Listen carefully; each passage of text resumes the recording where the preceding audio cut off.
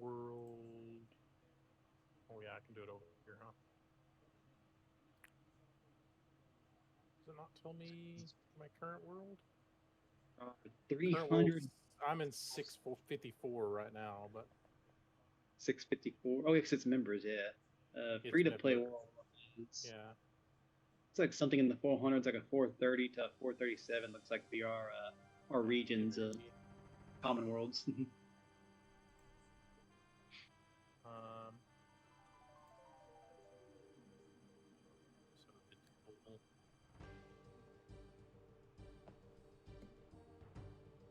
total. Which one are you going to? Should do 430, make it easy select. 430. Also, it's crazy to think that there's literally 391 worlds out there right now. 391 different servers to potentially choose from.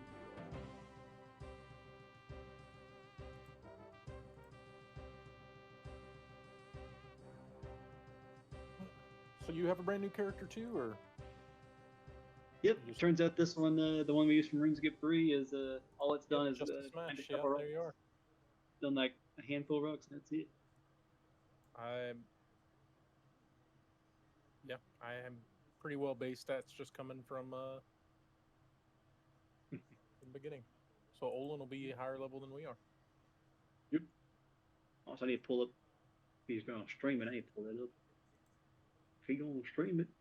Yeah, I'm currently trying to look at the. Okay, so that's JagX.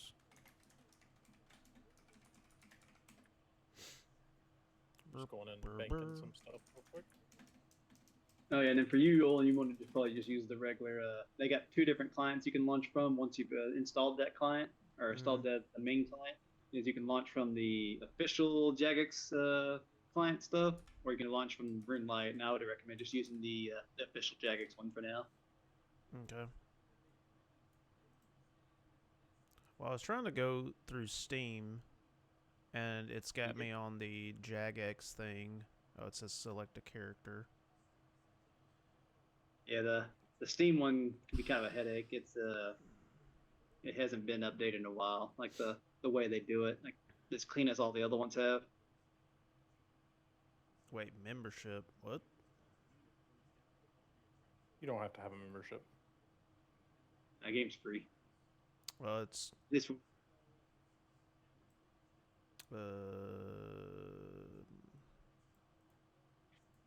Like membership isn't even needed until like maybe not even really needed per se. You can make enough content off just the free to play stuff for like a good 3 or so months and be fine. Oh, okay, gotcha. It's literally just huge of a game. Probably even longer than that.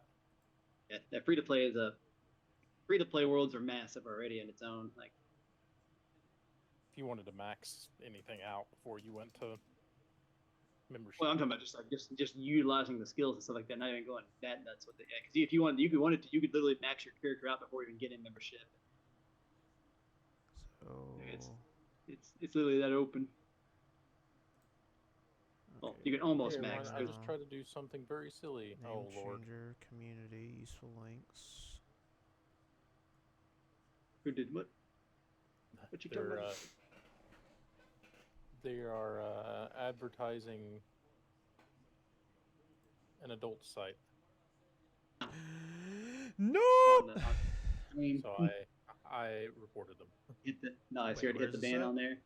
Yeah. Look at you being a good moderator. The mod. Okay, so that was. Wait, so I only okay. I gotta start over here. So account management, view archive, view history, old school website, customer support. How do you log out? You going to the Steam version right now, or the RuneScape? Well, I'm in the Steam version, and it's already showing me my character from last year, it looks like. We can just use that character if you want to for right now, because we're playing on characters we can't do into a group anyways. Just to kind of familiarize you with the game and kind of go over some stuff. Yeah, if you want to just bypass all the client launching and everything, and you just do straight from, because Steam has its own client you can launch through for it as well. Okay. It's just not as clean as Is the there... official and the RuneLite versions. Okay. Oh, there's... Okay, so there's that. What do we want to do first? Figure we'll skip anything quest related so you can save that for any videos you'd like to make in the future. Yeah. Yeah. Do like toying around with skills, just kind of figuring out how to get rates. So we'll just grab a woodcutting axe, a pickaxe, maybe a sword, shield, bow, arrow. Grabbing all the basics, bow and arrow. Well, we They can did do improve. we don't even have to do sword and shield, bow and arrow. We can get it from the trainer down there. So. Right. They improved the way early leveling happens, at least for combat. Like the low level creatures you actually attack, they drastically reduced their defensive levels and such so that they could be hit a lot easier. So you can go through, instead of having to go to the attack dummies over in Varrock and have to use them to level up, you can just actually straight up level up off basic creatures. Looks like now. he was doing a quest. He had last time he played, he had completed, or he was doing the murder mystery quest down there in the lower. So I'll show you. You want to follow me, Dusty? We'll head down there to it. I would just click follow you, but I know how well that works for my character. No.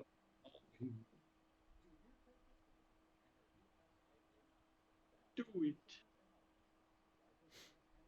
He's on that little island right now. Mm-hmm. Yeah. So I'm sitting here like messing with my stream. Yeah, I see you trying to get everything adjusted.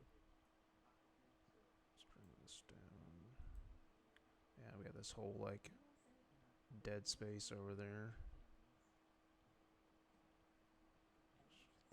They just tell these people you'll take it. We'll just see what happens when we take it, and we'll head over there and see if he's on the island. We won't actually like do the quest or anything. Did you click the right world, or do you know? Talking to me? Yeah. Mine was on 434. I'll go to 434, Dusty. About to say, because I just went and see him. 434. He's on a forestry. At least I think that's what it said was 434.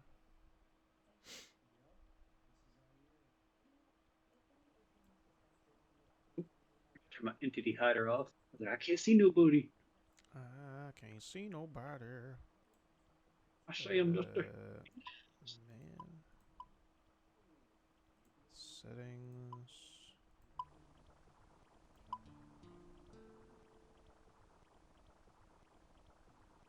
And luckily, there's not like a ton of visual things you have to adjust in this game. Yeah.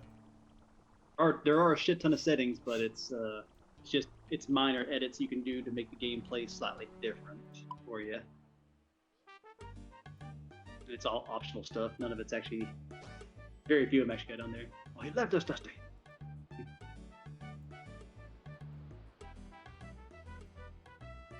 Oh, Farmer T, there he is. Is that you? That's Dusty. Yep. He is the farmer. He's. All right, I'm the bald report. man. And reported. So wait, how do I... Oh god. Now that the music is actually going. Turn this down just a little bit. Oh yeah, I forgot to put this. Display. That's layout. Adjust the camera zoom. No. So is it always stuck in this same like camera mode, or can you like adjust the camera at all, or? Scroll with your mouse to zoom in and out if you want a wider. It's always Right. locked to your character. Always locked to your character, but it's essentially zoom in, zoom out, and yeah, that's pretty much it. There's not a whole lot of camera adjustments.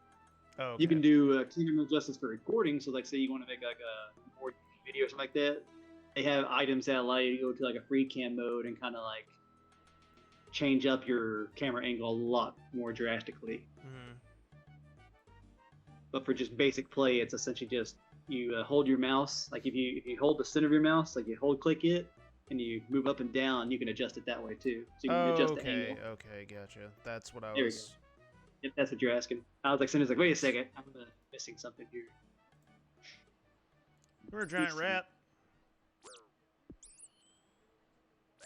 How do I? Hold on, let's see. I was trying to see like how. Oh, there's my inventory. Okay. Yeah. One of the more unique things on this, it's like you got a limited number of inventory spaces. You got 28 inventory spaces, and then you have your equipment slots of which is about 11. Yeah, 11, and you have 11 equipment slots you can fill. Okay. So when you're doing certain bosses, it's more so for bosses where it gets limitations on that. The inventory doesn't really hinder you at the beginning until way later, and that's where the inventory management comes in. But for now, it's not that big of an issue.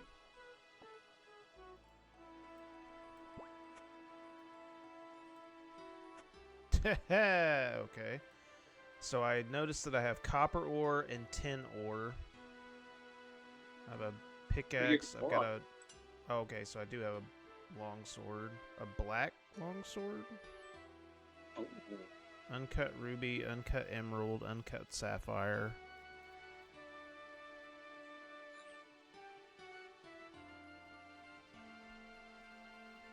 So what am I supposed to do with these nodes then? The nodes you can drop those. Those were from the quest that you had done before you logged on. So that's just leftover items that are in your inventory. Those ones that just say nodes on them. So they're no longer needed. But later on, when we do quests and stuff like that, they're gonna be. You'll be reading those quite a bit to figure out what we need to do in the.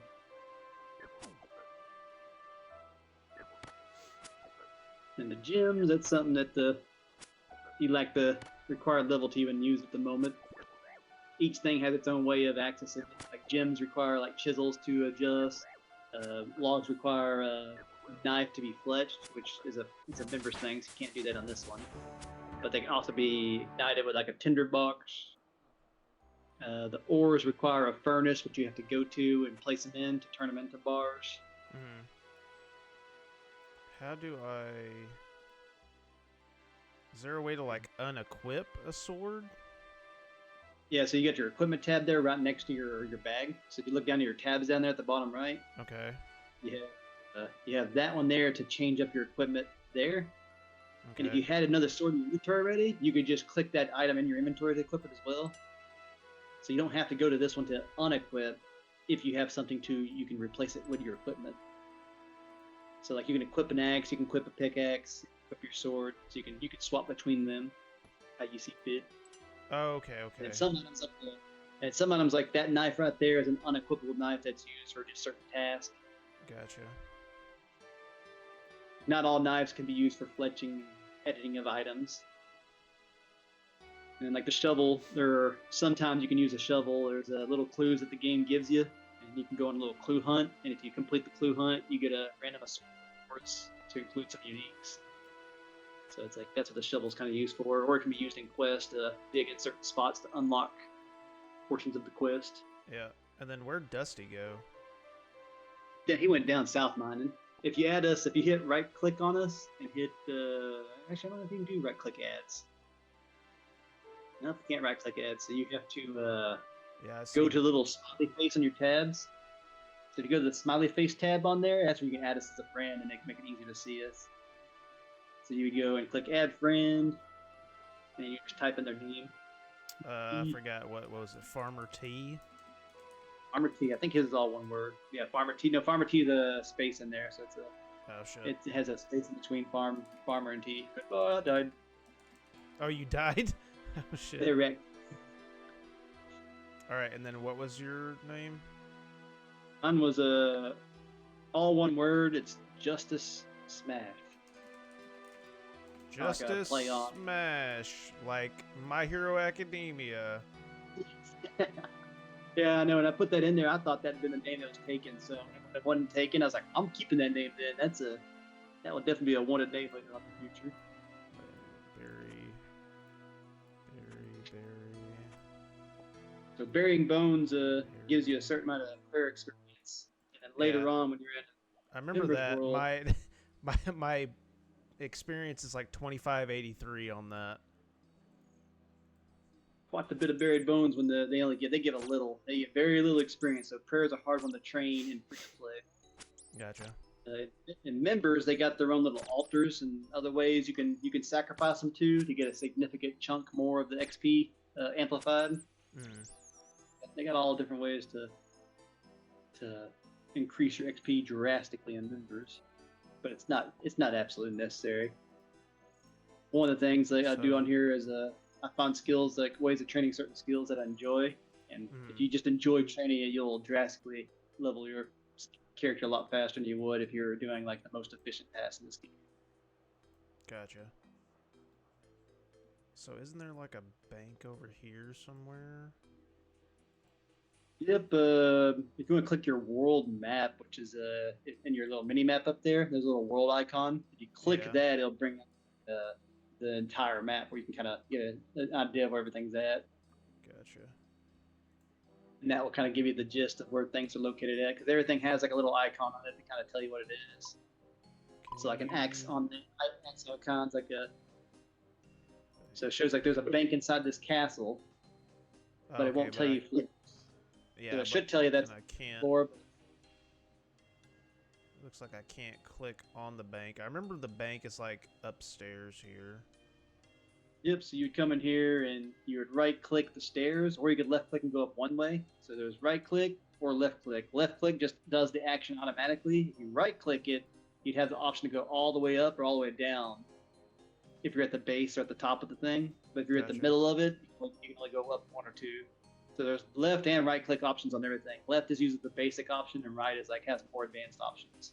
Upgrade to a Jagex account, and you'll get an extra 20 bank slots for free as a... Wait, I already have a Jagex account, though, don't I? No, you got the... What they're saying on that is use their official client, like their official way of playing the game.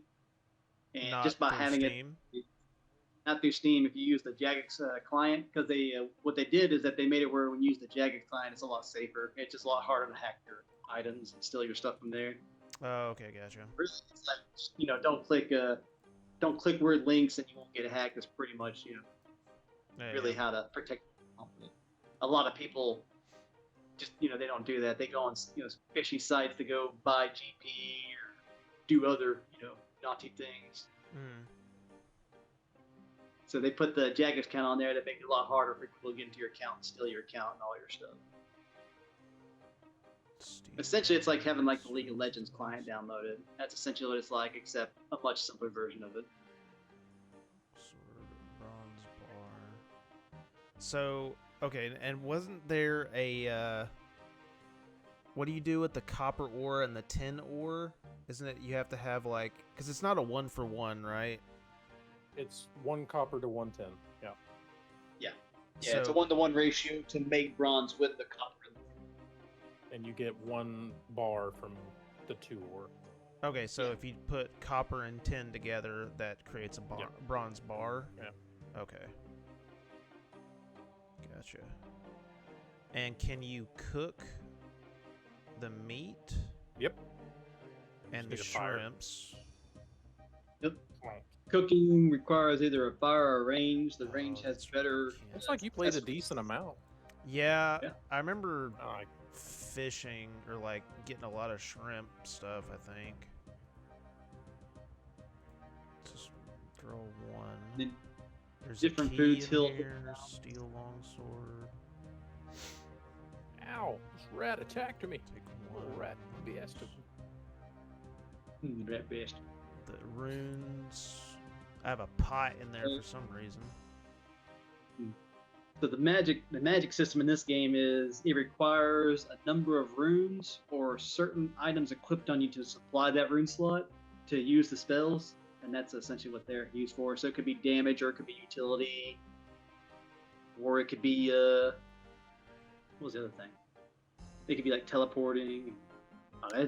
Magic is a very encompassing skill. It has involvement of everything. Right. And how do you like create a fire? Do you need like... Need a tinderbox? Okay, I got that.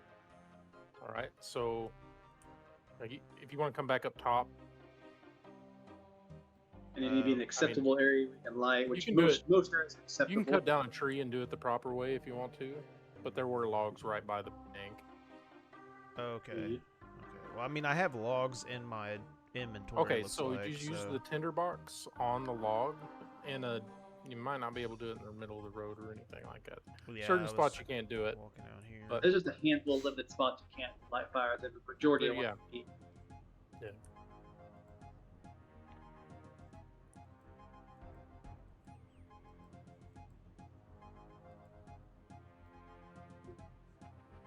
So wait, are you on the same like spot, Dusty, or? No, I was up at the bank.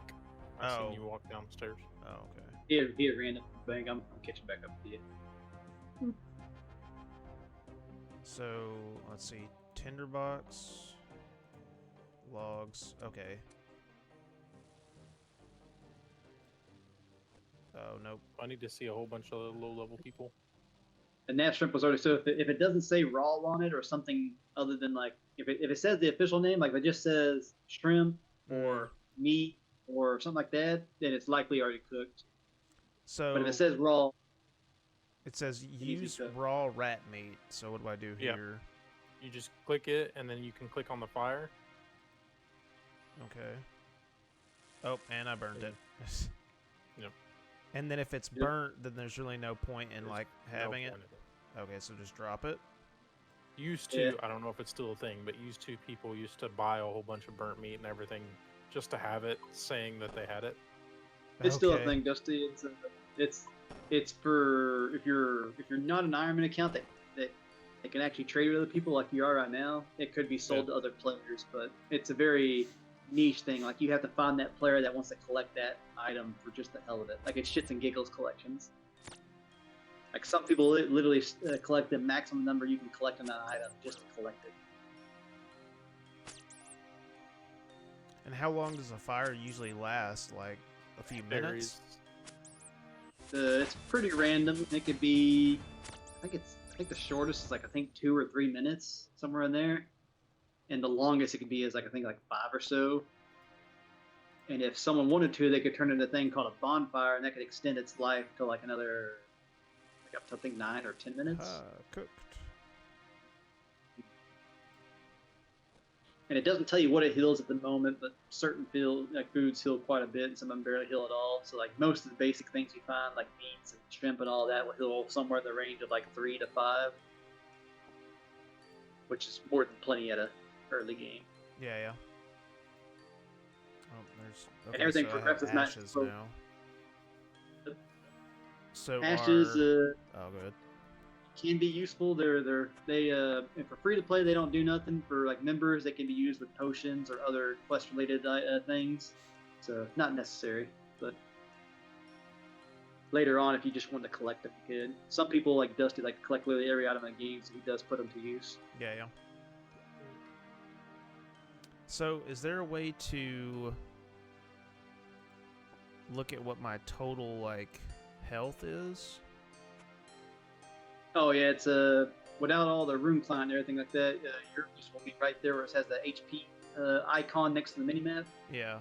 That's your current HP, and if it drops, it will. I think does that one? Yeah, as it drops, that bar will lower, kind of like a Diablo orb. So kind of like a Diablo orb, it'll lower over time.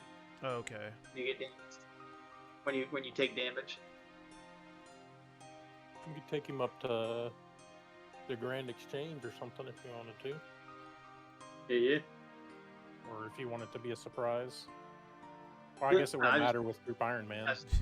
It's like we'll just have him naturally explore what he finds for now, and then when it comes to I mean he'll eventually find all that stuff anyways. All that stuff. What do you want to do? What do you? I don't know, man. There's so much to this game. It seems. I'm gonna attack this frog. Fuck it. Oh, and then for combat, to get the gist of it, it's kind of like old D&D rule set where there's like rounds and kind of thing. Yeah. But you're not permanently engaged. You're essentially you can stay in the fight, or at any time you want to attempt to run. Yeah. But if the creature can damage you from a certain range, it can continuously damage you while you run until you properly flee. Okay. So it has some kind of old D&D mechanics where it's like the higher your chances to hit are based off your level of the skill and the equipped items you have. And then each creature has like a different weakness, or not. Well, some of them have weaknesses, and some of them just take damage better through certain things. Like some things, like skeletons, are easier to damage with a blunt item than they are a stabby item. Okay. So when it comes to combat, a lot of it's D&D like. Oh, I kind of remember this thing. It's the dark hole. Yeah, it's noxious gases it's vent into this cave. Beware of vicious head-grabbing beasts. Contact the Slayer Master for protective headgear. Wait, what'd you say? Yes, so to get into that cave, we'd have to be a member to get inside there. Oh, but essentially, it gives you a warning, pretty much telling you if you go in here, you better make sure you're wearing some kind of protective mask or something like that to reduce chances of being poisoned or maybe causing certain things to possibly explode or such, depending on the area. It's giving you like a heads up of like, take this particular, protective gear before you go down there to ensure your safety. Gotcha. So what is it's a blue star thing here. These guys, if we're on a member's world, you could do a quest with them. They have a little... okay, I kind of remember this now. So the blue star means like member restricted stuff. Well, the blue star is so the blue star just means it's a quest, and you can talk to them and everything, and they'll let you know when you can't do it because it's a member's. Like like you can still do and talk to all of it, and it'll let you know beforehand. Okay. Like I think what you did last time we were on here, I think you clicked on one of these trees. And you attempted to chop it, couldn't, because it was actually there's essentially what it is there's someone up in that tree, and it doesn't let them down until you're inside a member's world, and that's why you couldn't chop the tree. Oh, okay. So some things there's only like there's not a whole lot of like membered related stuff in the free-to-play worlds.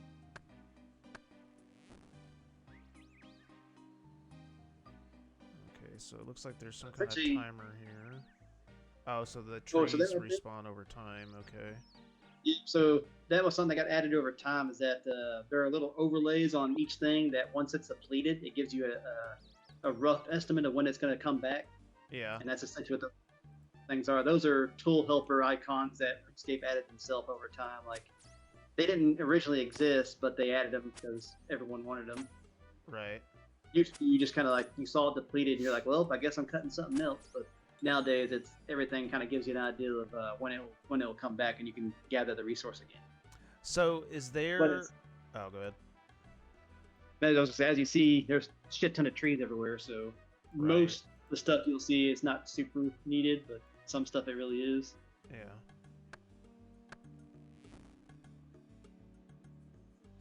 So when you level up, you don't actually like put points into anything. It just you automatically are doing it. Yeah. So instead of being like a regular like D&D kind of game where you have to actually put stuff into certain skills and you only have a certain number of points, this one's just straight up every skill has a certain XP to it, and if you level it, you get it. So you don't have to choose any path. It's just you can do anything at any time you want to. Instead of having to be like, I have to be a mage, I have to be a warrior, or I have to be an artisan and not a gatherer. Like you don't have to like be forced into one role. You can just say, I want to be a gatherer right now and gather, and then be like, well, I kind of want to put some stuff together. I'm going to assemble some stuff, and you can start assembling stuff. Yeah. There's no overarching XP leveler. Like, there's like I know like, what? Help me, Olin. Help me. The mugger's getting me. Oh, the mugger? Is that? Yeah. So if you're okay. So there's gotcha. Sorry, go ahead. Yeah, thank you. Some creatures will automatically aggress upon you depending on difference in levels, and that's what was happening to Dusty. He doesn't meet that threshold, so this creature and like giant rats will probably automatically aggress to us where we're too low a level. But you might be at the right level where they won't automatically aggress upon you. Okay, gotcha. And then there's some areas that are just straight up, they're always aggressive. You're going to get attacked. Doesn't matter what level you are. Standing on the fire. Wait. Standing on Why is it the not? fire. Oh, wait, no. Oh, it's got the... Okay. Yeah, so if people put stuff under your fire, it can be annoying. So what you do is right click. You right-click the thing, and then you choose what. Okay, gotcha. So when stuff starts to pile up on an icon that you're wanting to do stuff on, just right-click it instead. And you can also use your logs on the fire to create a bonfire. Yeah, that's. And what that does is you just get to sit there and chill and burn logs for AFK. Like They can just put all of them on there. It doesn't. Gotcha. Used to, you'd have to click each individual one and walk down a line and put it down, and it just took a very long time. It still. Yeah, now they give you the option. It's still quicker to do that. You can get your XP faster, but if you just chill, you just throw your logs on there, and it'll slowly apply your logs to the fire. Members can now cook cod and make wizard blizzards. Yeah, so essentially another thing too is like, if you did unlock something with your level, it'll tell you like if you were in a members world, what else you could do as well. And then if you unlock something through your level, if it's a free-to-play thing, it'll still tell you what it is in a free-to-play world. So you can kind of get like what you don't have, what other things you can do in a members world and what you can't do. Kind of. Also, you think of attack is your accuracy. Okay. Strength is the amount of damage you can do, kind of thing. Is that right, Tanner? Yes, they did a weird thing with melee combat, is they broke melee combat into two different trees, one for accuracy and one for damage. The attack skill is your accuracy skill. The higher your attack, the more likely you're going to land a hit. And then the strength skill is just purely like, I do big damage now. Okay.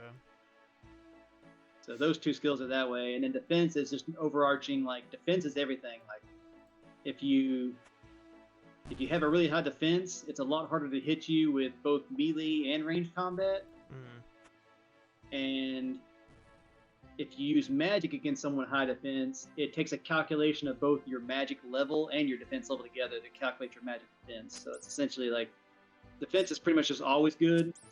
Yeah. And then magic is both offensively good and defensively good. Well, it looks like I have a wooden shield.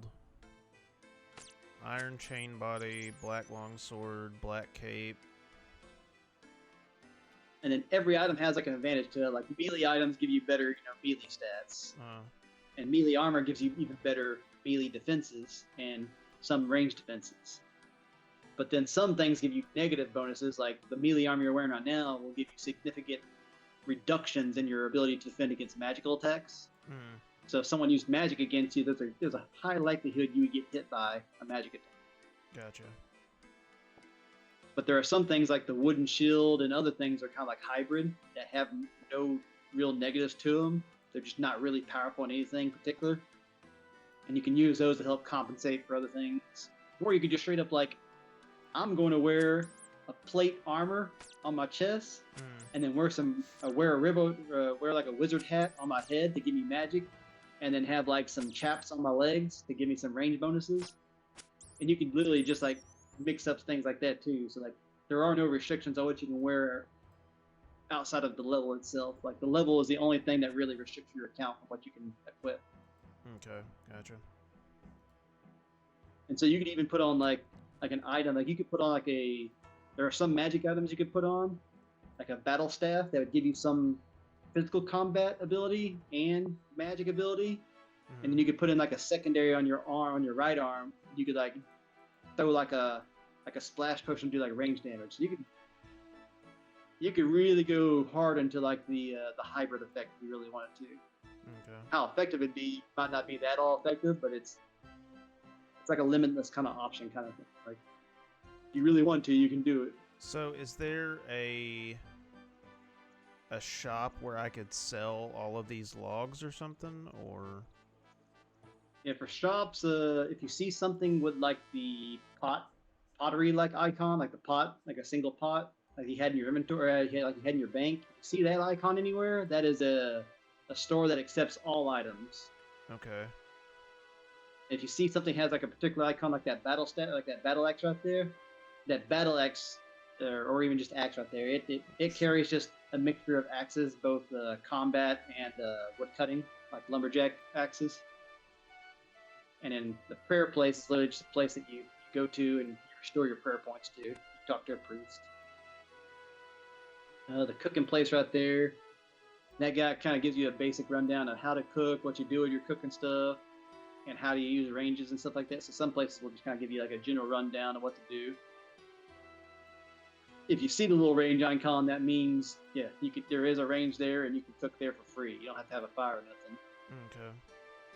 But it also doesn't tell you that the range has like a 1% or 2% better cook rate. Like it's slightly better to cook on it, and then some items can only be cooked on a range, like pizzas, cakes, like when you think of it like common sense wise, like common sense items that would only be able to cook inside an oven.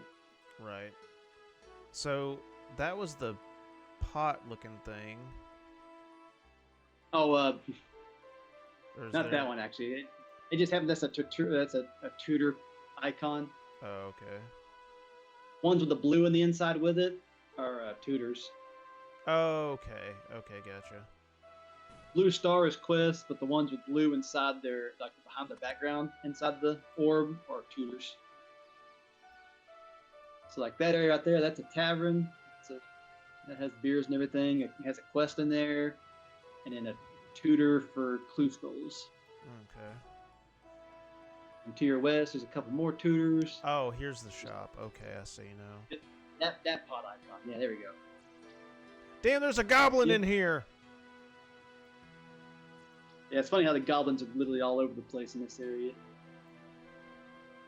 And they're, of course, your basic creature you kill and everything. They're really easy to kill. Nothing special. They drop some basic necessities. And if you want to see what the value of the item is before you sell it, if you just click it and say value, if you look in your chat dialogue, it'll tell you what that item's value is. So you bring up your chat dialogue to see what it is. Oh, okay, okay. So that item will sell for 1 coin. And another thing it doesn't tell you, but if a store becomes overstocked with an item to a certain point, they'll start giving you a reduction value of that item, and sometimes will not even give you anything for it. Like, see, you're not getting anything now for that log. So after you sell so many of an item, they'll stop giving you some coin. Oh, okay, gotcha. Some stuff they just always stock.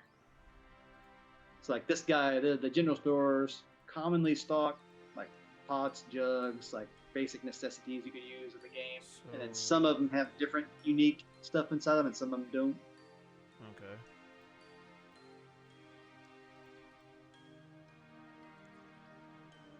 And in that area, not all areas are like this one here. This is like a tutorial kind of city-ish. This one's unique in the fact that it not only has a furnace here, but it has a anvil right next to it. So this is one of the few areas in the game where you can mine, smelt, and smith all in one little area. Not many areas have that kind of capabilities. Usually you have to mine somewhere, bank the stuff, go somewhere you can smelt it, bank the stuff, and then go somewhere you can smith it together. So what's the use of the bronze bar then? There's an anvil over there. So you see the anvil south of the Go stealthy? buy a hammer. Yeah. Oh yeah, you need a hammer still, yeah. Yeah, everything usually requires a secondary item with it. Oh, okay. So like this. You can buy a hammer from the general store for like 1 coin. Oh, okay. Yeah. Essentially, what it is like if you want to, shape your metal, you need a hammer to shape it. So it's kind of something like that. If you want to shape a gem, you need like a chisel to shape it. If you want to shape some wood, you need like a knife to shape it, kind of stuff like that. Okay.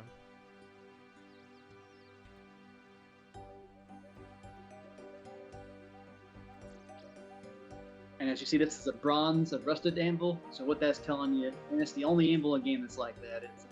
This anvil can only make bronze items on it.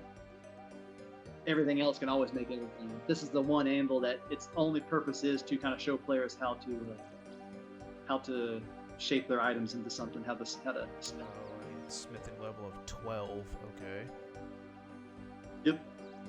Yes, everything that's highlighted in white on the words. So all the words that are white you can do, and then all the ones that are highlighted in green on the number of bars you can do. So essentially, as long as both of them are done, so like say like the mace, where it's both a white worded mace with a green worded bar, that means you can do it. Smithing is but like 4. And all that stuff you can't do. Like the kite shield, you couldn't do it because the kite shield is it's blacked out right now. Right, right. So if I make axes, I could sell those. Yep. Or I guess You can make axes, you can make bronze maces, swords. They all have a different sell value, and if you're able to find their main store that they're sold out of, so like those axes, if you take those and you sell them to the axe guy that was south of the village here, you get a slightly higher profit because he's someone that's he's like a specialist in it, so he'll give you more money for those items. But a general store is like, hey, I don't have a customer base for it, so I'm just going to give you like a very low value for it. So if you take them to their where the specialists have them at, they'll give you a slight to significantly amount more of gold for the item than the general store will. Okay, but the general store will always take all items. So I could take the bronze swords to the general store? So the general store always takes all items, but they'll take them at like a lowest value. But a specialist store, like a sword store, or like a bow store, or like someone who specializes in that equipment, they'll give you. I need to find that equipment then, or find the. Yeah, and that's more so for like the higher level stuff you get later on. Like right now, like you might get like 2 gold more per sword, so it's not like a crazy amount. It's like it's like at the beginning, it's like they give you slightly more, but once you get to like the mid-level to higher level items, if you found that store, you get a pretty good to significant amount more per item.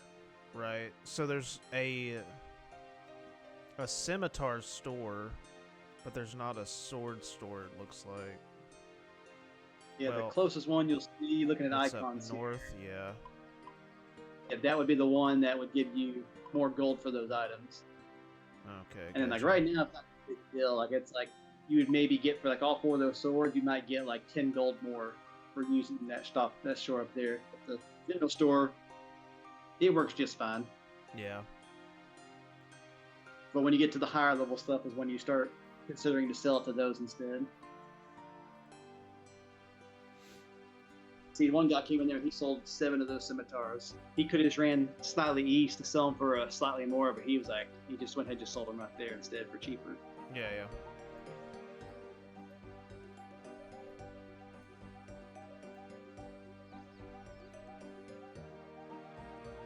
And does your inventory ever break?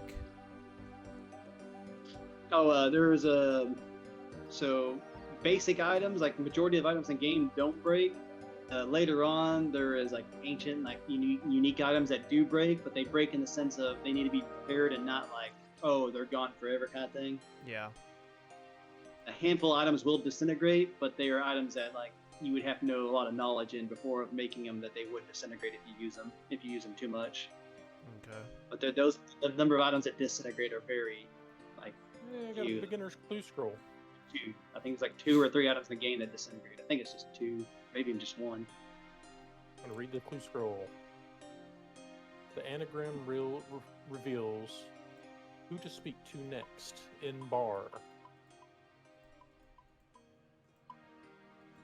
I think just on them ciphers, if you didn't use a guide form, the way those work is you move the letters to I think the left or something like that. And I guess that's a typical way you sign, the people way solved ciphers back in the day was literally just you moved so many letters to the left, and that's what the word meant. So I don't know if that helps you figure out who to go to and talk to. Let me see here. So is it fine to take all of my gold, or does that matter?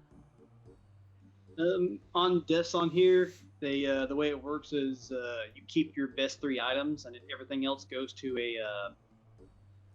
a graveyard that you have a certain limited amount of time to come back to gather. Kind of like Minecraft, you have a gravestone that if you don't collect it in time, it disappears.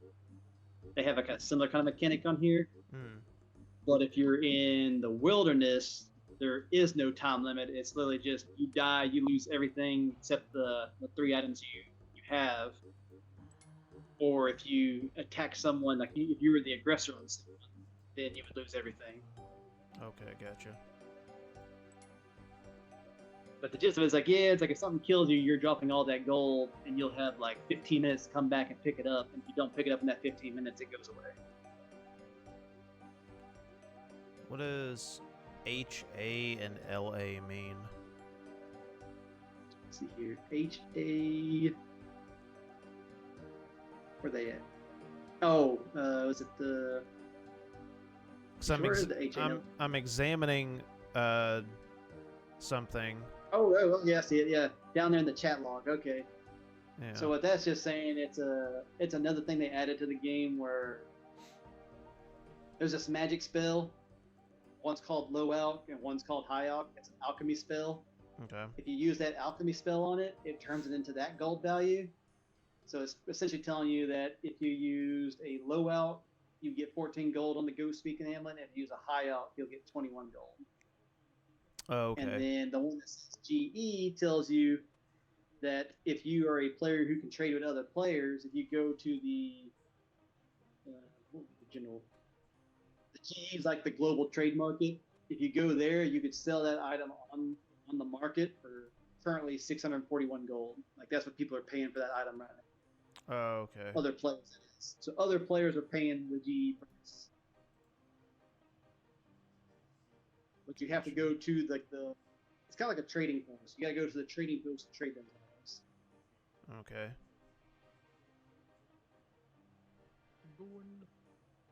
Alright, so I have a short bow, bronze arrow, iron arrows. And the iron arrows, or the arrows in general, those just get, like, used up the moment you use it, right? You can't get them back. So, kinda, there is a 20% chance your arrows will break on use. So when you're firing arrows at a creature, they'll go to the ground below the creature, and you can collect whatever items that didn't break back to your inventory. Okay.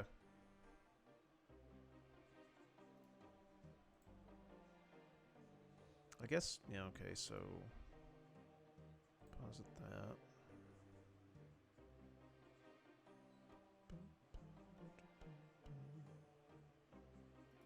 I have a chef hat, or I actually have two of them.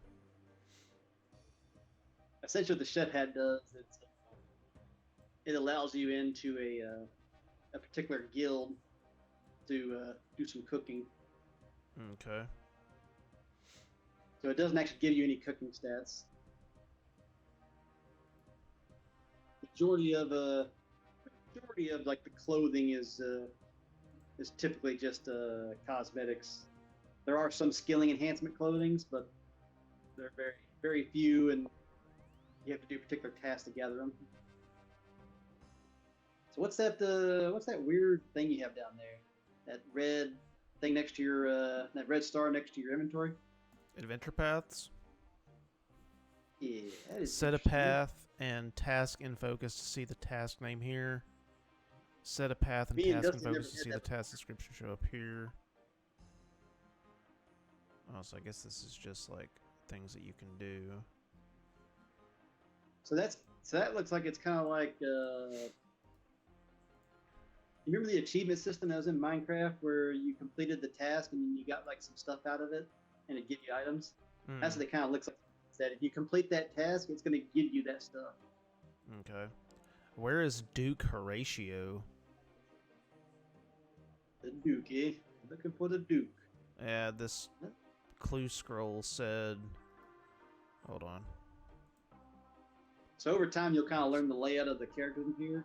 The way you solve those characters. That Duke is he is the Duke of Lumbridge, so he should be located in the castle. Okay. Top floor. The searcher. There's only a handful of stores you can go into. So kind of explore the castle to find the Duke. Because there's a ground floor, the second floor, and the third floor. Of course, that's the American way of saying it. Yeah. I've always whatever it goes ground floor, first floor, and second floor. Apparently, that's a British thing and not an American thing. I never realized that growing up. It's kind of funny. Yeah. Sigmund. Oh, wait. There's Duke Horatio. Okay. So the scroll said, in the place Duke Horatio calls home, talk to a man with a hat dropped by goblins. So is that like the helmet? So what you learn from that, the hat that's dropped by goblins. What you normally do is you go through and you kill a bunch of goblins until you got a particular hat that they dropped. Okay. But you already have just to kind of skip that part for to let you know you got what it is. It's a chef's hat. That chef's hat you got in there, you got from killing goblins. Okay. Since you got that hat from killing goblins, now you know that there's someone wearing that chef's hat in this castle you need to speak to, based off those clues. Okay, gotcha. Yep. That makes sense. I guess that probably would have helped if I had probably played it, remembered how or what things did. Okay, so Well, like if we were doing like a group Iron Man, what we would have done is we would have gone and killed goblins until we got a hat, and then one of us got a hat, tell you what the hat was, and that would be how you revealed your clue. That's how we kind of do that step. Okay, new clue. Oh, okay. So this is a map clue. Yeah. And what you do is that one, it's essentially telling you it's in an area it's a mine of some sort with a handful of trees around it, and the lines are fences. So the lines are fences, and then the little dots that are on the map, that's kind of telling you that there's a river there. I think no, there's another fence. That's a fence and the dots are not really telling you much there. So there's a fence south of that, and it's a fenced-in mine, and it has trees around it and a bunch of rocks you can mine from. Okay. And it's only in a free-to-play world. So the clues you get in here, you can only complete them in free-to-play worlds anyway, so that it significantly reduces the amount of area you have to travel to find that. Gotcha. So the hint to find the next step on that was essentially just you look at anything that has the mining icon where you gather mining resources from. Yeah. And you would go to them based on what fences you see around them. Like if they don't look like they have any barriers around, like see the white outlines around the castle here. Yeah. That's essentially either a fence or a wall. So if you use your world map, you can look at all the different mining spots, and if you don't see anything that looks like fences around them, or if you see something that looks like fences around them, that's the area you go to see if that matches your map. Oh, and you would take a shovel there, dig in the you dig into X marks the spot. Oh, okay, gotcha. I can't hop the fences. Free game, by the way. I can't hop the fence. It's 2025. I gotta go all the way around. Are some fences you can hop, but they're agility level. It's funny because when the game was first released, gotcha. You back in the day you couldn't hop it because computers couldn't handle the animations to actually go over, or even bypass it. Oh, okay. Interesting. This game was made in long ass time ago. This is like Windows 94 days when this thing was made. Jesus Christ. It's been significantly upgraded since then. Better graphics and everything. So some of this stuff still exists from the classic days, like when it was made way back when. Yeah. Well, some of it's kind of dated because it's literally a super old game that's been updated for what has it been 25 years now. Yeah. Okay, so see, this one has hills around it, and as you can tell, the hills don't show white lines around it, and that's kind of how you can kind of tell. Okay. So I need to find an area where you can mine. It's got lines around it. Where's you give you an idea what that, Tanner? What's that, Dusty? Where's a free shovel at? Free shovel. There is no free. The easiest free shovel is in Remington, Dusty, but buy one from the general store in Varrock. Then you have to go to either Lumbridge general store to buy it, or you'll have to go to Falador House, the agent there. I have a clue scroll that I have the strange device and figure out where it's at. Oh, well, you can still use the strange device to find it. You would have to you still go find the shovel. Yeah. To see how that one there, Olin, has the white lines all around that mining site. Yeah. You can kind of tell that might not be the same one when you compare it to your map based on the shape of how close to it. Yeah. Yeah. So you can kind of tell there's an entry point to the left and everything. So you can kind of tell that it's not that one. But based off what you learned from the map and playing the game, you would kind of figure out that's not the one just off knowing the area. Right.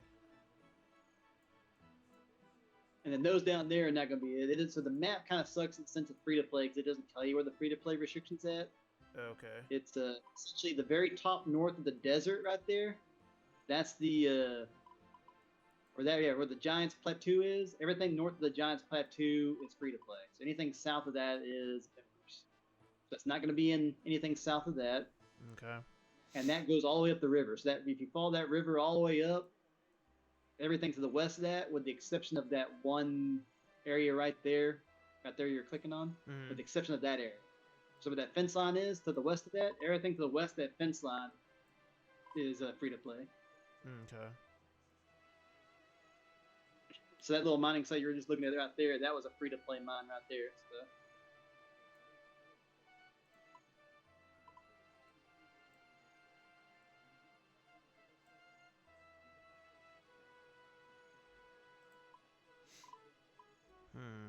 And these maps will include like the area around it too. So if there's housing and stuff, it will tell you that on the map. So if there's an area like that, they're not like super detailed, but they're enough to tell you like what would be in the area. That island, Karanja, most of that's members. That Port Cyan, that's all members. So for this area to the free to play up here, you would go up to this mountain up there. There's a white mountain up here, and everything to the east of that mountain is almost free to play. Like, so there's that white mountain there. Yes, that's members. The world map for free to play is very. It's not very small, but it's in comparison to the members, it's very small. Yeah, It's a large map. So everything you're looking at right there, that's all member stuff.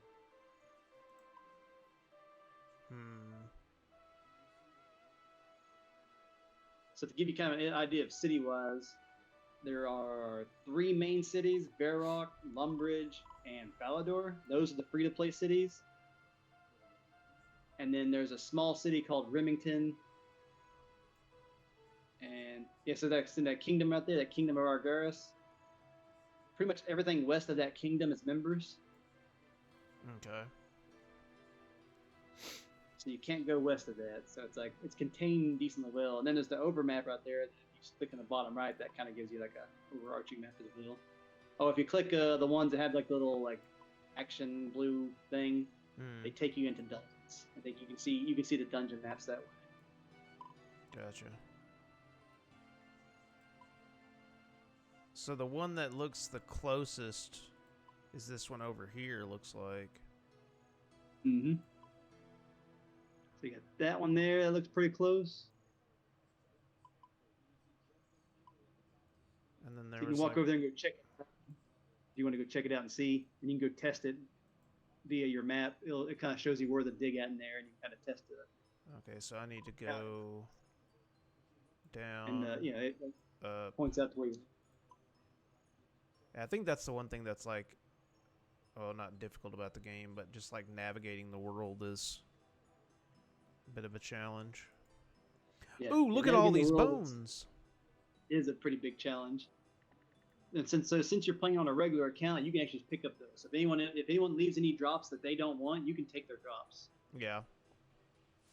Those drops are free for you to grab. Berry. I used to back in the day as an easy way of leveling up like prayer and stuff like that. We would hover around people killing things because they wouldn't usually keep the drops of it, and you could just sit there and pick up all their bones and bury them real easy for easy prayer experience. It's not as common as it used to be anymore, but. So what would? Well, hold on. How do you figure out what level you are? They're right there. It says 150. The skills tab. So the 150s are total, like all your skills combined. Okay. And it just kind of gives you a total. But if you want to know what your level is in a particular skill, you just hover over that skill or look at the total number. So like 13 attack, 15 prayer. Right. So you don't have like a character level per se. Okay. You'll have like a combat level and like a total level. What? Not really a total like combat or character level. What dictates something like attacking me? It's based on the combat level. So the creature, when you hover over creatures, NPC shows their combat levels. They don't show all their levels, but they show their combat levels, and that is compared to your combat level, which is seen in where the two swords are crossing. Okay. Look at the two swords there, and you click on that tab. It'll show you what your combat level is in there, which is kind of. I think it actually shows in your. You see, it shows in your other one as well. So now they don't, for whatever reason, they don't put your combat level inside all your other levels as well, but it's in your where your two swords are at, and it'll tell you what your total combat level is in there.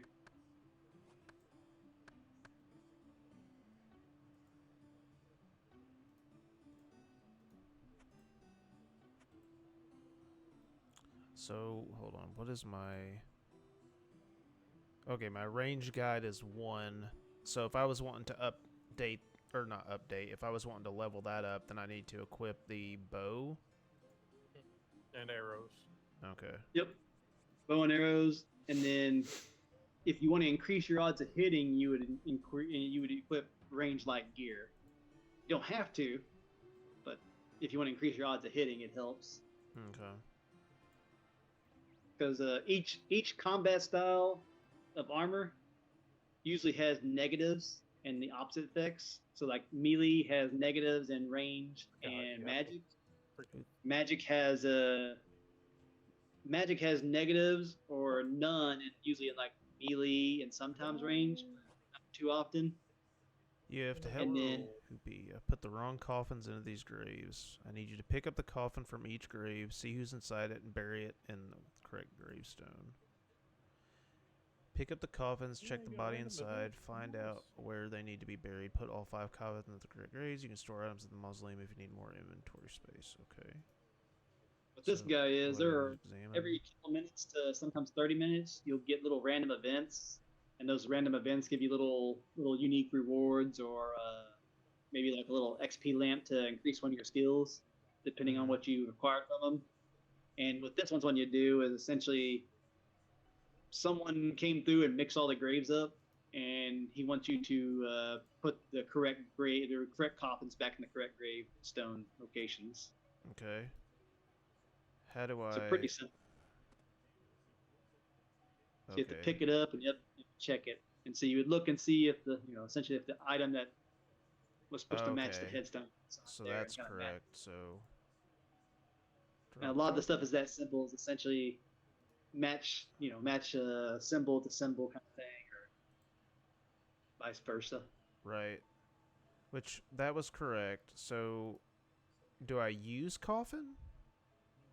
So yeah, now you do the right click use, and that's going to be the bread and butter of this game with a lot of things. Is right click use, right click do, particularly for the quest.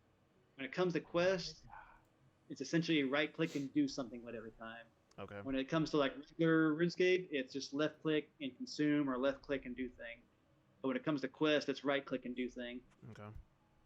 Because it's a lot of right click use, right click examine, right click because it's getting you all these different drop down menus you can access. Mm-hmm. Let's look at picture.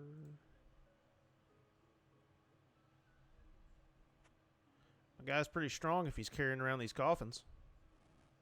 Yeah. Okay, burger, chef hat. Okay.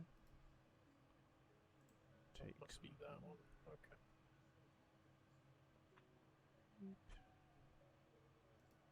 Check coffin. Okay, what did that one say? The gravestone. It's like a pot.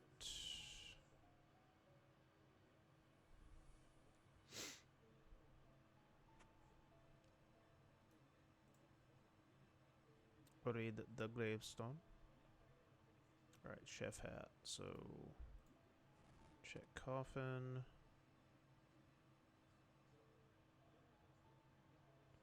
Looks like a pot. I think this one was the chef hat. Yeah. Looks like this one. Use coffin grave. Nope. What did this one say? His name is Ludwig Putloven. That's the name of the guy? Yeah. Where'd you see that at? Just the guy that walked by me. Oh. This I thought you were talking about the clue coffin scroll thing. is upsetting me. I had this. It's a digging. It's the hot cold one, Yep. and Oh, every yeah, time I I remember get that. to a spot, it changes. Yeah. It's gonna so the hot cold on that one, Dusty, is essentially it's not hot. It's like extremely hot or over. It's like some like really over the top word for So hot. I'm in Draenor, and I was in the spot in the The breaming. mansion, and it said it was very hot where the mushrooms are. Yeah. It says very hot, and I dug Very there, hot. and didn't do anything. It said found nothing, and then I clicked it again, and it said you're cold. Yep. It says you're They cold now. continually move. Nah. Well, then I don't know what's going on. You're probably in a weird spot right there where it's like acting weird. What's funny because it doesn't even show it as a possible spot here. Or the fact you're getting away from it, so like it's probably like you dug there, it wasn't it, so now you're cold, so you have to move closer to wherever way that was the hotter spot. But essentially, you won't dig Dusty until it tells you to dig. Like it literally will say like, it's shining or breaming with with steam or something, and you need to dig right here. So until it tells you to do that, don't actually dig.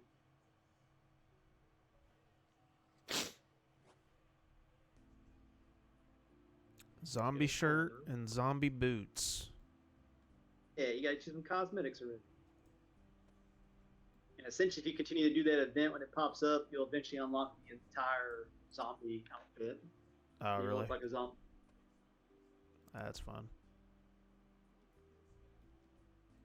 And then once you complete like an entire random events item drop list, you'll start getting like lamps and stuff like that you can use on any skill of your choice to add a slight experience boost to it. Oh, gotcha.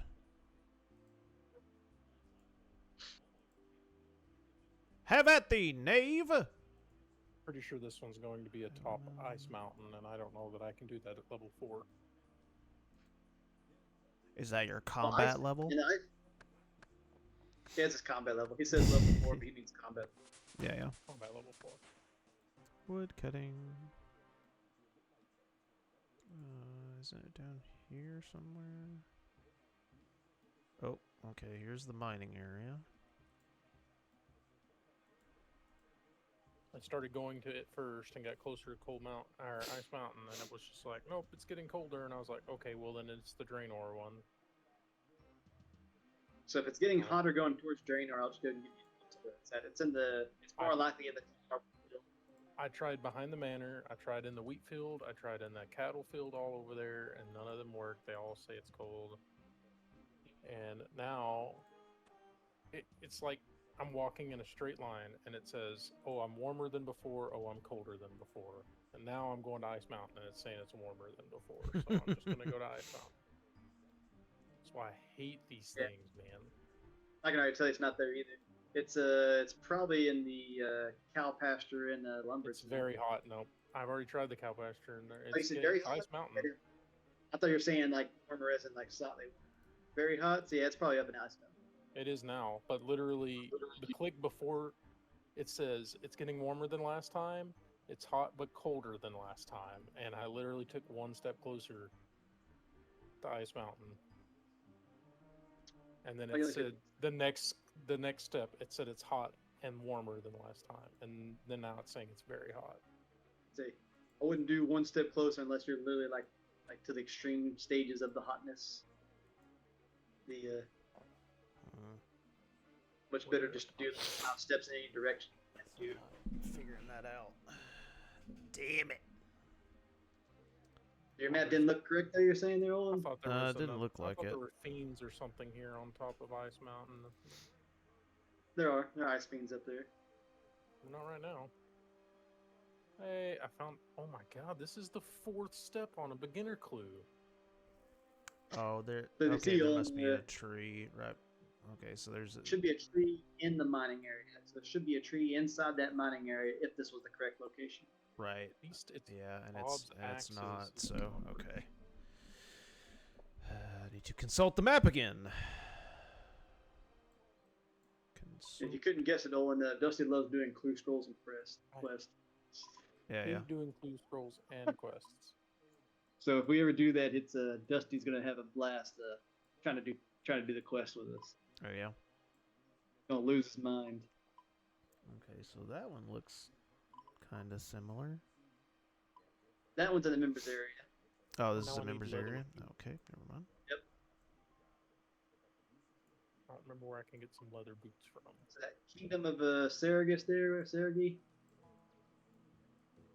Kingdom of Asgardian? Oh, and then so not that area. So that all is member area. The one to your right, that other kingdom you were just in a minute ago. Mm-hmm. That's a good area. Oh, and you can click on the little arrows too. Those little blue arrows. You can just click on them again, and they'll take you right back. Oh, okay. So that area is straight north of you. Mm-hmm. So essentially, straight north of you is all free to play. But anything to the west of that castle, so anything to the west of that castle is all members. Okay. All that wall up north, everything to the west of that wall is members. And you see Miscellanean over there, the king of that area is mostly free to play. They say they don't really have a good map for just free to play to see in game. So those aren't fenced in. Don't pay attention to that.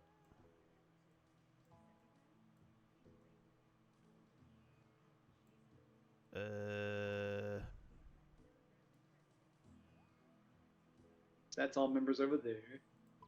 Oh, okay. All that's members. There's leather boots down here, right? Somewhere in this area. Yeah, there are. Look at me remembering things.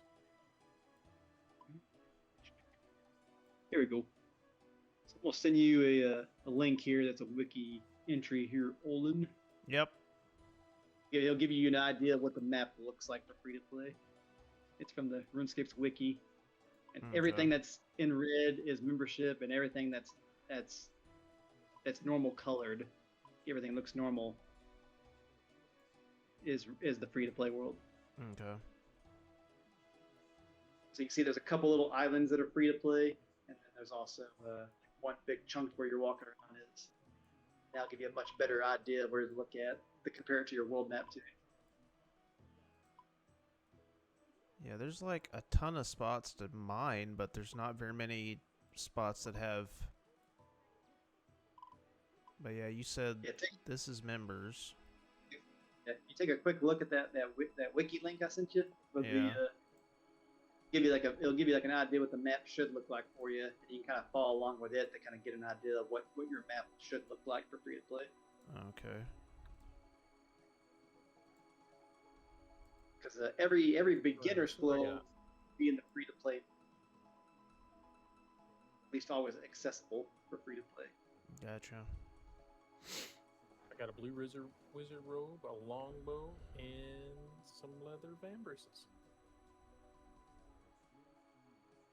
So you got some upgrades. Is the longbow better than the training bow? It's less speed, actually. So it's less speed The minus difference 2. between a long bow and a short bow, it's the long bow has a longer reach, and the short bow fires one speed faster, one tick The faster. longbow has the same range as the training bow, but plus 1 speed. Oh, the training bow has the same range. Okay. Oh no, it's the same. So if you look at the long accuracy is where it matters. So when you go to combat styles on there, Yeah. and you choose the style you want to use, if you click the one that says I long, can't use the training ammo with the longbow, so doesn't matter. so you get a kind of idea there, Olin, what the free-to-play map kind of looks like. Yeah. That's what I'm looking at right now. But surprisingly can use- enough, there's not a lot of fenced-in mining areas. There's the one that looks like a nutsack. There's the one that I'm standing in right now. There's... So like, click the mining icon thing again, and just go one at a time because Because you've actually passed it a couple times. Bruh. Yeah. And it makes sure comparing it to free to play map make it a little easier on you, and you'll slowly acquire it. Slowly find it. Okay, that's not it. And typically, people do clue scrolls once they've actually had better knowledge of what's in the game. To make Right. these maps easier. It's like that tutorial island. You can't go back to that era. That's literally just a tutorial. So it's you Oh, gotta worry okay. about it. It is free to play, but it's not. It's no longer accessible after you go to the main game. Gotcha.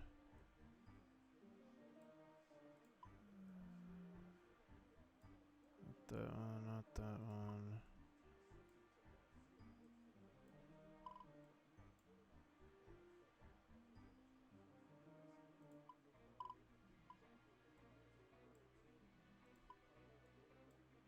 Oh, wait. It's not that one, is it? That doesn't make sense. Nah, it's not that one. Okay. I think you may be misleading. There's one thing is I just noticed when he went over it, it doesn't show the tree on the map. That when he looks at it, like it doesn't show the tree fenced in the area with him. But the fenced in area does show on the map. Is it a mining area though? Yeah, it's a mining area. Yeah, those are mining rocks up there, Dustin. There's another one that has standing stones, and they'll show standing stones on there. That's a different map. I might go Remember, double check that. Uh-oh. I've done almost like two. I've done like almost 2,000 scrolls. I've done so many of these scrolls. I've lost count. I know, but I'm looking Uh-oh. at it. Uh-oh, they're fighting. They're fighting again.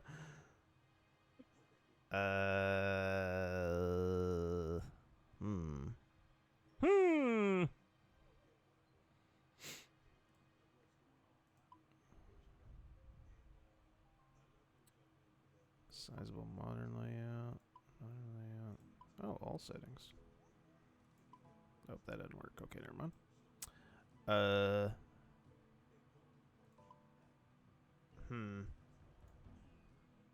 Alright, what was I doing? Oh, yeah, I was looking at the map. Okay. Wait a second. That's not the standing stone. We're in a different area now. Uh-oh. I was thinking it was the other. You're right, Dusty. Oh, no. I tried to tell you. Oh, no. Yep. So, wait, these are standing stones? Not trees? Yeah, they're other rocks. Never mind. No, they're rocks. They're basic rocks. Okay, so I'm I was thinking it was a mining site, but it's not the Oh, mining site. okay. So it's not a mining site. Cool, got it. All right. Nope, now yeah. You still won't find this one. This can be a lot harder to find now. It's just I mean, actually, you might be able to find it. You've done all those geo ones so many times. All the what ones? You've done all those geo finders on the thing. You could probably look at these maps and be like, oh, that's it right there. Oh, yeah. I think you are underestimating me. Yeah. So this one is literally just rock icons with a tree on there and like stuff like that, and a little fenced-in area around it. So wait, this... Okay, so this is just telling me that there's trees, there's a fence, and rocks. It doesn't... And it also turns out the berry on the bottom of that is actually telling you that's a wall down there. Oh, this is a wall. Yeah, it's actually a wall with the little dots. Yeah. Okay. Little dots are supposed to symbolize a wall. Alright.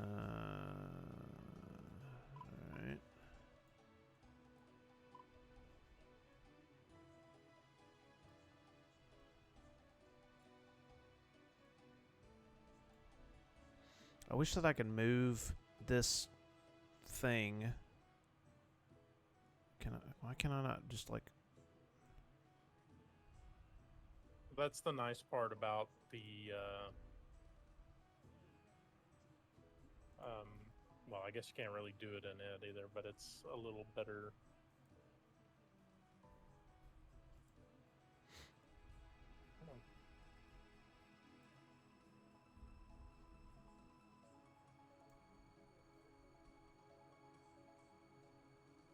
Oh, that's like fucking with my game now.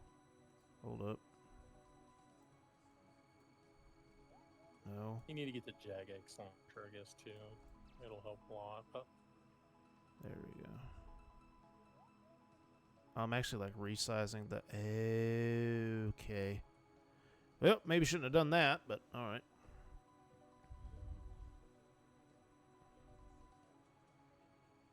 I did not realize it was going to actually like resize to the window.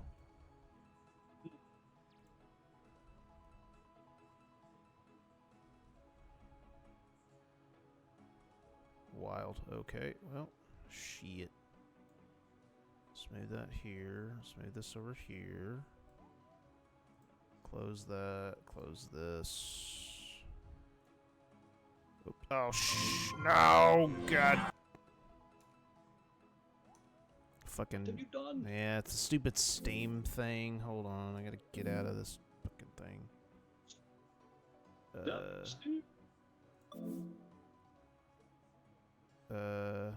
Exit big, yeah, fucking big picture mode. I don't give a shit about big picture mode.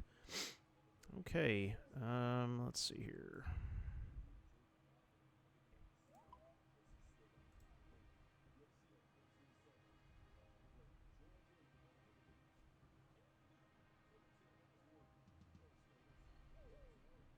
Do do do do do do do do do do do.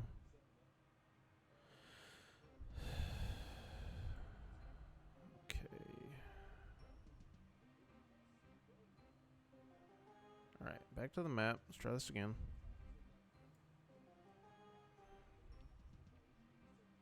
So it means that there's a wall. There's rocks.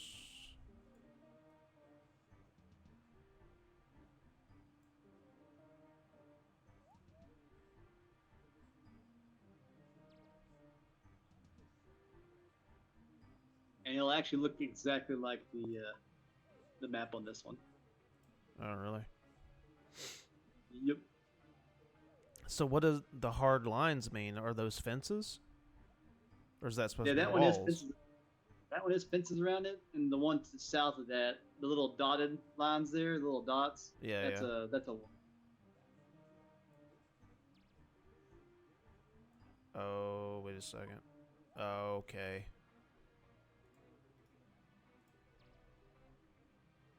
Hold on.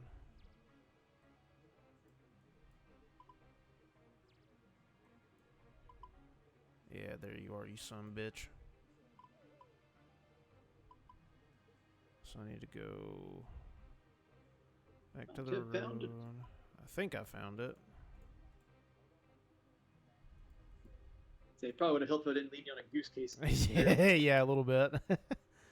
I mean, what you were saying though was making sense to me, so I was like, "Oh yeah, sure. That's what mining looks like. That's what." So they will look like that in the other ones too. But the other rocks will look similar to that. And as you get into the member clues, they'll get even more confusing like that because they will kind of overlap with stuff where they're very similar. Hmm.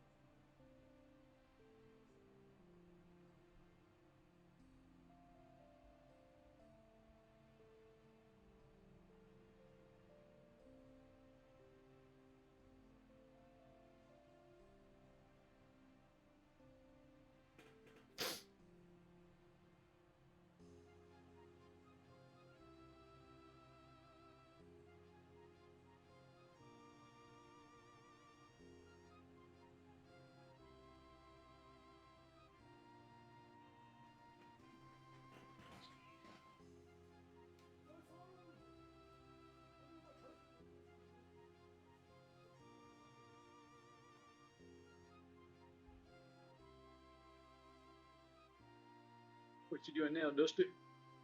Just running around, checking and seeing what people leave laying around and I'll be right back, everything. hold on. Gotta grab my charger. There's people just leaving cowhide on the ground over here. The cowhide. 266 a piece in GE.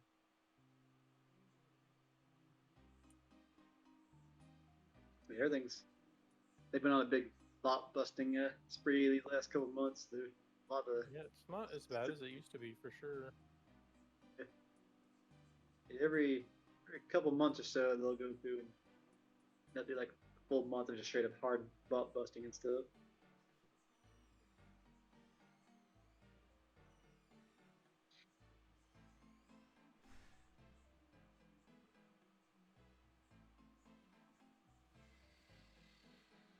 I'm just fighting goblins, seeing if I can get another blue scroll.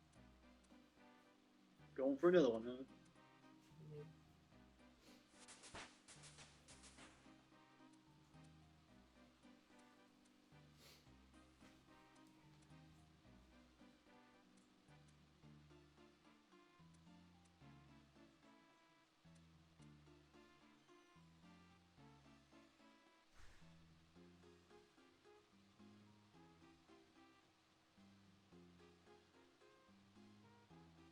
Started hitting twos.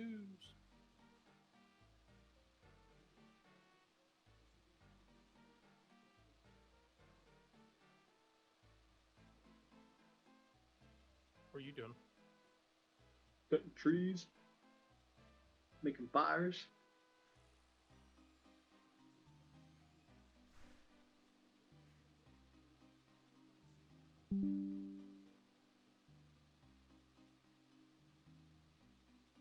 So you see what you see down the stream, Dustin? See, oh. Yeah.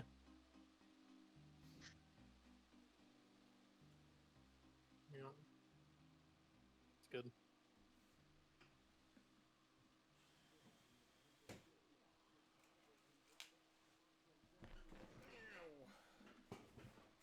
I'll never guess what I'm training though, Tanner. Bitch, are you trying to? Oh no, I got disconnected from the server. It's inactivity. Like if you're inactive for too long, it'll disconnect you. That's all you gotta do is relog in.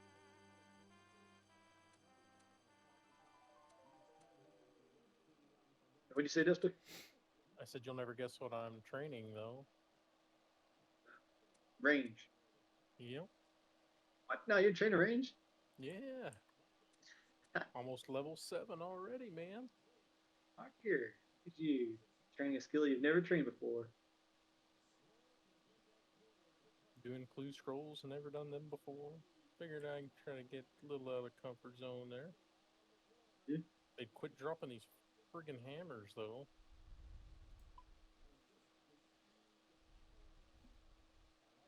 Oh my god, I got all these fires around me. No, what's happened? I'm on fire! Help me, Tom Cruise.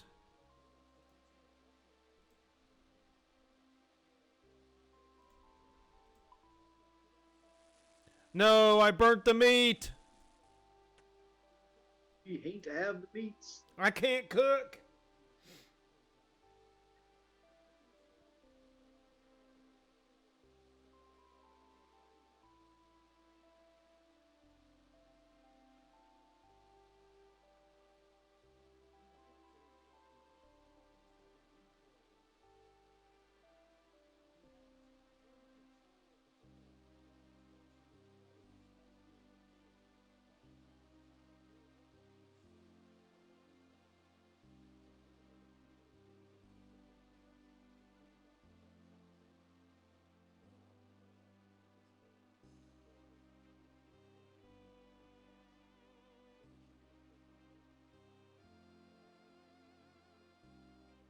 I don't know.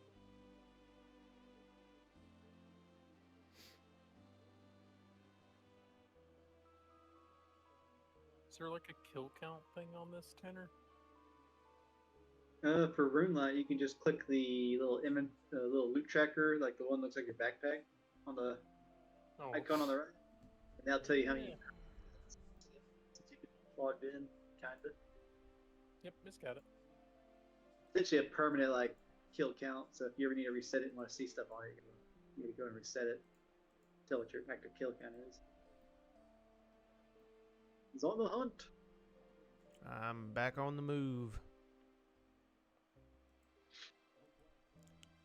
So, the stuff that you have equipped, is it always showing, or can you, like, hide your outfit?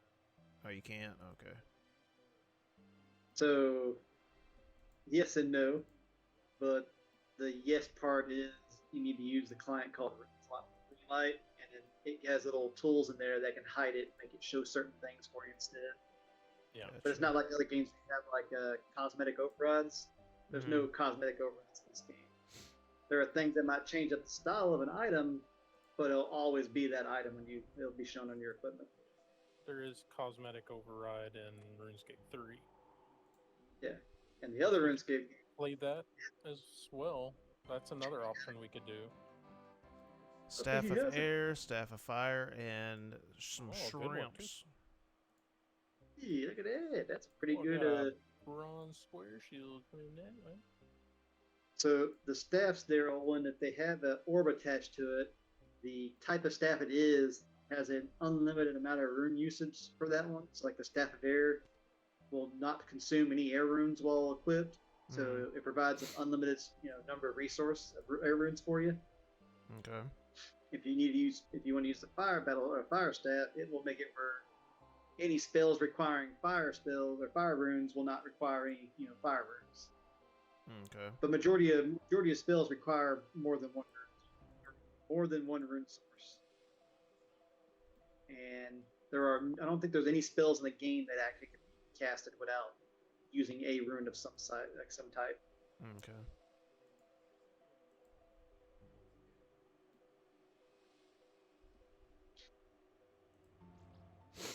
Yeah, that's for saying if you want to, you can also try out the newest version of the game. It's the one that essentially looks more like WoW and plays Plays more like WoW and stuff.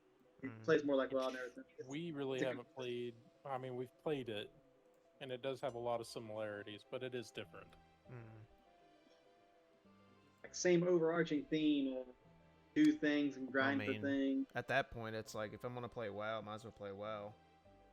That's the thing. That's usually what most people say about this. The reason why not a lot of people play the game they call RuneScape 3 because it's like, well, if I'm playing this, I might as well play WoW. That's usually what a lot of people say about the RuneScape 3 version.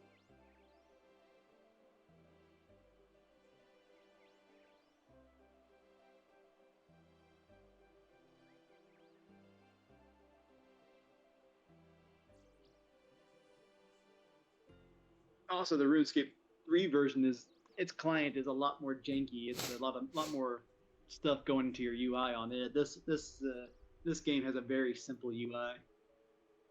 The RuneScape 3 version is a very clunky, loaded with tons of stuff UI. Gotcha. Getcha. So, if I'm holding or wielding the staff, does it? I guess it's like, is it equivalent of how? Or I guess you what want to test out some magic is? Yeah. So for the staff, since you can equip it, that means it doesn't have a level requirement. If it's an item you can't, if you can't equip an item, that means there's usually a level restriction on it. So the fact you can equip it means you're good. So you can use that staff. Okay. So I just need to like find a. So do I need to like unequip the shield and stuff? Because you said that there's some things that like don't. So see that hit your one equip. You see how there's see that helmet and shield in the bottom left icon down there on the equipment tab. Yep. Or no, but the equipment. Yeah, down there, click the view there, and you see how they have all these different statistics. Yeah. Magic. Okay. Magic -35. Yeah, and then if you unequip and your stuff there, it'll tell you if you'll see what you take away from that. So see, the helmet took away -3. You don't have to right-click remove. You can hover over, and it should say remove on it too. Yeah, a lot of things that you can just left-click. Sometimes you gotta right-click, sometimes you don't. A lot of the combat stuff is left-click. So see, those items you took off. Tend not to have a. And I think in the regular client, if you hover over your item, does it tell you what the stats it gives you? Yes. It does tell them on his. Well, I don't know. I'm on Relay too. Sorry. I know that's the thing, because on RuneLine it'll tell you what stats it gives, but I think on the main client it doesn't tell you the stats it gives you. So you'd have to equip it to see what stats it gives. And used to, the way I would determine that is I would take every item off and I would equip the item to see what it gave, and then unequip it and then put on another item to see what affects each item. Affect my stats that way. Gotcha. I think some of it also is it shows up in the little chat box too. It'll show. Oh, your treasure is worth around 3,357 coins. Damn. Yeah, they're essentially giving you 1,300. Yeah, they'll tell you a rough value of your clue reward.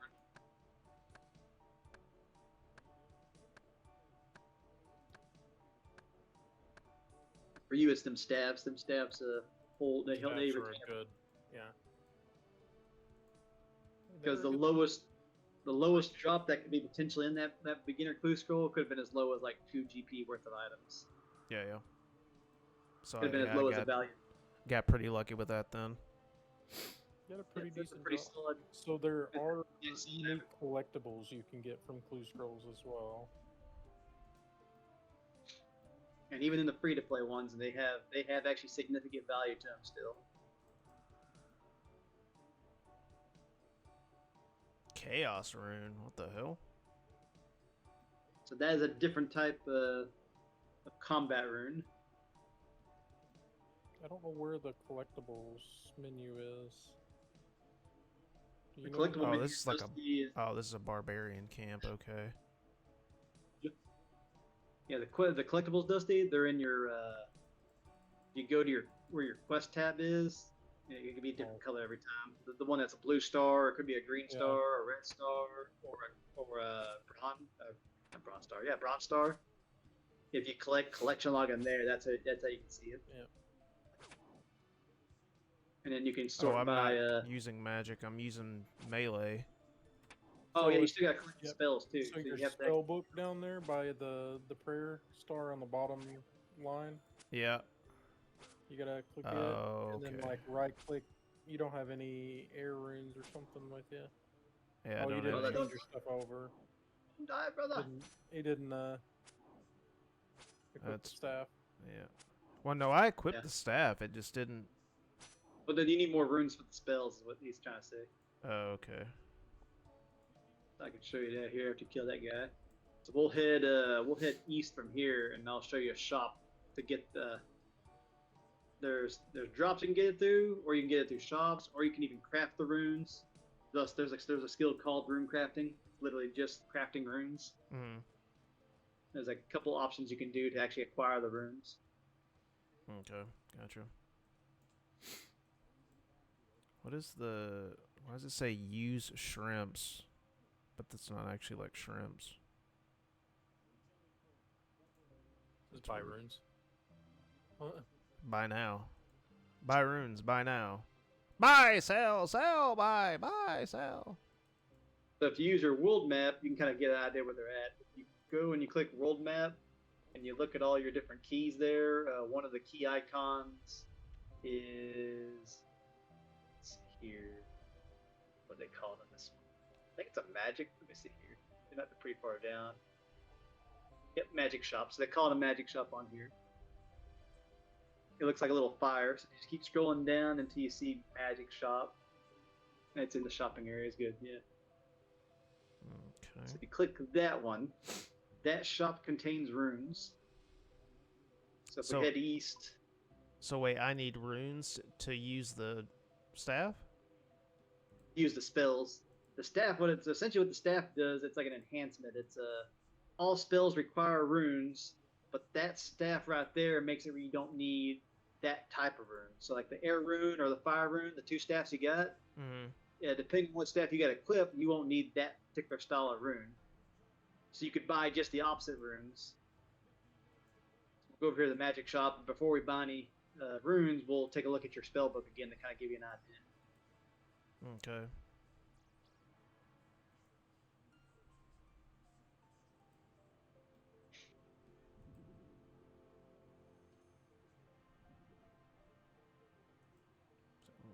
Where? And to give you an idea, Oh, it's way the hell over there. Melee- Okay, never mind.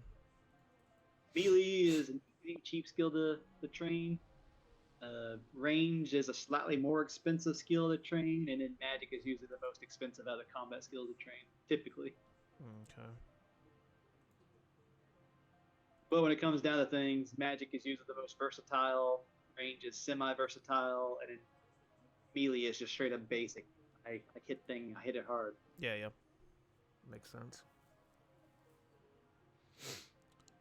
Alright, so now you're over here. If you want to click your spell list again to see what kind of spells you can use. As you saw, you can only use one currently. Or at least you can when you hover over them, yeah. So if you go, and right now your spell list is actually ordered by levels. You can rearrange them later on, but right now it's going by levels. Yeah. Only spell you can use right now is Wind Strike. And when you hover over Wind Strike, which is the first level on your thing, past the home teleport. Yeah, basic air missile. So I It need requires a wind rune and a... Okay, a wind rune and some kind of thing. Yeah, the other one's called a Mind Rune. So when you look in this shop here, you'll ask him about his store and everything. 5,000? But he carries a ton of runes for you to purchase, and he also carries packs of them too. You can purchase, and you can even carry even more of them at a time. Oh, okay. And then you check the value of each one. As you see, Mind Runes are 3 coins apiece. And when you click the Air Rune, just to give an example of it, the Air Rune there to your left, 4 coins, okay. that one's 4 coins. Well, you have an air staff on you, so instead of having to actually utilize, like spend that Air Rune, you can equip the air staff, and now you only have to use the Mind Runes to cast that spell. Okay, so I still need the mind rune in order to cast that spell then. But I don't have to worry about the... Yeah. Yes, there are no way of getting unlimited mind or chaos or... So essentially there are combat runes that are mind, chaos, and death, and there's a bunch of other ones like that. Those can't be unlimited forms in the equipment. Okay. But the elementals can be unlimited. So by having the air staff, you can just buy your mind runes only, and you can use that spell. And then some spells require multiple runes, like maybe the next level of this strike spell you're using might require a mind, a water, and a air rune. Yep. So you'd have to kind of choose what elemental staff you want to replace that with. Okay. And then members have multiple options to enhance that even.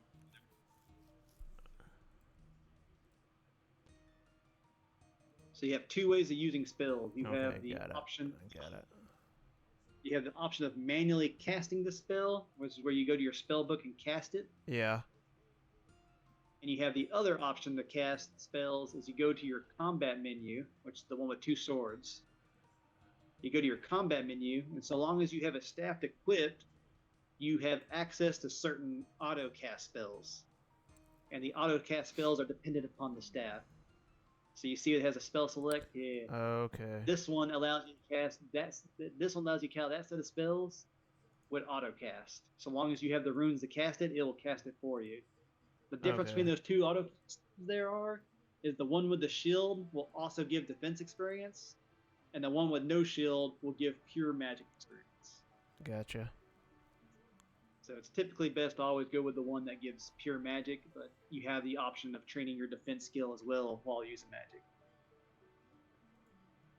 And it roughly equates to around a 30 to 70% split between magic and defense, like 30% in defense and like 70% magic, kind of a rough estimate of split.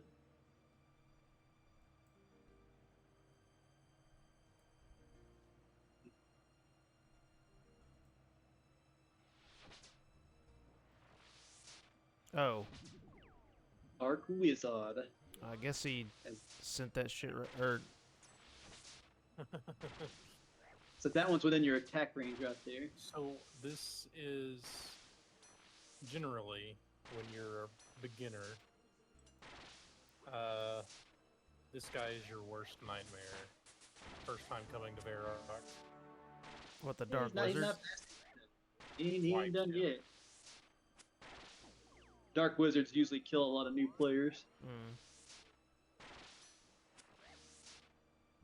And it's typically because most players will wear, not only that they're low level, but the fact that they wear melee equipment, and melee equipments have significant reductions to their magic defense. Mm. And so it means you're practically getting hit with every spell if you're wearing melee armor. And that's why it usually tears people up in the beginning of the game like that. It's because they walk up here and they just get hit over and over and over with spells. Gotcha. And then magically already typically hits in general. Like usually, like even if you have really high magic defense, there's still a pretty good shot a magic spell is going to hit you because magic's usually pretty accurate. So it's really hard to tank magic attacks, even with the best magic armor on.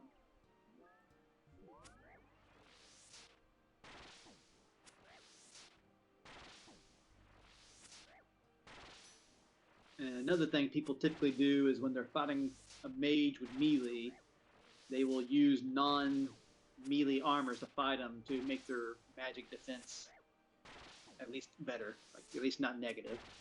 If you're not a negative on your magic defense, you'll at least tank hits a little bit better. This guy over here risking it, Dusty. Woo!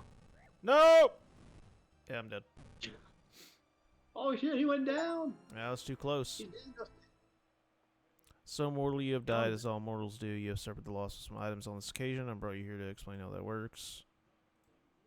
Let me explain. Across most of the lands, you die, most of the current dropped. Greystone appears on the ground near where you die. You can go click your eyes and put a tribute on it. Your greystone will be marked on the arrow. Small fee, straight from your bank. After about 15 minutes, your greystone will collapse. Time limit. I think I'm done here. Yeah, you gotta go through each one on this one. I think maybe not.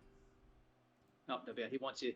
Since it's their first death in the game, it forces you to go through all his dialogue options. Oh, I have to go through all the dialogue options? Yeah, the first death, it makes you go through all of them. After that, you never have to see this guy again. Oh, okay. Because he wants to explain the death mechanic to this game. 10,000 coins, what the hell? What it is, it's once you reach the higher level stuff in the game, you have to start paying a lot of money to get your equipment back. And that's essentially what he's trying to tell you, is that if you die in some areas, you're going to be paying out the ass to get your equipment back.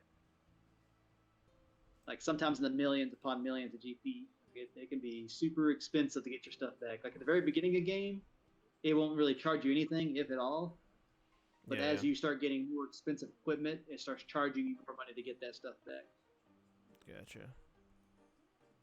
So now you have to run back to that gravestone to get your stuff back, else it'll disappear within the next 14 minutes and 45 seconds. Yeah. And that's that little, that's below your mini map.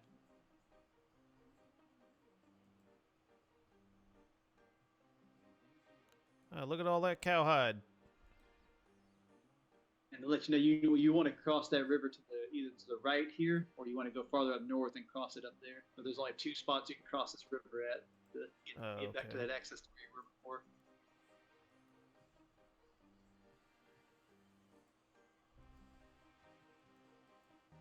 Well, shit.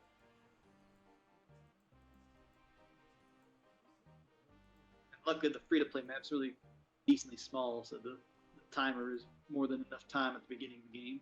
Yeah. Does it, like, spawn you at the main area? Like, oh my god.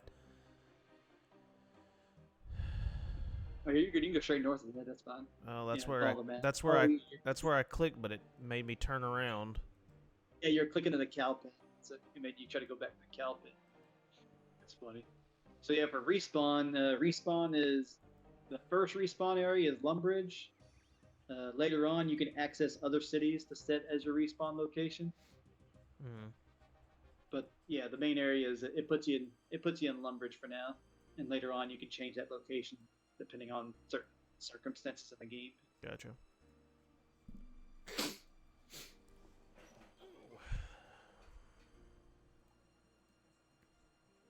And that can be used. Dying in game can be used as a mechanic to train into certain things or acquire certain items. Oh, what it's doing out there is telling you is that you don't have any more inventory space. So you have to click your Okay, inventory, get out of the way, so you can get all the rest of that stuff back in your out of your gravestone. There we go. Okay. Now, if you clicked everything, your gravestone is now gone. Nice. All right, which one of you motherfuckers kicked me? I did not get very many. Wait, so I need to remove this. Because I think all of this was giving me problems with the... Alright, so let's just... Instead of fighting those guys, let's find something smaller to... I have to say, I wouldn't fight any wizards whatsoever. Usually, wizards are a little more challenging. I put on my robe and wizard hat.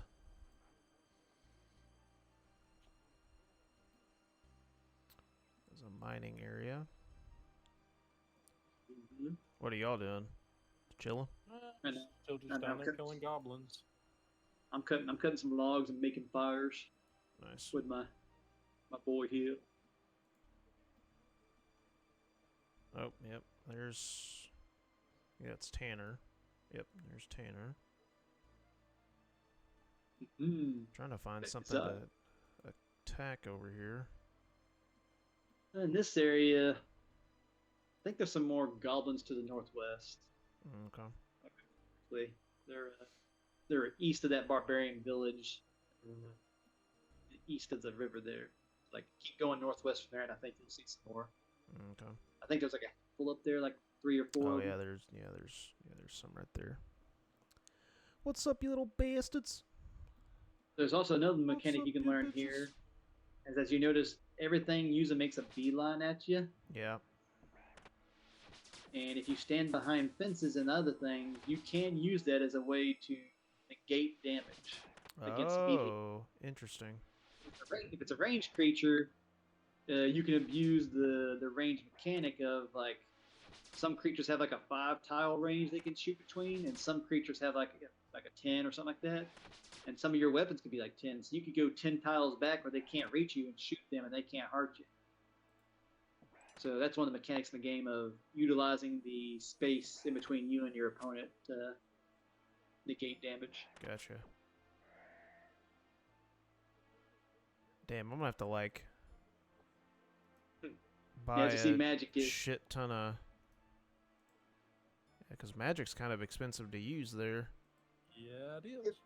As you see, magic is that's why it's a significantly more expensive skill to train, and it only gets worse for magic later on the expense side.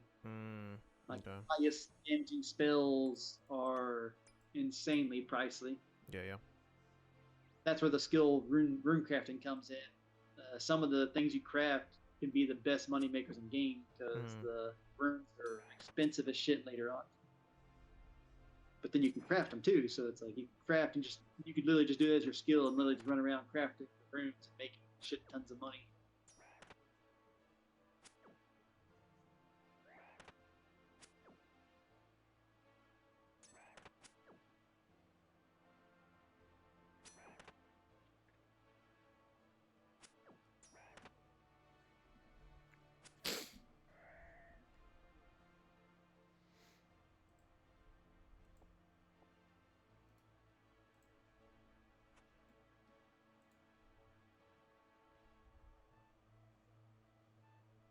So, what's the benefit of like starting fires?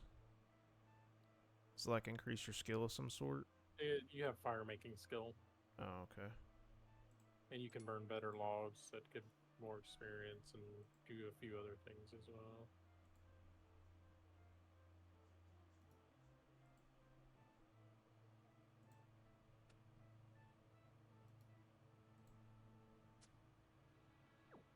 Yeah, like Dusty saying, fire making it actually has more than just that. Later on in the game, you can use fire making to assist you in other ways. Like, you might be able to burn a particular style of fire that will like push away certain gases, so you will no longer need like headgear in that area to use to actually breathe properly. Yeah. might expand, might get rid of certain gases so you can use different equipment. Because like the headgear that prevents gases might have like no stat bonuses, but your best gear you want to use for that combat style would be a lot more useful there. Okay. Or there might be there's actually certain bosses in this game that require fire making to damage, and you use your fire making skill to damage a certain boss on one of the things you fight on here. And then certain quests require certain fire making to actually like do. Like it could be like you have to burn like a certain thing properly to get access to this one area or such. So like essentially the fire making skill is very niche. It doesn't really have a whole lot of uses. A lot of the other like the gathering and production skills actually have uses. Fire making is the one with the least amount of uses. Okay.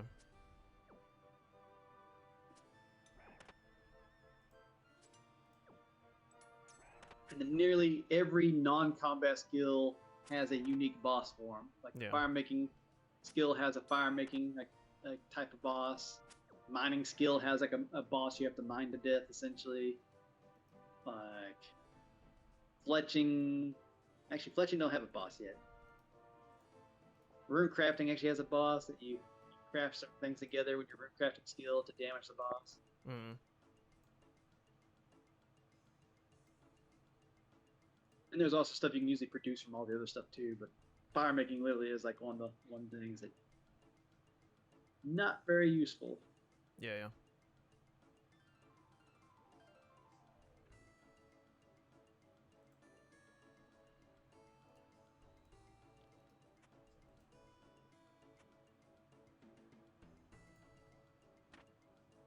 And so you're starting to gather different type of runes now. So like nature runes are pretty expensive. They're used with a lot of utility spells.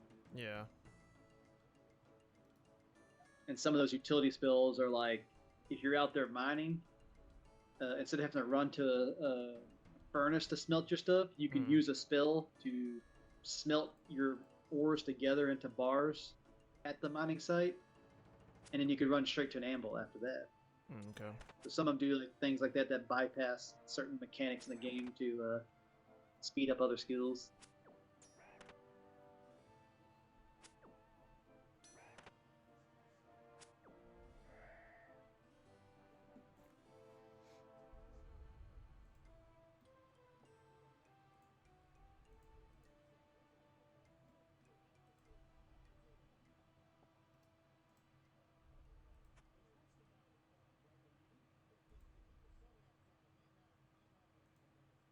Get back here, you little bitch. You're so fast. Keep you running. He said, don't kill me, I got a family.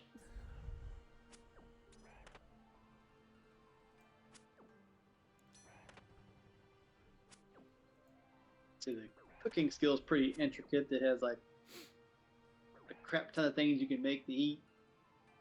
Whether or not they're the most useful for what the amount of effort you have to put into them is a different story. But Yeah. there's a very long list of things you can cook in that skill.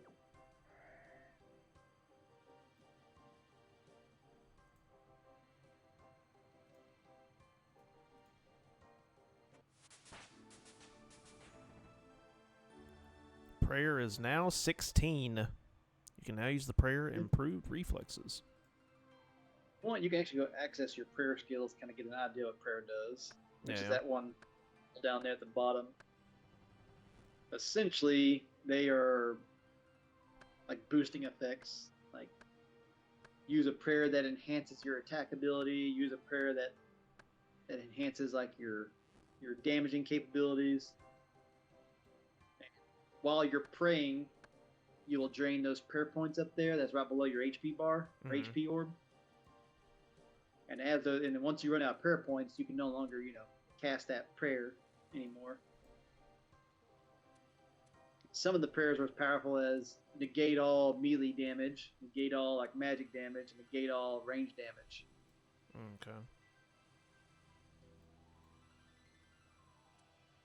And some of the prayers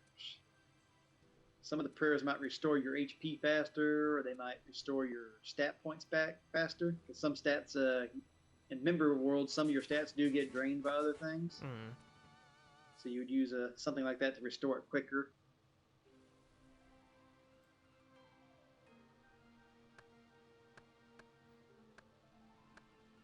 But now that I think about it, the prayer skill is not very long in this game per se.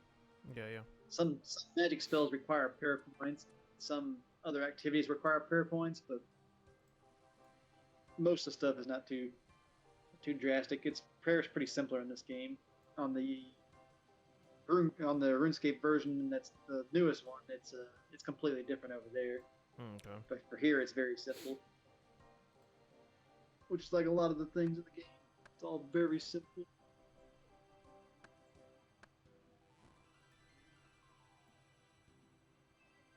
Yeah, it's not like a very intensive game, it seems. And an interesting fact about the combat, like when you're engaging in it, back in the day, it was a lot more D&D like rule inspired by, because it was used to you would initiate a round like you would back in like the what was it, D&D rule set, like second edition, where you had rounds and you'd have to go through like a round of combat, which was like 6 seconds. Mm-hmm. You know, RuneScape used to have to be in combat for 6 seconds with that creature before you could leave combat. So it was a lot more, when it's in its initial days, it was a lot more D&D like. Gotcha. And then as time progressed, it started becoming its own thing. Somebody was in chat a little bit ago. Yeah, Arc Revenant. Arc Revenant.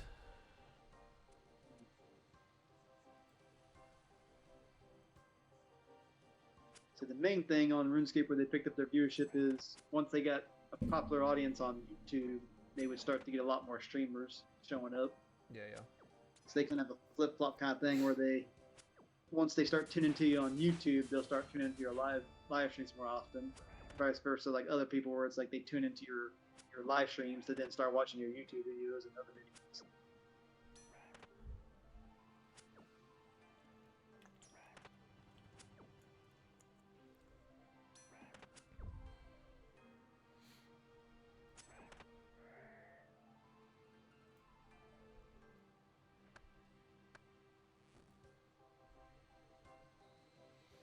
My woodcutting skill is now at 18. My fire making is at 8. Or, wait, fire making is at 19. My cooking is at 18. Prayer 16. Combat 13. Strength 15. Hit points 15. A body rune. Body yada yada yada yada yada yada. So, can you sell the runes that you pick up? Yep. You can sell them to a rune shop and just sell them directly there. Like the body runes are used for defect or debuffs on your enemies, and they're not really necessary for free to play kind of stuff. Most creatures usually have a pretty low defense, so you can't really worry about debuffing them all that much. But later on, they could be useful, but you could just sell them for extra cash right now. Yeah. Not really necessary. That's kind of what I was thinking. And then all the skills really start coming more together. Quests. This quest really integrate a lot of the skills into it. That's where like the true leveling process really comes into like assisting you, is you level things in the game to do certain quests. And then combat starts getting crazy once you start getting to like much higher level creatures to start getting to bosses. Okay. And right now the combat for you is basic. Just you click thing, you hit thing, you kill thing. Later on it'll advance to you click thing, you hurt it, then it does special attacks. You gotta like dodge them. Like you have to like click on the map to like dodge the attack, and then re-click the creature to engage with it. And then some creatures start coming in after that with like, you click the thing, you damage it, it hits you with a certain combat style that could really hurt you unless you use the protective skill, like the protective magic or protective range to negate the attack completely. And it'll have a certain, like, kind of like an attack pattern, kind of like in Dark Souls. It'll use like a magic attack, then a range attack, then a melee attack. and you would switch between your prayers based on what animation they're showing for that attack. Oh, I can't sell this And item at the shop. Which one you trying to sell? Oh, the nature rune. Never mind. Yes, so the nature one you can't sell because there's not one in that shop right now. So if that rune is in the shop, you can sell it. Yeah. Wait, what about GE? So if you want, you can just go to the trading post. So there's a place that's called the Grand Exchange, the GE. Yeah. And there you can sell to individual players. Because you're not playing an Iron Man right now. So if you just want to get the most cash possible sometimes out of your items, Yeah. a lot of times you just go straight to the trading post and sell them there. Okay. Or as we know it as the GE. And the GE on the map is in Barrock, which is where you're at, to the top left. Oh, there, yes. Yeah. See how it has all those different symbols there? Yeah. That's essentially telling you can essentially trade everything there. And it has its own little unique way of doing things. Essentially, you put it up in the auction house and you say, hey, I'll sell this rune for like 100 GP a piece. And they take a percentage of it. Yeah, depending on the value. If it's over like it has to be pretty high value. I think it's like 1 mil. No, it doesn't. Huh? I think they take it out of everything now. Take it out of everything now, huh? I think so. That's crazy. That's probably a good thing. It's like 1 or 2% or something like that. Yeah, it's a generalized tax. Ah, you're talking to James Bond, huh? Oh, James Bond, gotcha. Let's go. Yeah, Bond James there he tells you about the bond system, so it's kind okay. of there's a lot of call outs to it, both real world and other things. Gotcha. Oh my God! Look at all the people that's over here. They're here. They always flood this area, and just a lot of them will train skills right here and just kind of chill, and they call it bank standing. They're just sitting there at the bank and talking to each other. Long ago, this was not a thing. Long ago. In a bank, on type, selling. Oh yeah. For whatever price, and just constantly just. I remember seeing the memes of like, buy a girlfriend or some shit like that. Yeah. Have gold. Yeah.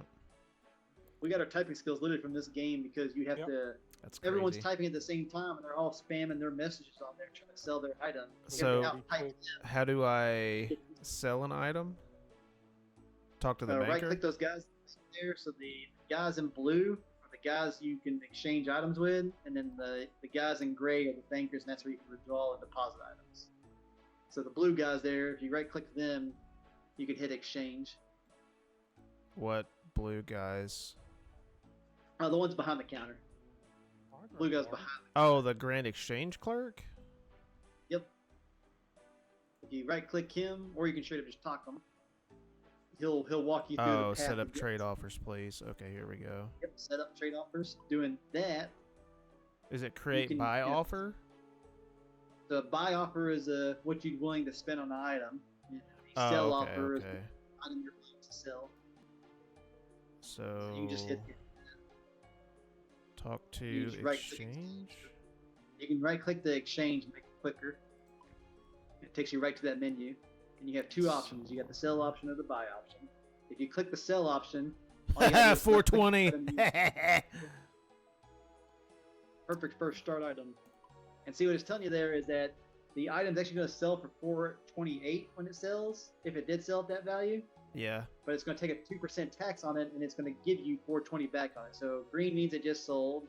Oh my God. You got your 420. That took no time at all. Yeah. Holy shit. Sometimes it takes no time. Sometimes it can take a while. Yeah. And it's essentially the same way. It works essentially the same way the stock exchange does. It will fill the lowest buy order first. So what I usually do is you can hit the red X or you can modify. I guess now you used to couldn't do that. I always just go in there and click it, and then click minus 5%, and it takes 5% off of it, and then put it in there. And most of the time, that sells. Okay. It's essentially so whoever's buying that item right now, it'll take the lowest buy option that's above your threshold, and it'll sell it to them first. So Okay. right now, no matter what, you'll sell it for that 14.47 or higher if someone has a higher buy price. Now it might take a while. Your account will be restricted for trading until the account has 10 quest points, a skill total of 100, and has spent 20 hours, 0 minutes in the game. Okay. Oh, man. There's certain things you can buy and sell and trade. Oh, okay. Well, part of that's also it's people who bought, they try to reduce the amount of the impact free-to-play bots can have. And it's about forcing them to do other things in the game to then have more access to trade. That's essentially what that statement was about. So see, that one staff's taking longer to sell. That means no one has a buy offer anywhere close to that at the moment. Oh, okay. So if I modify it, then I can lower it. Yeah, you can lower it. So you can modify it to lower it. Yep, there it goes, and it immediately sold. Yep. And see how it went for more? So you put it in there for 13.48 and it sold for 13.54. So 13.54 was the lowest option to purchase that item on the market. Now this will go the opposite way too. If you put a buy offer in there, it will put the highest sell offer as your pay price. So if you say you want to buy, say, one of those air runes for 1 million GP per air rune, if someone's selling that rune for 10 GP a piece, it's going to buy it for 10 GP a piece. It's not going to buy it for the 1 million GP a piece that you put in there for. Right. So you can always go in there and say something's selling at 250 normally. You can go in there and put all yours in there at 225, and you may not buy it for. Who's that guy? That's so what that is. That skull on him says he killed someone in the wilderness, and he has their items in like a key. So he paid there's a guy you can pay when you're killing players in the wilderness to take all the items that person was carrying and put them into like a little box you can collect at one time. It's like a key box. Oh wow! And that just says that player killed someone and has one of their keys on them. Okay. So it's more complex. It's most of the time in the wilderness when you're fighting player versus player, when you die, all your items drop on the ground. But for that, he unlocked an extra, and he made it where since all your items go into the ground, he made it where all your items are going to a key box, and he can use that key on a deposit box at a bank to collect all your items at one full swing instead of to pick them all up individually. Oh, okay, gotcha. Now, if that player got killed with a key on him, you could take that key from him. So let's say you got back to the wilderness and you found that player, you could kill him and get your items back in one full key. Damn, this dude gave me an uncut sapphire for fucking nothing. Yep. Free money! Yep, that's what the nice thing about those random events. They'll just pop up out of nowhere. Just give you something nice. I don't know if it's still this way, but a lot of times when you're a fresh account and everything, and you have a legitimate question, and you'll go up and ask some of the higher level players, some of them will just give you a lot. Yeah, a lot of players they really like new players, and thus they will dump items on new players and just like, hey, here's just a shit ton of stuff for free. And it's just like putting a positive experience to keep people playing. Yeah, makes sense. If you have questions, they'll walk you through it. Like some people he's like, hey, I'm trying to do the clue, but I can't figure it out. It says I need to talk to this dude named Bob. Anyone know where he's at? And they're like, yeah, I'll walk you to where Bob's at and kind of help you exploring the map and whatnot.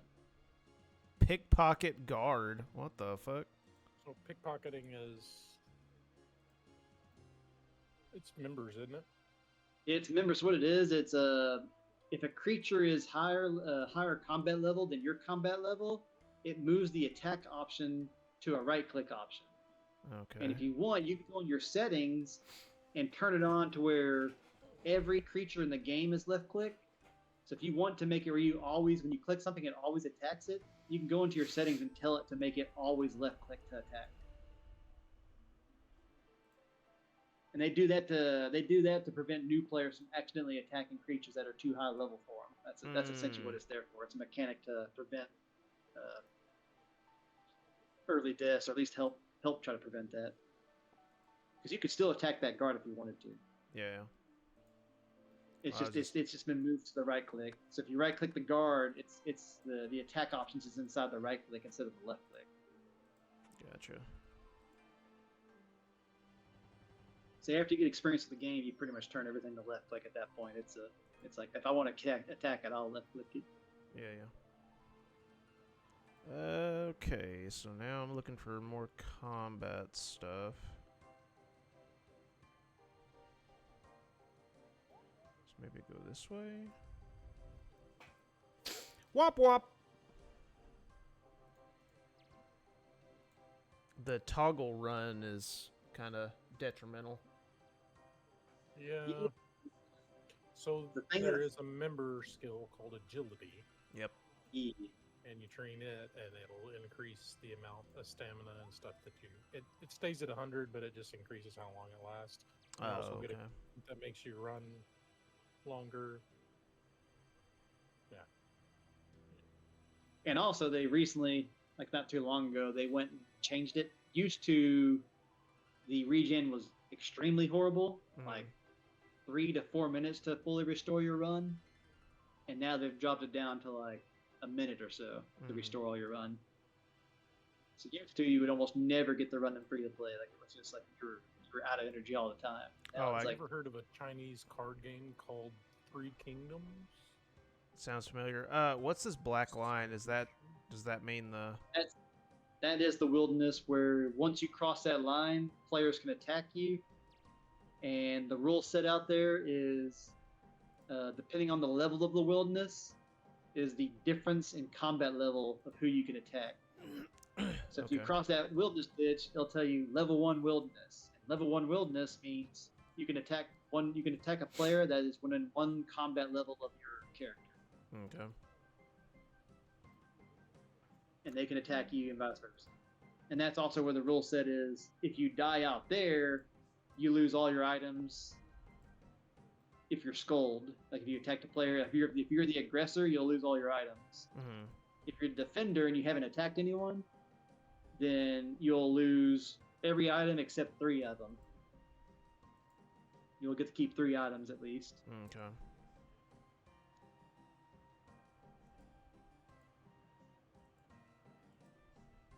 And what people do in the wilderness, they'll run up and attack you. And when you go to attack them back, they'll like either try to log out real fast, something like that, and have another player out there, and they'll cause you to attack another player, and that gets you skulled. And then they'll kill you and then take all your items because people they feel safe with that 3 item, the 3 items you can keep on a defensive death. Oh, okay, I gotcha. They trick you into becoming an aggressor by making you attack someone else that was not them, the one that aggressed against you. If they trick you into attacking someone else, then they can make you an aggressor as well and steal all your items. That's cheap. Yeah. Yeah, there's a lot of simple and tricksters out there. A lot of rat bastards, sounds like to me. Hell. Dirty fucking rats.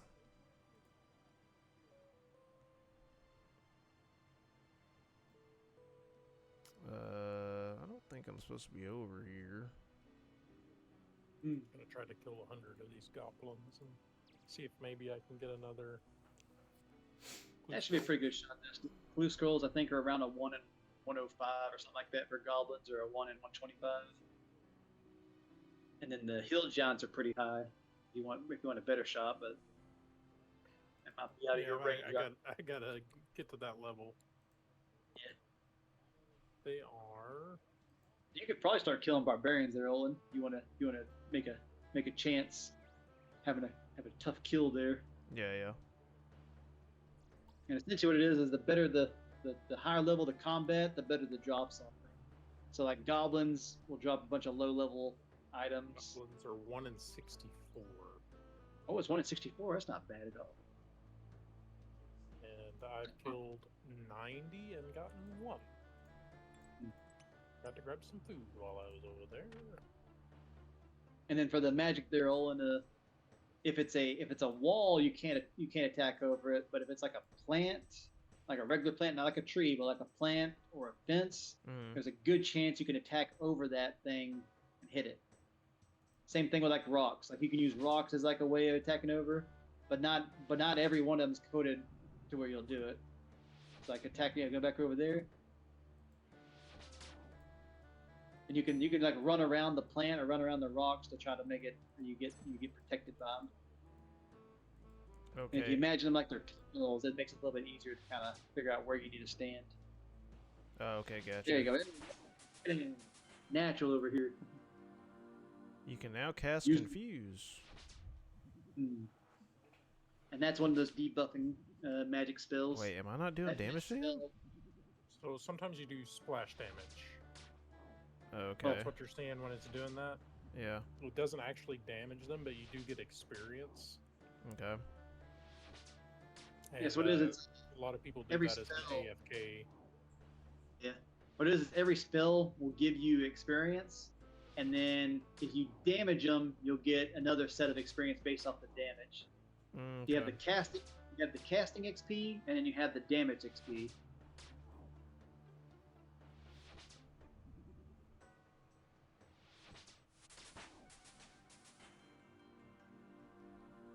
Look at Opal that. tipped crossbow bolts. Okay. So you can enchant weaponry to give it more damage in that particular skill set. That's what it's kind of telling you there.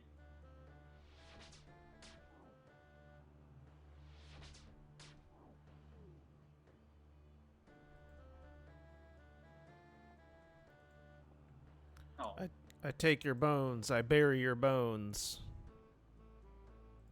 and so that was like a low roll right there. So you just rolled with the drop on that, you load just some basic coins on it. Here. Oh, well. And you see that guy got caught behind a barrel. Yep. And some barrels you can attack across, and some you can't. So that one is a barrel you can attack across. Nice. So essentially, when you use magic or range, you figure out some way to use your environment to prevent damage. Yeah. Not all cases you can do that, but in the free-to-play worlds, in the free-to-play areas, a lot of it is accessible to do that. Level 5. You can now cast Water Strike. And so another thing it doesn't tell you there, the way the elemental strikes work is each spell has a base damage, Mm-hmm.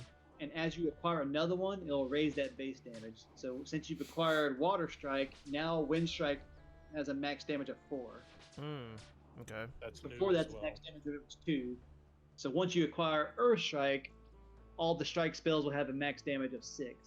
And once you acquire Fire Strike, all the spells will have a max damage of 8. Gotcha. And then the reason you have the different elements is each creature has an elemental weakness of some sort, Mm-hmm. and you will do a percentage increase more based on that weakness. So if they have some creatures have 100% weakness to an element. Mm-hmm. So if your max is an 8, and you're using, you're hitting it with a 100% elemental weakness, you're hitting for 16s instead. Yeah. So the elemental weakness can be significant damage increase on some creatures. And some creatures, they might literally just be like 10 or 25%. So it might just be, 1 or 2 damage more. So it just depends on the type of elemental creature it is. The ones that typically have the 100% elemental weaknesses are the elemental creatures, like something that's elemental, like black or a fire, like giant, or a ice warrior, or like an earth imp or something. Yeah. If it has like the element in it, odds are it has an elemental weakness of some sort. And it typically goes, if it's a fire creature, it's weak against water. If it's a water creature, it's weak against, I think it's air. Yeah. Air creature was weak against earth. And earth was weak against...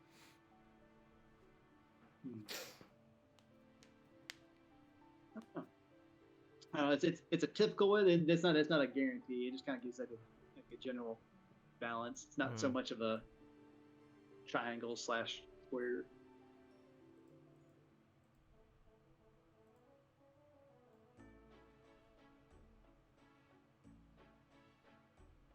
So also, if you want to buy runes on here, sometimes the runes are cheaper. Like the mind runes might be cheaper here than they are at the local stores. I think they're like 2 GP a piece for mind runes here. And to find that rune, all you gotta do is type it in. So right now at the very bottom, you type the word in. So So yeah, Mind Rune. So right now the average going rate is 3, so you could knock that down to 2 and try to buy them for the 2 GP price, or you could, knock it up to 4 and attempt to buy them for more. I always put them at 1, and sometimes people just do that. Yeah. Sometimes if there's not enough buyers, they'll put them at the lowest GP price. Sometimes. So, Me and Dusty used to do that with some expensive runes that people just want to dump. Sometimes get lucky. you spend $200,000 on 200,000 runes, and then turn around and sell them for 600,000. Oh yeah. That's just stock market. Yeah. Literally in the game, there's a lot of clans that literally just merchant. They just sit on the bank all day and look at charts and figure out what items have the largest differentials, and just literally just sell on the short and buy on the the rise kind of thing. Yeah. So there is a stock-like market to the market here, and it can sometimes be very versatile, And especially there are depending on some items that are worth quite a bit. Yeah, they're just like other kind of big MMOs. There are some items in the game that are worth as much as I was gonna say your car, but I'd say worth as much as like a computer, I guess, on this game. Like one individual item might be worth like. So, yeah, just look up third age, like number 3 RD and then age. And if you look at the Druidic Robe bottom, for instance. Wait, like Google it? No, just No, he's go in there here. and hit buy, Okay, buy.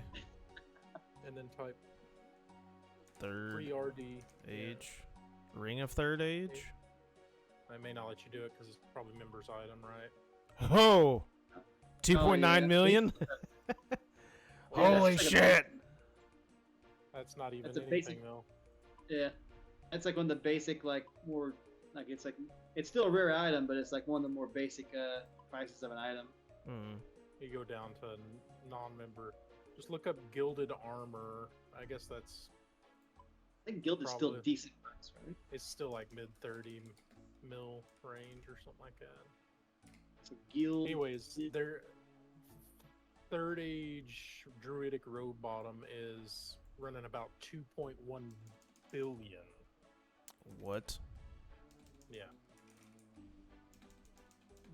Oh, so that Dusty, so there's another thing on here he's not saying either. Hit myself in the damn head. So there is a maximum item number in the game. Yeah. The reason why it says 2.1 billion is because that's the maximum item that's the in the game that you can generate for that. So that's the GP price because it can't exceed that. But the going street price of it, because they have another currency here called platinum, the current street price of that would be like, what was it? I think it was like 15 bill or something like that in GP. So you convert it to platinum. I think platinum is 1,000 of that, of the GP. So it'd be like, what would it be, Dusty? 15 million platinum? I don't Is that know right? about the platinum and everything. You have to trade a banker for it. You can't acquire it outside of anything other than a banker. So what you do is you take 1,000 GP and you give it to a banker, and the banker converts it to 1 platinum. And you can do it vice versa. But you can't buy anything with platinum. You have to trade it to other players. So it's your way of exceeding the GP cap. But yeah, there's a lot of outrageously priced items in the game. Oh, I finally got another one on 107, one less than average. Oh man. All right, let's see what we got. Talk to Charlie the Tramp and Varrock. Oh, that's the worst one, Dusty. Yeah, I know. That's why what I did on that one, I would save all the items he would ask for and keep them in the bank.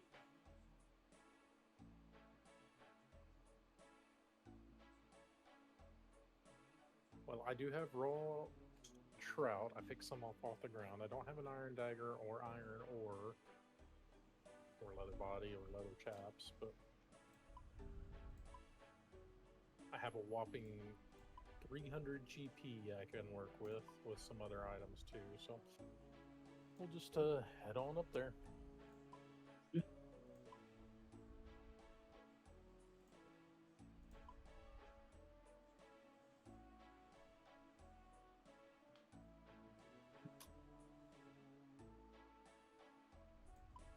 just doing them as I get them. Some of those, so the uniques you get from the little random guys, if it's a unique item, some of them you can't trade. Some of them are untradeable items.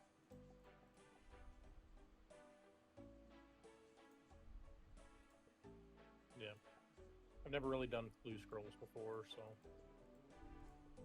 that'd be an interesting thing to do. Yeah. I don't know if I can make it by the Dark Wizard.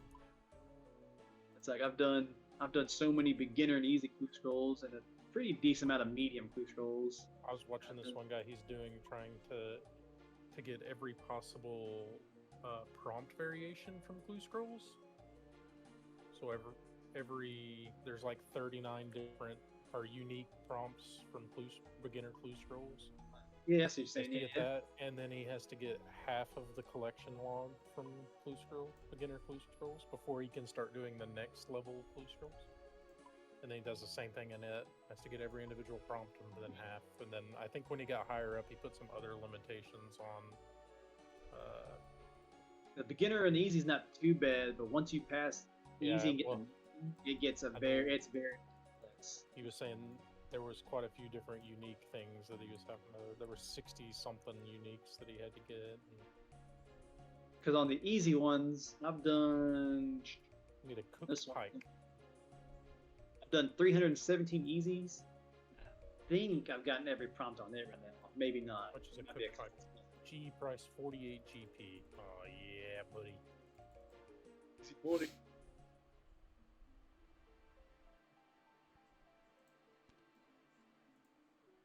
Be a single prompt one, please. Because it's 1 to 4, isn't it? Oh yeah, for the beginner. Yeah, beginner is there can either be 1 step inside that beginner clue, or it could be 4 steps. And my last one was 4.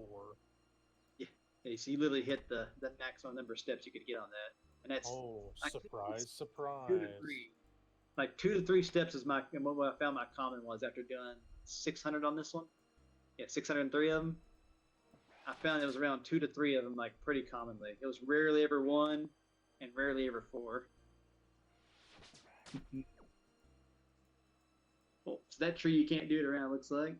So not everything has the coating where you can shoot across it. It should, but they did it to all the stuff. So what you can use here instead is the fences to the south there. You can use those as your thing. But as you can kind of tell, goblins are pretty weak, so you could probably just face tank them and still be fine. Yep. Some things are just so weak that it doesn't even bother. And there are a handful of free-to-play bosses. So once you figure out, we can test out some free-to-play bosses before you even ever touch a member's world to get a good what they're like. They currently have 2 free-to-play bosses you can do. Both of them have. One of them has interesting mechanics, and the other one has don't let the boss touch you, else it's gonna friggin' chunk your ass around. It's a big ass giant. Giant just out of you. If you stand near it for too long, it just whips the crap out of you and launches you across the map. Nice. It said, "And the fuck are you?" I put a bronze square shield in there for 17 GP and it sold for 196. What the fuck? Yeah, so some items have such low buy and sells on them that the value doesn't change properly every day because there's not enough quantity to move the average price to be offered at. So some people, if they really want that item, they just have it to use for, say, what it is like a lot of the lower level equipment gets used in clue scrolls. So the lower level equipment still has value, and that's why some lower level equipment will go well above the GE price.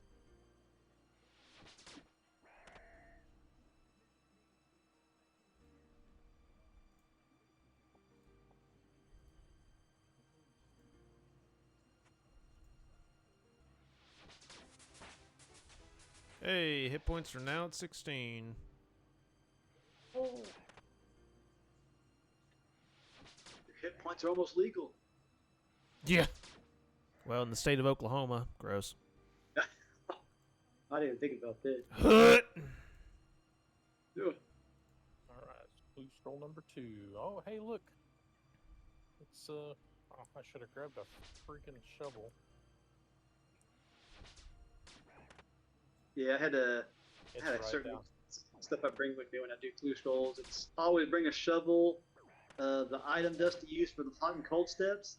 Yeah. You don't have to get rid of that item. You can hold on to it, negating having to go to Rollo and get the new one every time. I've got it still. I kept it.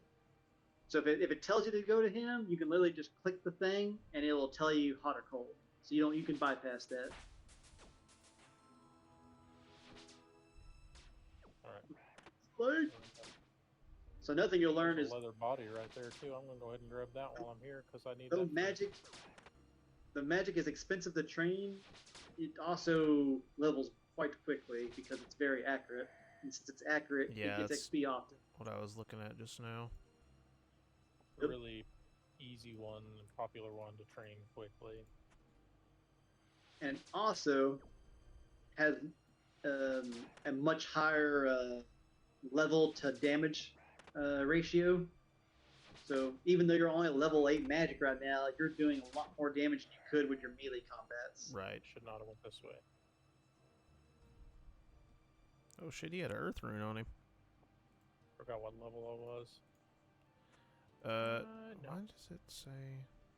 I guess I have to have a fire to cook it or some shit like that. Let me see. I got a fire over here if you want one. Yeah. I came over here to join you. Join you that way. I can't cook that. What? Then what am I supposed to use this for? What's behind the thing there? Yeah, we It's- can't see your camera. Oh, Cameras. McKemery. If you put yourself up at the top right, it should be yeah. clear of your Hold on. screen. Top or not top right, top left, top right. Yeah. Oh, like over here One of the- somewhere. Can you not go higher than that? What do you mean higher? It's weird because I guess it's just the way my screen's sitting right now. It doesn't feel like you're fully utilizing the whole screen on mine. I don't know. Oh, like the. Yeah, I don't know why it's like that. Oh, you got some black space over there, empty space. Yeah, there's empty space, and that's what I was talking about earlier. It's like apparently I can adjust the actual physical window. If I do it like that, I think it changes it on the screen. Say it's a Steam issue because when I would try to stream through the regular client, it seemed to be. Yeah, I can see now it looks like it's completely full. Yeah, it looks good right there. Hold on, let me do this real quick. Really does look. Transform. I always fuck this up. Is it horizontal? Yeah, horizontal. There we go. See, you're talking about the fires. Yeah, you have so there's this thing that can be done called noting items. Right now, your shrimp are in a noted form. Okay. It was back in the day. There was a time when there was no banks or great exchange. Mm-hmm. So what you would do with the banker out there is you would hand him an item, and he would turn that into a banknote, and that way you could trade it to another player, and that player could have it unnoted through the bank to acquire the item. Okay. So it was an old form of exchanging items. So, do I just take it to a banker to get the shrimp out, or? You just take it back to your bank and put it in there, and then you can pull it back out as not. And it's actually, that's a yes on the other one too. You can actually hand that banknote, those noted shrimp, hand it to the banker, and he will unnote those at the bank. Okay. There are a handful of training methods that do use that, where you take noted form around, you use them on the banker, and then you go back to training, because it negates the whole bank interface step.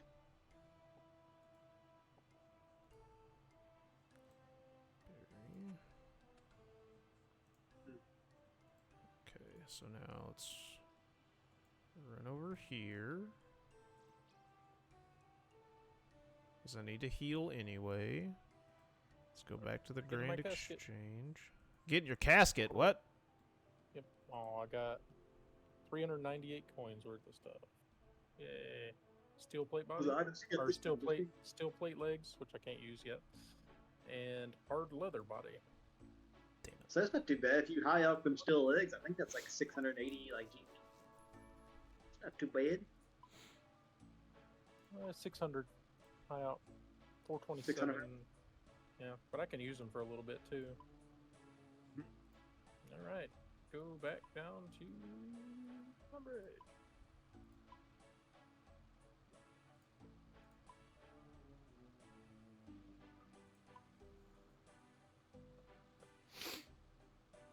So you can just leave that in there too while you're out training. It'll Yeah, that's eventually what I either was sell, looking at. and that the Great Exchange like auction house here, it continues to go while you're offline. So you can leave stuff in here for days upon days. Okay. It doesn't. As long as you don't mind filling up your available slots for buying and selling, it's not too big a deal. Yeah.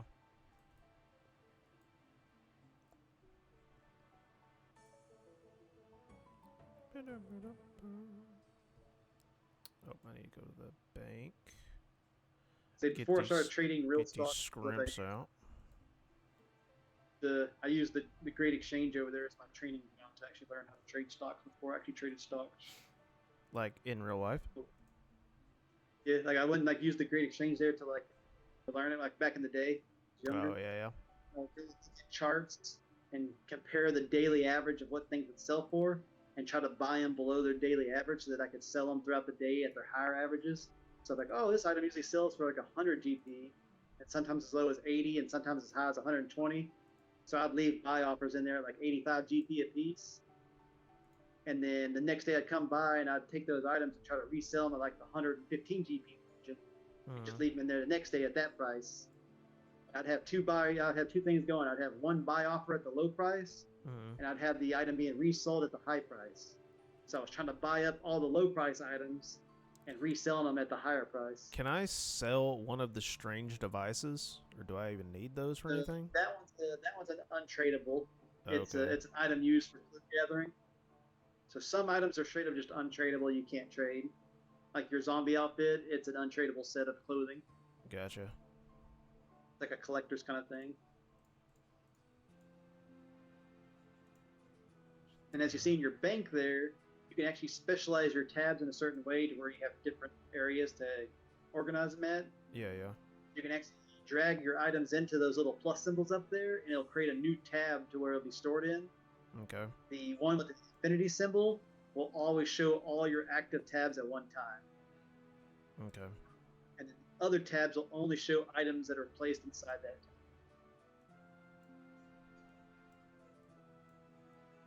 That becomes more important later on once you start acquiring a lot more combat gear. Separate them out to like how you want to train skills and gather skills.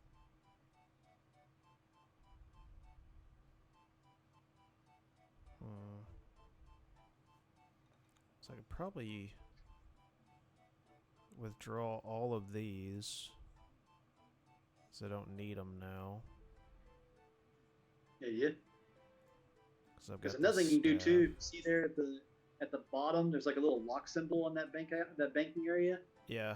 You can make it where when you withdraw an item from the bank, that if the item gets to 0 in that slot, it won't remove the icon and keep it there for you to deposit that exact same spot later. So essentially, it locks that spot down.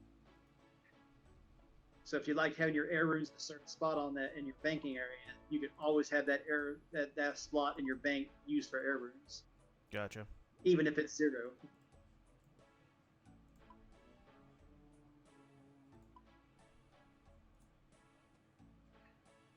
Damn it.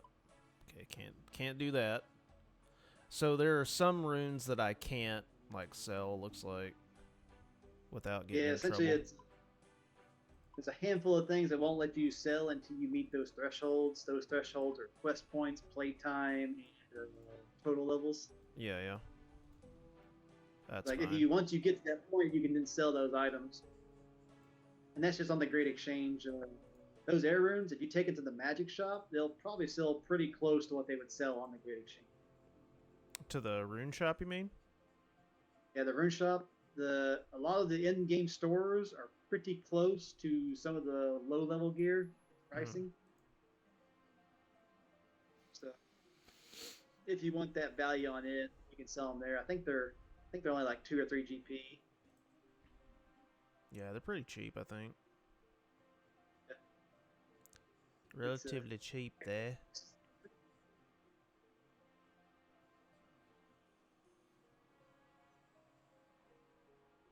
Eventually on the so on non-Iron Man accounts, like regular accounts, eventually you start getting to the point where you start calculating things based off the GP and time you spent.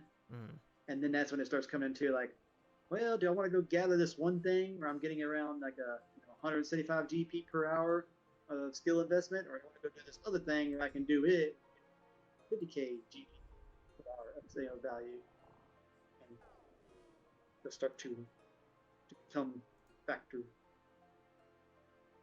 Or if you can negate that and be like, I just want to play a game for fun, and then you've outplayed over half the RuneScape base. Because most of them will calculate by efficiencies. They're very efficiency hog.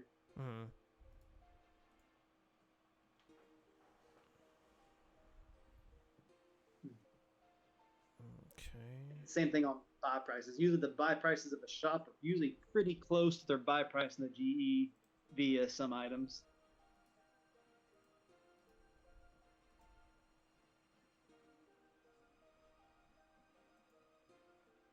Okay.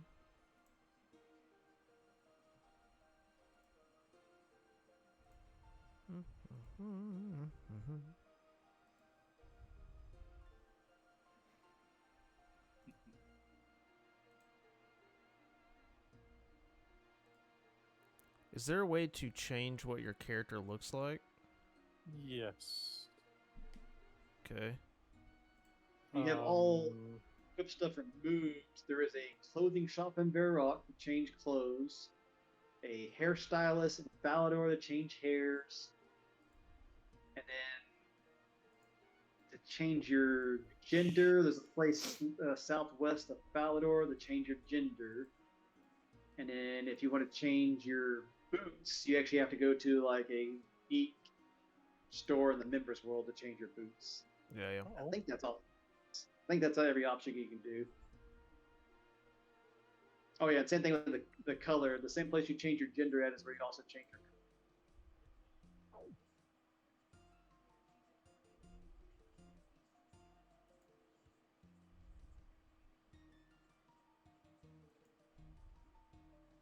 Oh, I got a little stray dog following me around.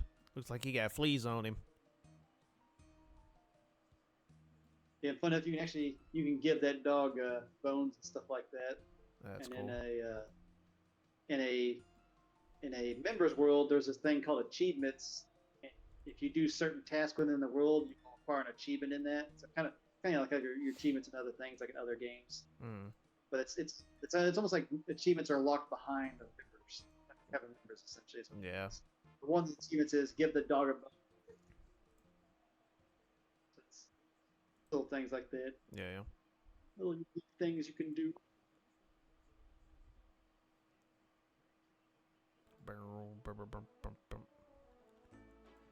There's so many people in here.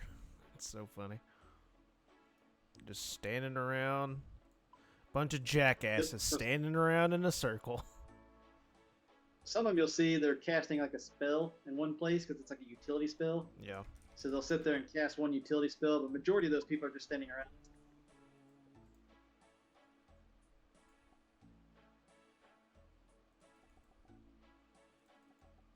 So, spells. Are you going to buy some Earth runes? Yeah. Since I'm level 9 now, I can do the Earth thing. Yeah.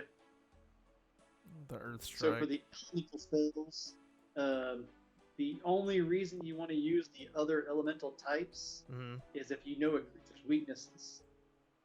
Gotcha. All the strike spells will do the exact same damage, but if you know their elemental weaknesses, that's where they come in. Back in the day, so back in the day, the levels actually made a difference. Like used to, Wind Strike only could ever hit 2, and Water Strike could only ever hit 4. and they didn't actually increase with your level, but they, through a combat rebalancing, they decided to make it where every elemental will do the exact same damage, but their overall damage would increase via your level. Oh, okay. It made it a little bit better, which also kind of helped make it made magic training a little bit cheaper because you could just use like wind strike on some things. But if you knew like the elemental weaknesses of these, then you could use the elemental one and you could do possibly more damage. But goblins have a pretty low HPs. Yeah. I just messaged Dylan. He was asking me what I was up to, and I said I'm playing RuneScape. And he said which one? I said old school. He said nostalgia. He said it was nice knowing you. And then he sent me a gif of Kyle from South Park saying, "I guess this is goodbye." Yeah. That's funny. It's you send him a hit big or miss, man. I mean, don't get me wrong. Like, I can see the appeal in it, especially if this was in like your formative years when you were like just a little kid. Yeah, I Like can. the early teens. Yeah, man. Early And the teens, fact like it was free back just then, just when your brain is starting to develop and you're like, most people don't even have a computer in their home, let alone like playing a game where you're online with somebody. Like, It's the dopamine hits. this Man. is the levels. dopamine hits. That's what it is, man. You just completed the task striking a pose. Don't even know what that means. I'm actually not sure what task he completed on there. I didn't know you could get tasks completed on Yeah, I a need free-to-play account. Look at the. I think it's the adventure. Hold on, what is it? Yeah, I think it might be your Steam. Like it might be a Steam achievement. No, Am I actually it's doing that? no, it's these things here. So members get certain things. Yep. Check reward. Don't worry about the. It's the members' rewards. Like I didn't even like none of that stuff out there existed back when me and Dusty used to. Like if we make a fresh account, we won't get this. It's because you've actually never really played RuneScape, is why you're getting this. Wait, so It's where kind of do give you like I- little. This is a voucher. It's used to claim your path rewards from NPCs around Varrock. After claiming all the rewards, you will not get this voucher again. Click the voucher icon to see the rewards. Oh, okay. So I need to go to this guy. Oh. Okay. So that's the Duke. Is it? No, that's Aubrey. Okay, that's the magic shop guy. That's Yeah, the he one that gives thinks me he a is. shit ton of rune. Okay. What else is on Yes, here? this right here. We never got to do these. These are little benefits for new players to help them progress their grind a little bit Yeah. more guided. Kind of get a little more guide to where to go and do. Okay, that's how I got. Okay. Oh, that gives me a staff. What is that? Yes, you can get you another staff. You can get you another. So you can get you the staff of Earth. Reach And then the level member rewards, 10. none of that's anything member-wise. Like, you could probably combine every member reward that's in this task together, and it wouldn't be worth 100th of what membership could be spent on. Okay, so blue is the ones that I've completed. Yellow looks like ones that I am. Okay, so if I go talk to Aubrey, does that mean that he's got those runes for me? So for that, I'm not sure actually how you're going to claim them from. Well, that's But what I some need. you're Check. going to be on plans. Well, shit, let me go check. I love free shit. And funny enough, you're probably doing something that 98% of like RuneScape players have never done. Yeah. Because majority of them that play the game actually have had past experience on it. And so when you click like new player and it noticed your IP has not had an account on it before, it probably gave you this particular unique path you can go down. Yeah. Never mind the fact that I've almost been Counts streaming this for 3 hours the same way. Oh, 3 hours. Tanner's newest character that he's playing has How many days worth of playing, Tanner? So Was it the almost 1,500 hours?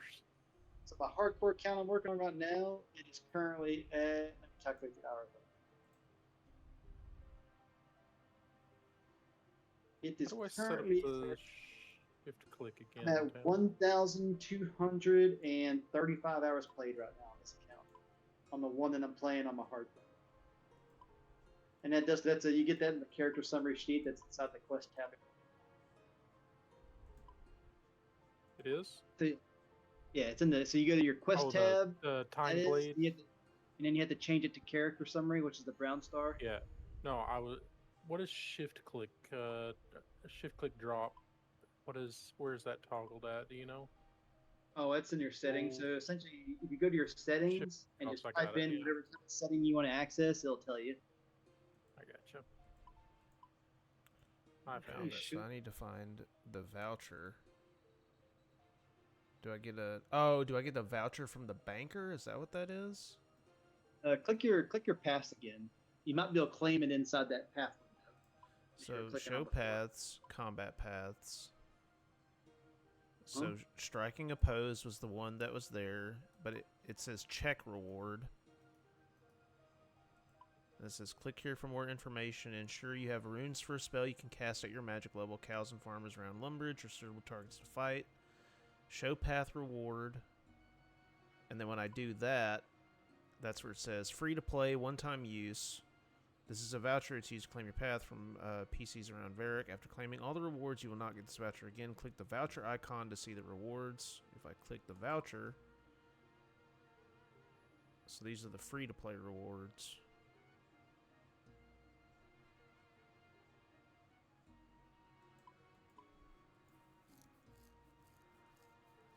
So that's the part I don't understand. Let me check the bank. I'm trying to remember how it happened because I remember getting some of those items because that's how I got the black longsword was from doing something. Pretty sure you got that from a clue scroll. Maybe. You called that? What kind of path is it called? It was the adventure path, and it was combat called Striking a Pose was the name of it. What is it? Striking a pose. What are you trying to do? Sorry, I wasn't paying attention to your thing. What do you got going on? So apparently the reward for it is I'm getting like 150 runes, or excuse me, 250, and a staff is what it looks like. Click here for more information. More information, and it just shows this. Reach level 10 in magic. Yep. Here we go. It's not telling you everything. But it's an old system that they didn't really update again, I guess. There's a guy in Lumbridge called Adventure John. Adventure John will give you your vouchers that you've completed. So for everything you've completed, he'll give you one voucher for everything you've completed, and you'll take those vouchers to the individual NPCs to claim the rewards. So that's what. Yeah, it's not telling you everything. So I have to go to Lumbridge and talk to Adventure John, you said? Yep. And I'm guessing it would have told you that at the beginning of the game when you first acquired the adventure path. Oh, okay, yeah. This sounds familiar now. It says when you leave Tutorial Island, you'll end up talking to a guy named Adventure John outside the Lumbridge Castle. Yeah, that sounds familiar. Is it Iron Man Tutor, Lumbridge Guide? It's gonna be like decked out in like shiny armor. It said. Let me go back to that thing there too. It's a character I've never actually seen, and I actually never will be able to see because I don't have access to Adventure. Okay, it says he's south of the bar there. So south of that tavern. That was in Lumbridge. Oh. Remember where the tavern was at? Yeah. Yeah, if you go north of that. Oh, there he is, right there. It says that he will give you that stuff, but he'll give you the vouchers. Take those vouchers to other people. Adventure Path rewards. Yeah, here we go. Building muscle. Striking a pose. This is the last of the rewards you currently earn, but I do have some members' rewards left. Okay. More options. I'm going to be going now. Alright, cool. So now... Yeah! Got strength potions, mind runes, air runes, another staff of air, and then a staff of earth. Which... So I guess you can acquire additional things from those other people, I guess. Maybe. Because he actually gave you the stats instead. So I'm gonna go read up on the wiki some more, see what that got. So now I have a staff of earth. So let's go... Oh, does that mean that I don't have to worry about using the earth rune now? Yeah, so if you're using spells that require earth runes, you can use that instead. But that means you're going to have to spend the air runes instead if you're using Earth Strike. So right. But for other spells, like the non-combat or the combat ones, like the debuff ones, that could be a little more useful. Okay. So did that. I'm gonna be rich. Okay, so yeah, see the other thing is, so like once you complete all like the archery task and all like the magic tasks, then you can go back to Aubrey to claim. Still give you some additional stuff. Okay. So once you complete all those tasks, then you can go talk to the other people to get more stuff. But now you got a lot of extra spells here you can use. Yep. Lots more spells. I got some trout too. Trout's a pretty good little heal.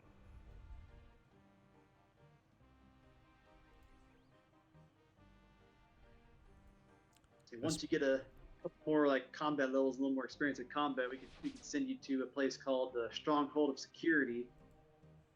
What you do there is you learn about how to protect your account. But while you're learning how to protect your account, they give you little GP rewards. So it gives you some more extra cash you can use to spend on like magic training or range training or any of your other skills that. Yeah, I think you get what, 10 grand out of it. Yep, 10 grand GP overall. You completed all the little knowledge factors, and it's literally just asking you questions like if someone asks for your password in game, do you give it? You're like, no, or no, and report to Jagex, or yes, I use your password. I'm an idiot. I'm gonna give you my password and my social security number. Yep. And essentially, every time you fail the question, it makes you take the exam. Essentially, it's like, oh, you must retake this. Learn how to do it properly. What was the combat strengths spell?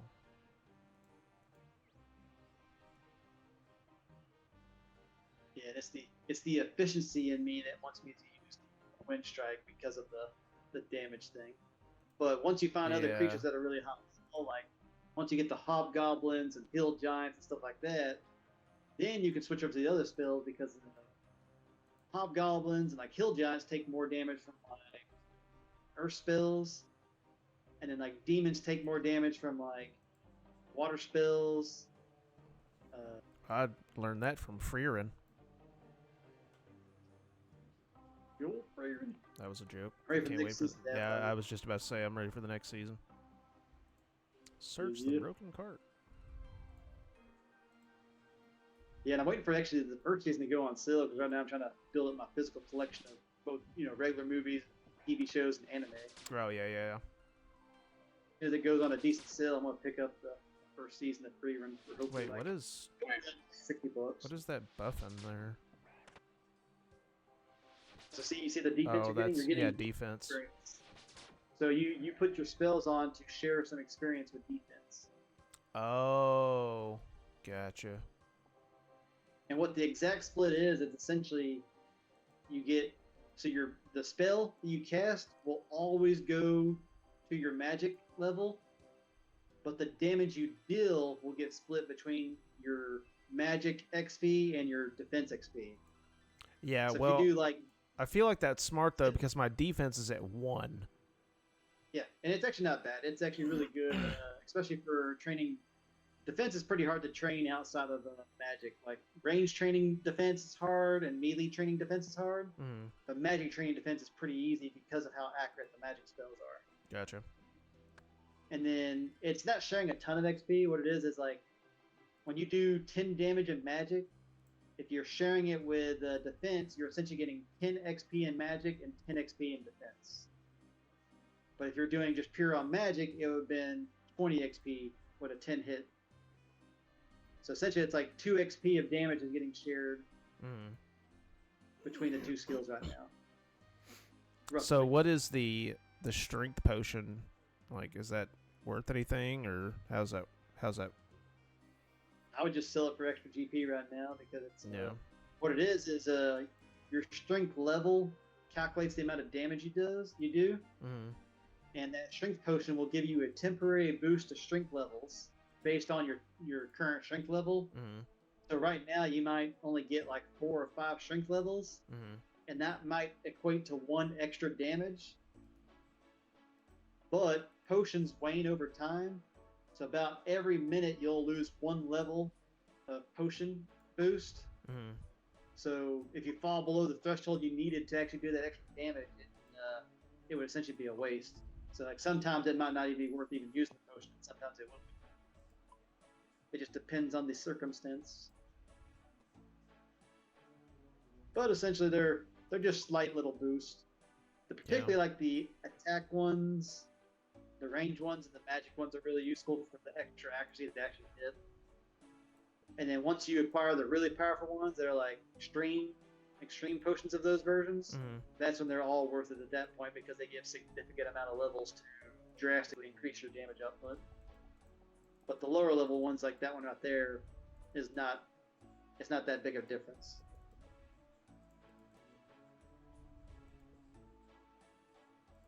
And it's mainly because of how fast the levels drain. If they didn't drain as fast, they would be a lot more useful. But because they drain pretty quick, it's not all too useful.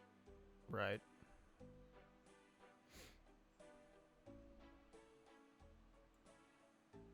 Now for bossing, they're all useful. Like it's always useful to have a potion, even if it's a lesser potion, because it's anything. Because the bosses have such high HP and high defenses that even the marginal amount of differences make a difference. Right. Okay. Since you're fighting creatures, it's not too big a deal. Yeah. Dusty, what are you doing? I'll just run around doing a little bit of everything.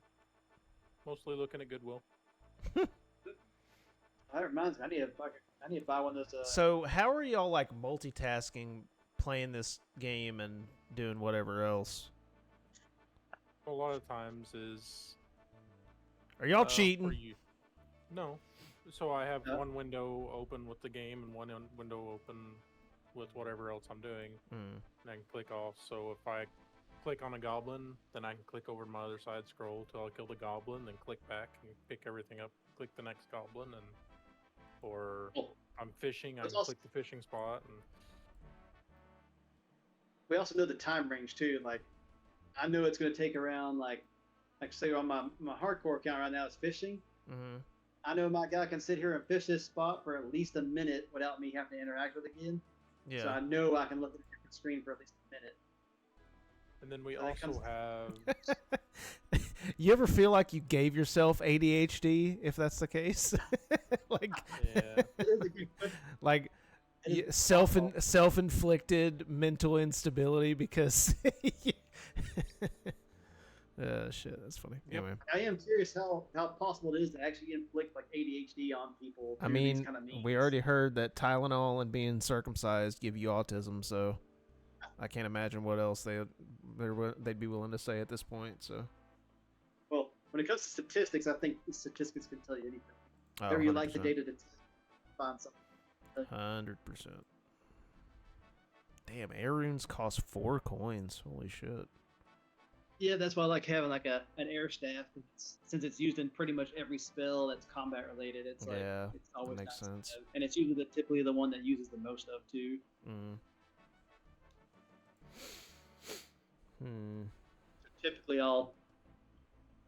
essentially the air runes I have that I keep on me are usually just used for teleports, and it's just when I'm not actively using the air staff for combat. If I'm just using, because you can still use the other, like the non-combative, the non-combat spells are not affected by your magic accuracy.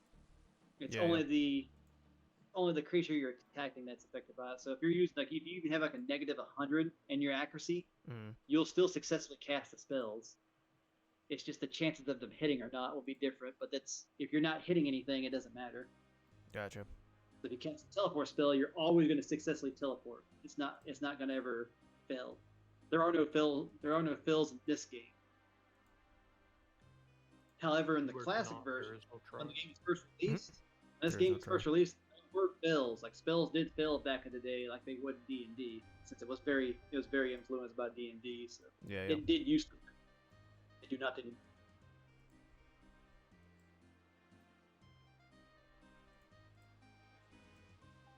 This dude just setting fires.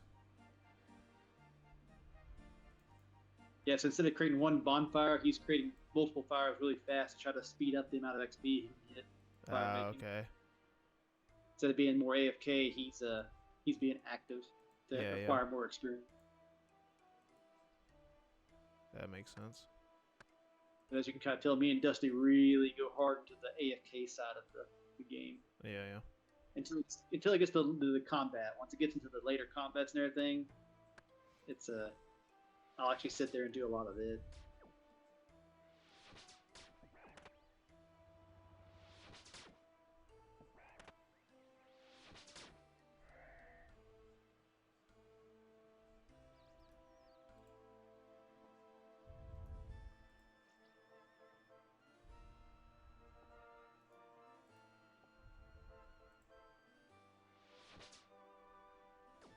Just I wish I could go on the Jagex client and just have it look at every account I have and add all the numbers together. I bet you I'm seeing somewhere around like, if I had to guess how many hours I've played on this game, it would probably be. Let me see. I'm gonna calculate because I know I have at least over a year's worth of time playing the game. There is a Sega Genesis CDX on freaking Goodwill. How much? 281 right now. God damn. I figured it would have been more than that. I would probably say I probably have more than 9,000 hours in this game. When combined all my together. Like, my brother in Christ play a different game. No, I'm kidding. loose price. I'll do around $500. $500. Yeah, 7 games with it. It wasn't a very common system. Yeah. It was pretty rare, actually. I was just really surprised to even see one on there. Oh yeah, I was gonna tell you, if you see anything on Goodwill for the little motion adapter that goes in the Wii controllers, I need one of those for freaking Skyward Sword. Apparently, you can't play that without. You don't even need that. You just need two little candles. No, the motion adapter. Motion like in the controller itself.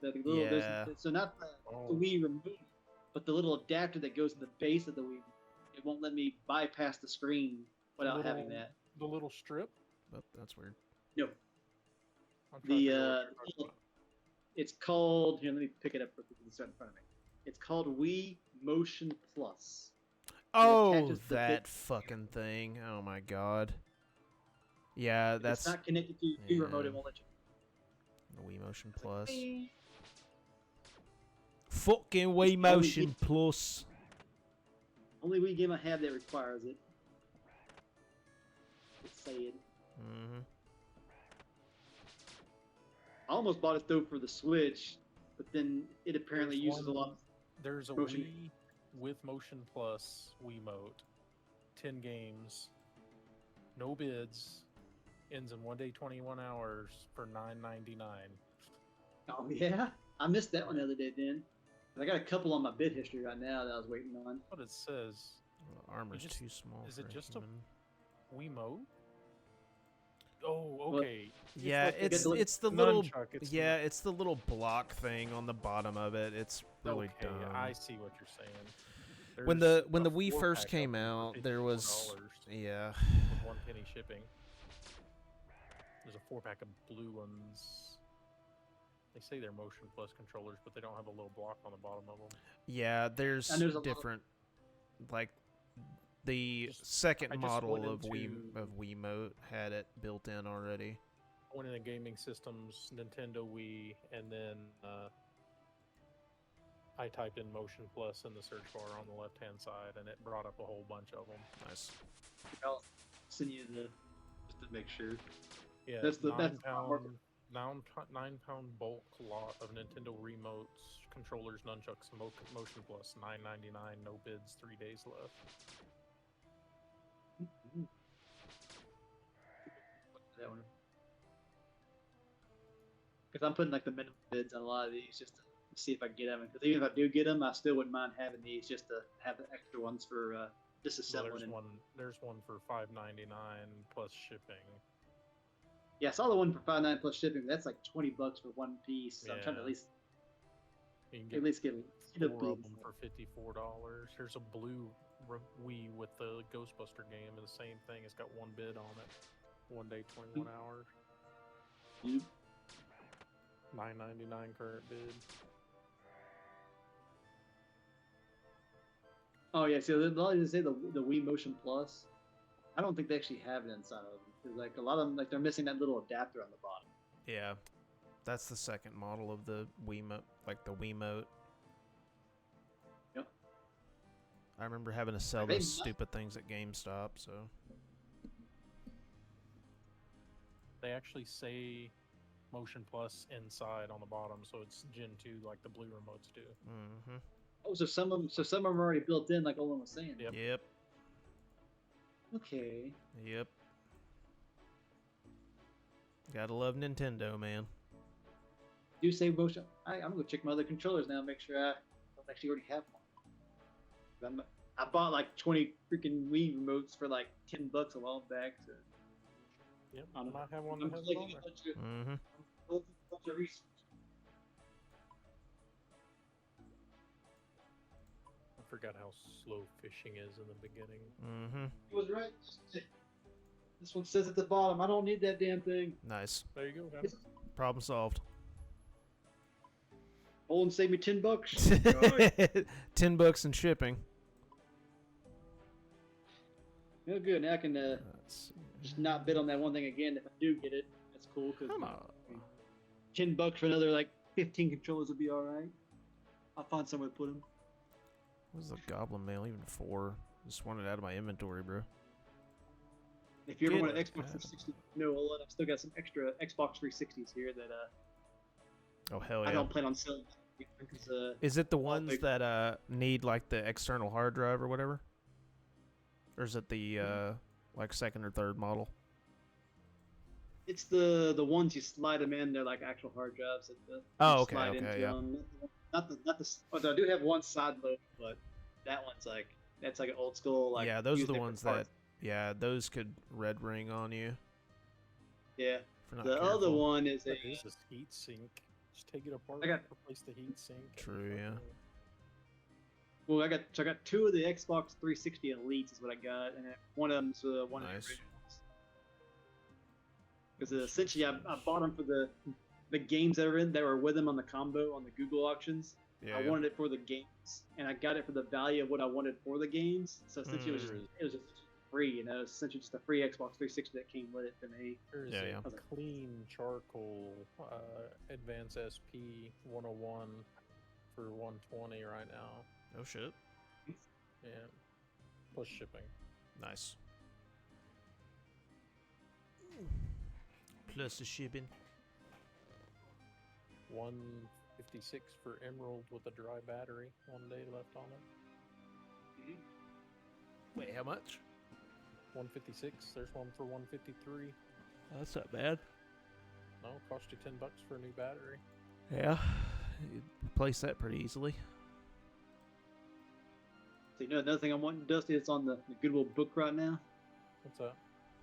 It's a GameCube game, Yeah. Fire Emblem, outrageously priced. Yep. $197. Yeah. Yeah, like I've I seen wanted it to- already. I'm like, I need to wait on that. If it's still there in like another month or so, I might get it. Maybe, maybe not. I kind of want to get Mario Sunshine on GameCube and put it because I got me a Wii. I can put it in.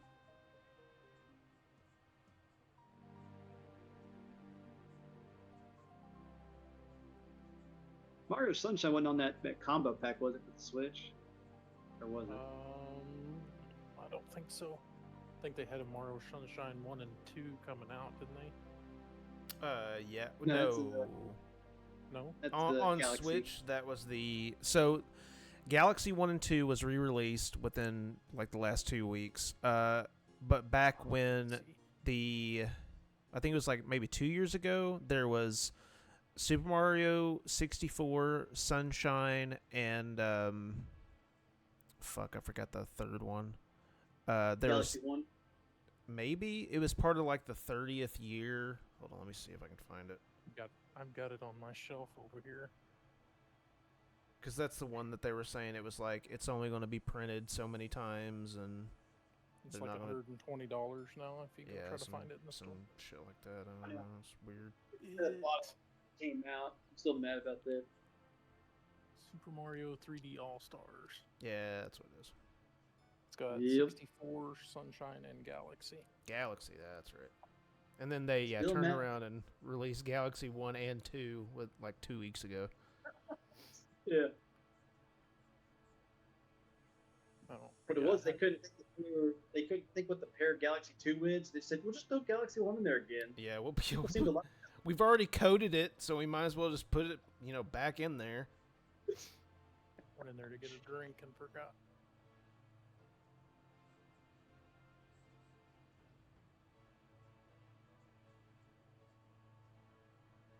I mean, now I'm thinking because they it had probably could've- 64. They probably could have paired Galaxy 2 and won the Wii U game. Just, Yeah, they had like the Wii U. what was it, New Yeah. Super Mario Brothers Wii U or some shit. They could have thrown that on that pack with it instead.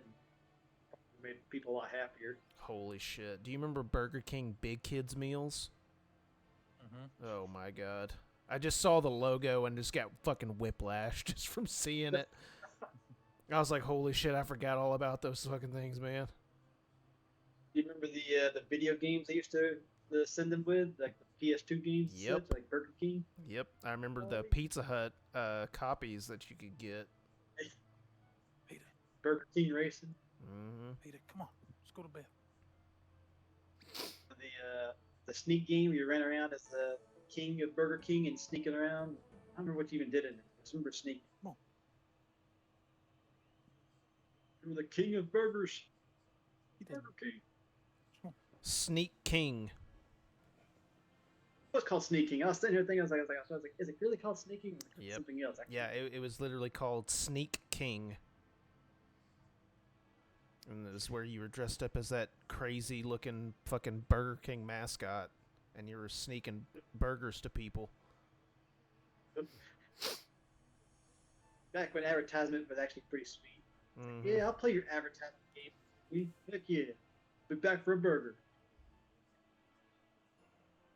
We used to just have loads of them PlayStation 2, like demo discs things Mhm. all the time. That's how Now I think about it. can't remember what game that was, but Why McDonald's don't do that anymore? Why don't they make another game? It could be cheap and silly and everything. Throw it PC Because or everything's friggin- digital now. Yeah, they can just make it and put it on there. That's what I'm saying. They could just make a simple game Give you it- could download. Code. Yeah. Yeah. I can remember that cool spot on freaking the Sega. Mm-hmm. Have a little 7-Up symbol just running around attacking things, shooting things with Sprite or whatever it is.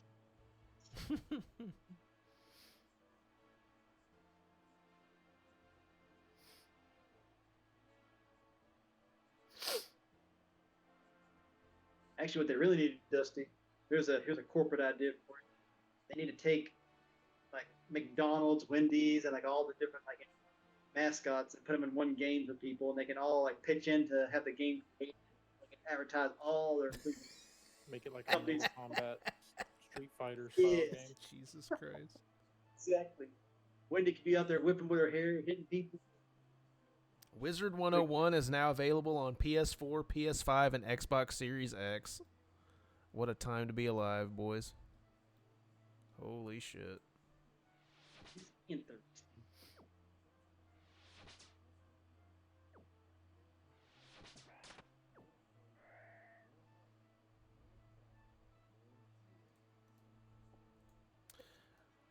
I wonder how many, like, other pieces of fiction and media RuneScape inspired over the last, like, 20-something years. It's definitely gotten a lot more popular due to, like, nostalgia and, like, memes and stuff. Like, I mean, you see the one where the musicians were playing, like, what was it, like a dubstep concert or something like that, and they just started playing sea shanty? No, I didn't see that. That's cool though. They just started going techno sea shanty out there, and everyone was jamming to it. They probably didn't even know they were even jamming to it. Yeah. They've been doing some rock covers together too with some rock bands, like taking some of the RuneScape music and turning it into rock. Mm. It's like, it's definitely pretty recent what they've been getting on the media side. Like, it used to not be that in tune with everything that's going on. It was Alan Walker. Alan Which Walker. one? What? It was an Alan Walker concert that he did. It's like, Oh, nice. I think it was probably like the COVID times when RuneScape really started getting into like the social media kind of area where everyone started kind of connecting it that way and using it for memes and such. yeah, Alan Walker plays Sea Shanty 2 at Tomorrowland's main stage with a little twist. Nice. This was in July. You can now cast Fire Strike. Spell just increased 8 damage. Now you'll do 8 damage per spell cast on the strikes. Nice. Or upkeep.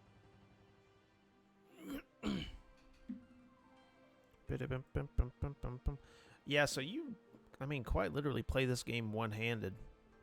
Yeah, because it's a point and click. Yeah.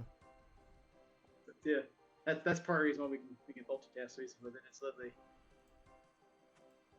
just one hand. I mean, already, hey, hit points are now 17. My defense is level 8. My combat is now level 16. Fucking everything popping off now. Look at that. That's funny. It's about to start feeling the heat. Yeah, and if you time your stuff right, you can make multiple things will level up all at one time. There's some styles of combat you can do that will train multiple skills for you at one time. So you could potentially level your attack, strength, defense, HP, and your combat level all at one time. Yeah. I'm just like burning through. Fucking rat, dude. What are you doing all the way down here? This rat just came down here and attacked me. Rats, man. Wait, what'd you say about burning through? What? I'm burning through levels. Oh, yeah.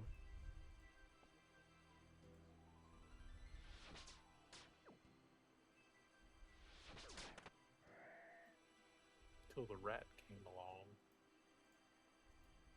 I'm not equipped for that, and I'm gonna have to go freaking burn another log because I'm gonna run out of.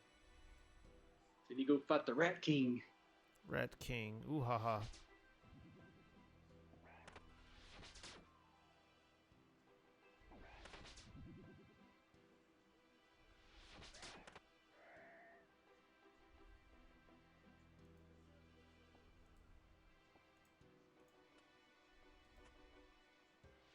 I was on a solid like cooking all of this,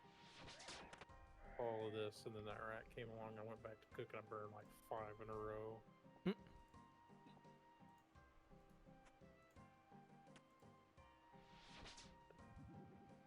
Catch my spooge!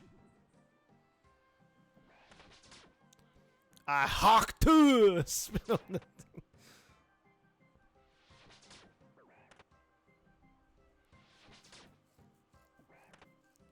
Didn't y'all say that there's like a RuneScape 3 or some shit now? Yeah. Yeah, that's actually the main game, even though it's not the main game anymore. More people play old school than they do RuneScape 3. Because like you were saying before, because the RuneScape 3 is that what it did, it had a combat evolution where they changed it from this style of combat to more of a WoW style of combat. And at that point, like you said, if you're gonna play a WoW-like game, why not play WoW? And that's what kind of killed the RuneScape 3 version of it. It still has its uniqueness in the way it plays. It's just not, it's not a very popular way of playing it. Right. Not to mention, a lot of people are still angry that they did that a long time ago. They wanted to keep this style of combat, and they didn't want, and people who switched over to the new version of it didn't want to. Mm-hmm. They want to try to make it, similar to what everyone else is playing, and they abandoned it. Then a vote came up, and they asked the players if they'd like to have old school, like an old school game back, like this kind of style. It got voted back in, and then it continued to gain more players as the other one lost players, and eventually, I want to say it's like a 1-to-5 or a 1-to-6 ratio, where for every one RuneScape 3 player there's 6 players on old school. Jesus. That's why RuneScape still holds the third most popular MMO right now, because of the two games together, and they're really close to overtaking WoW as the second most popular MMO right now. They've been shooting for that for a while. I don't know if they'll ever take down Final Fantasy 14 as the most popular, but yeah, that one's kind of hard to do, honestly. There's just so much going on in that game. Yep. And it's got plenty of its own uniqueness to itself as well, so it's like there's a lot of reason for those players to stick with that game, and nothing else is really comparing to it when it comes out. So it's like I don't see that one ever getting dethroned. Mm-hmm. As long as they keep it alive and keep updating it, and not pull a WoW and start just destroying their own game.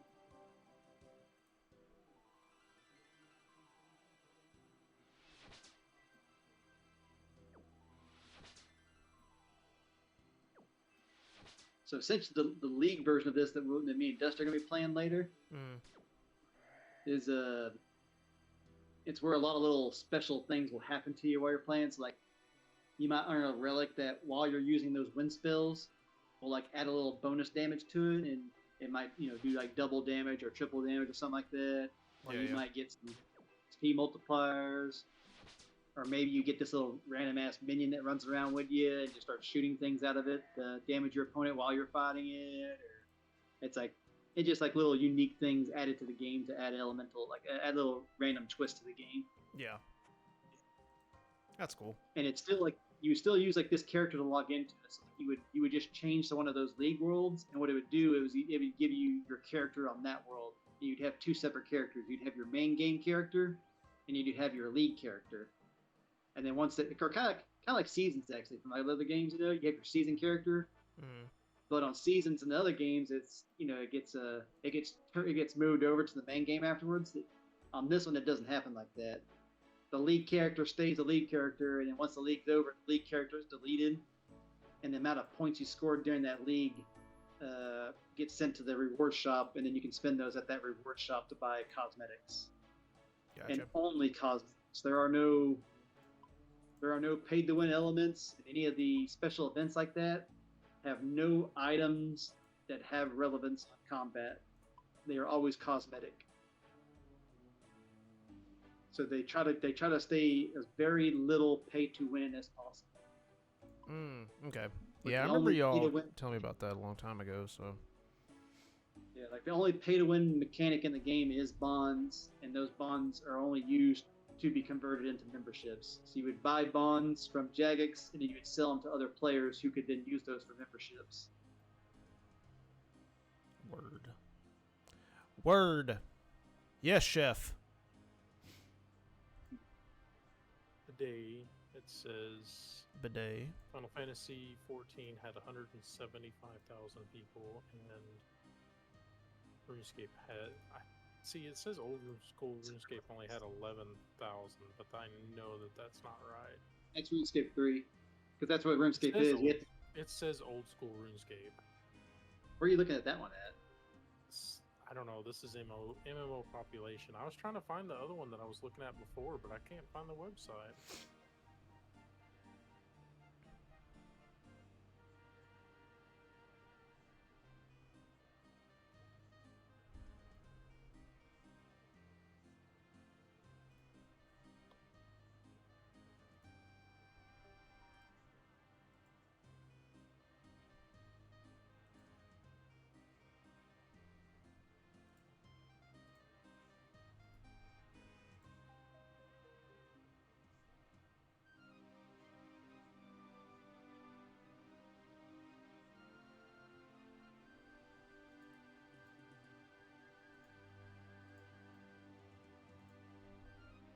Yeah, it don't seem right on this one. I'm looking at the one you're talking about now, but it also says that's Final Fantasy 11, not Final Fantasy 14. I looked at 14, not at 11. Oh, you did? Yeah, 14 is the newest one. That's the one that everybody plays. That's the Final Fantasy 14 Shadow something, Shadow Realm, Shadowverse. I don't know. Yeah. It's weird that once that you're talking about, Dusty, it shows Final Fantasy being number 5 under today's ranking, and not on the. I see the activity one too. But it also, like has the RuneScape players going from 115 to 130,000 down to 13,000. So there's something wrong with their calculations, because there's no way it tanked April of this year from 800,000 people on to 12,000. There's something wrong with their calculation. According to my calculations, you're a bitch. You're dumb as hell. There are currently 151,675 people online.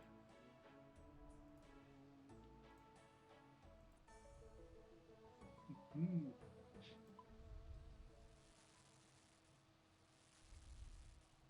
Thanks for the food. Or thanks for the fires there, bud. Yeah. Burning it up over here. Burning up for you, baby.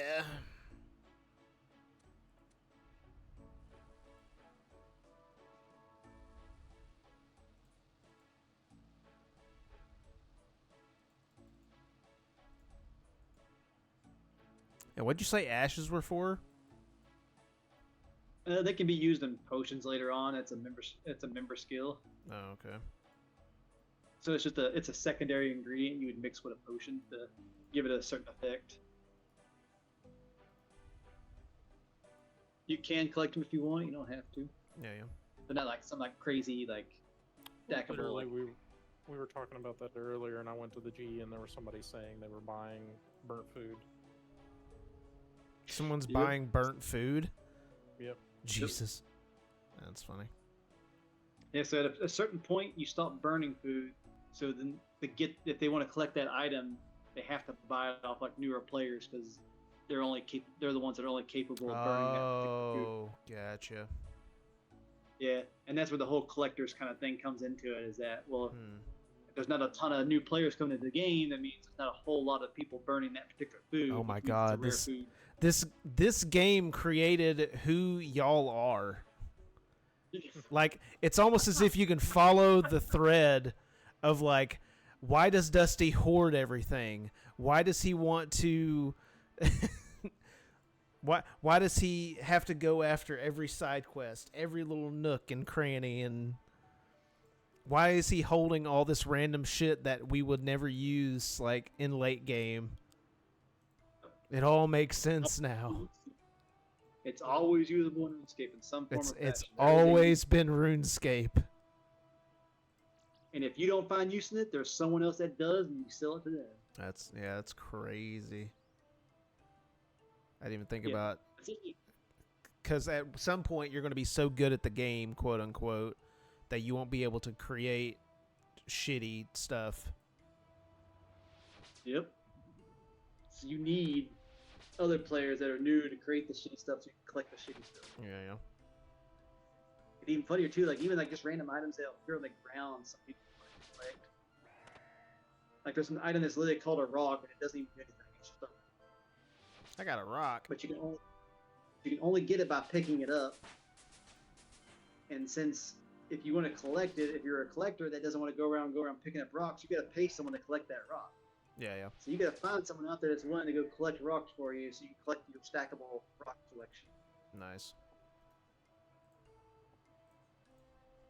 Which Level I got earlier. 15 now.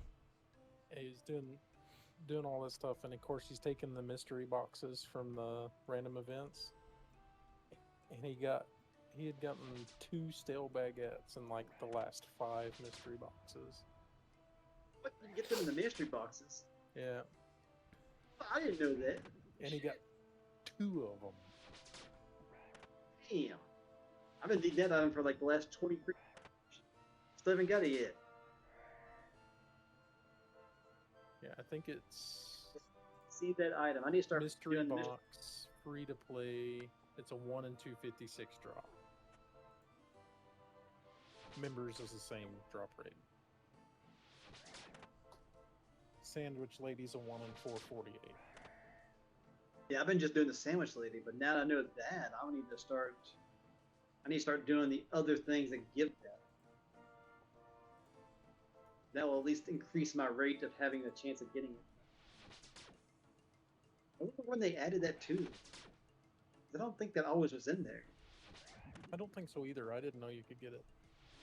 What is it tradable now too? It wasn't tradable back in the day. It's a tradable item now. Is it? Yeah. Hmm. That's interesting. So if you get that from a mystery box, you can sell it for says upwards of 700k. A stale baguette. Hong hong hong, we stale baguette. Oh shit, I didn't mean to do that.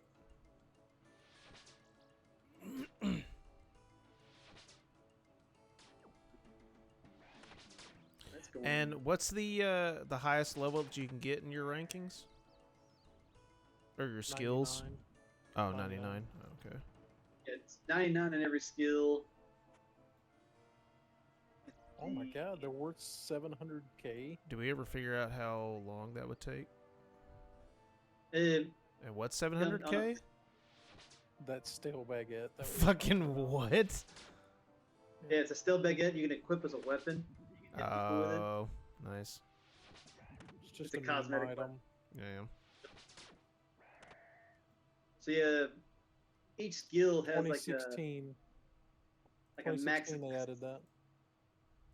2016. So okay, so it's been like that for a while then. Mm. But yeah, the 99. So each skill has like a max efficiency you can get to make them really fast, or you can just take your time and AFK it, or chill it, or do interesting ways of training it. So like it's the time to 99, and it varies greatly. So you can train past 99 as well. When you get to 99, you're going to have a little over 13 million experience. Jesus. You can train it all the way to 200 million experience.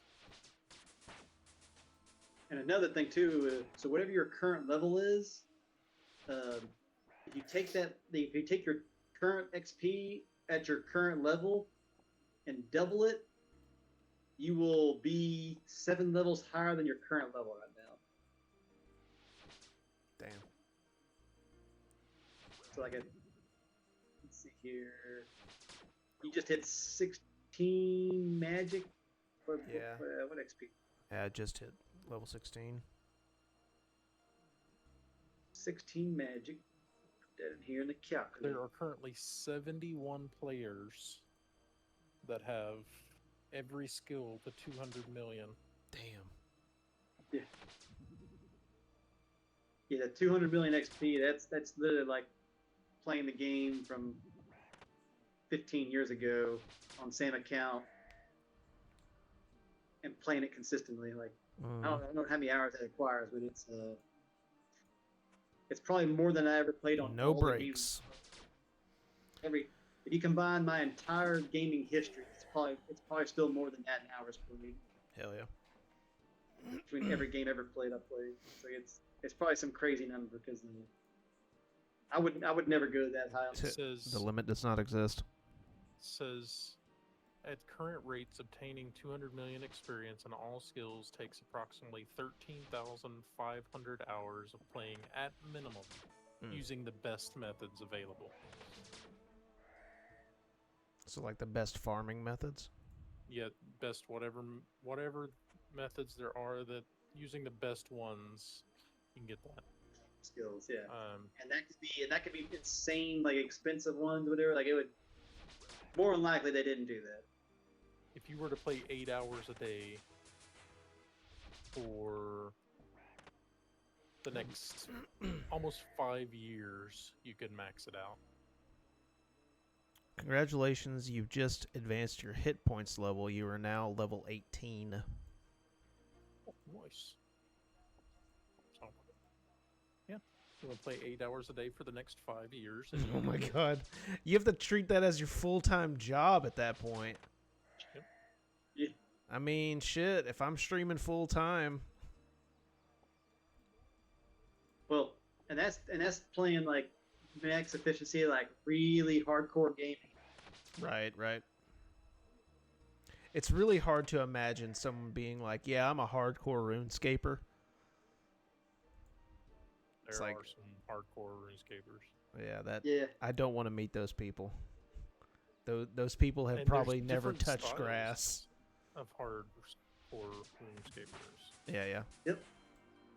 Like there's the PvP kind, who that's probably where the most skill is at, and how they combat each other. Because the way they do their switches and everything is pretty impressive.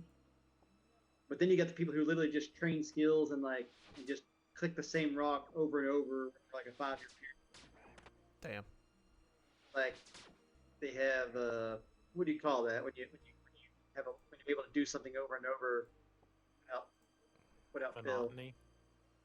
That's monotony. Madness? What's the other Or you thing? said without fail.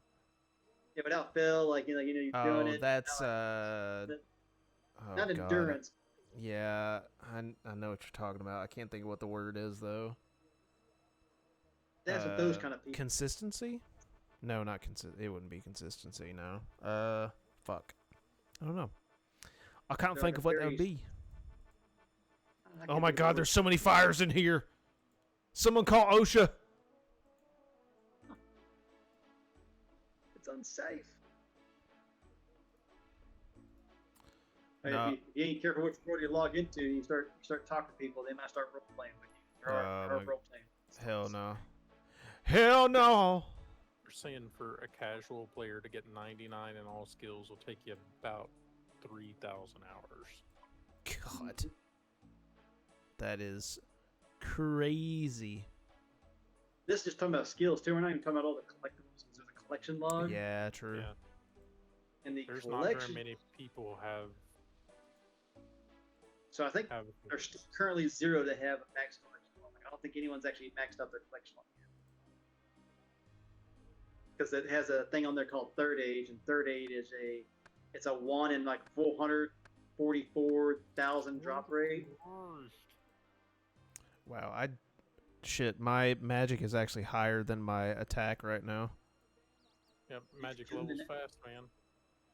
Yeah, levels fast, but it's expensive. But levels fast. I mean, using this wind staff and then just buying mind runes, and essentially for every goblin you kill, I mean, you get your money back worth of rune. So.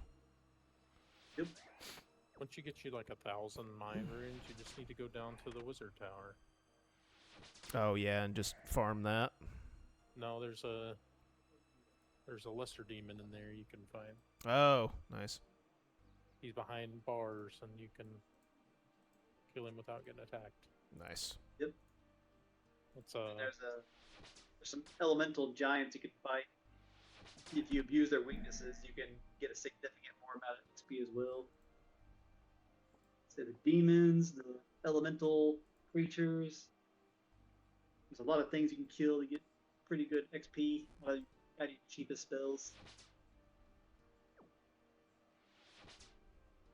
Because eventually you'll unlock the what they call them, the bolt spells.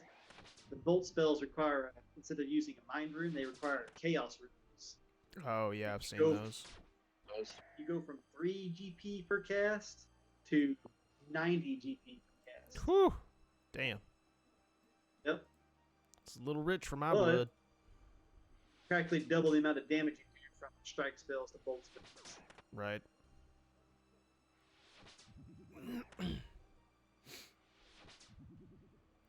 It continues to go from there. It goes from bolt spells to blast spells, and those require death runes, and they cost about 300 GP apiece. I know they're about 200 GP apiece, and then you go to wave spells that are blood rune spells, and they cost 300 GP apiece. Go to another spell after that, and I never used them. They're called surge spells, and they require wrath runes, and they're like 1,000 GP apiece. Jesus. Just continues to exponentially grow in price, but the damage they do continue to grow, grow greatly. So eventually you start doing like 50-something damage per hit,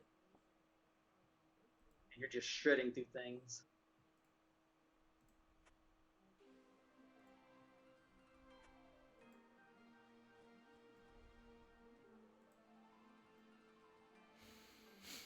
Where's the, oh, the barbarians are over there, aren't they?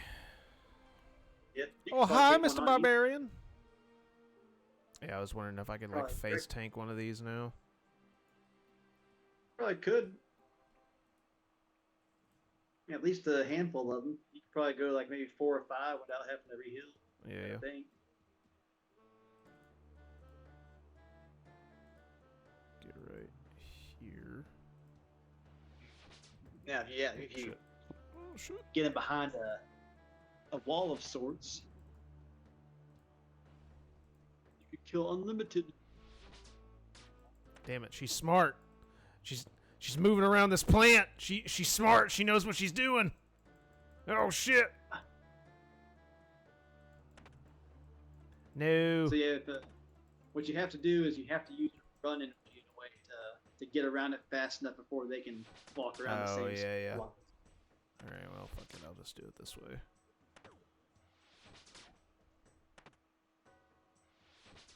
Now, if you go to the center of town, I think you can use your spells over those rocks that are in the center of town, and you could do it from the opposite side that way. Yeah. Well, just gave me bones, huh? No gold, no nothing. What a bitch. That's a bad call. That You had a was really bad roll on that. drop. That guy's fighting somebody in there. Scream at him. I need to heal. So you see the little fishing icon to your east? Yeah. There's a lot of people out there, and pretty commonly they'll drop fish on the ground, cooked fish. So you can sometimes just go over there and grab some free cooked fish off the ground. Oh, here's another.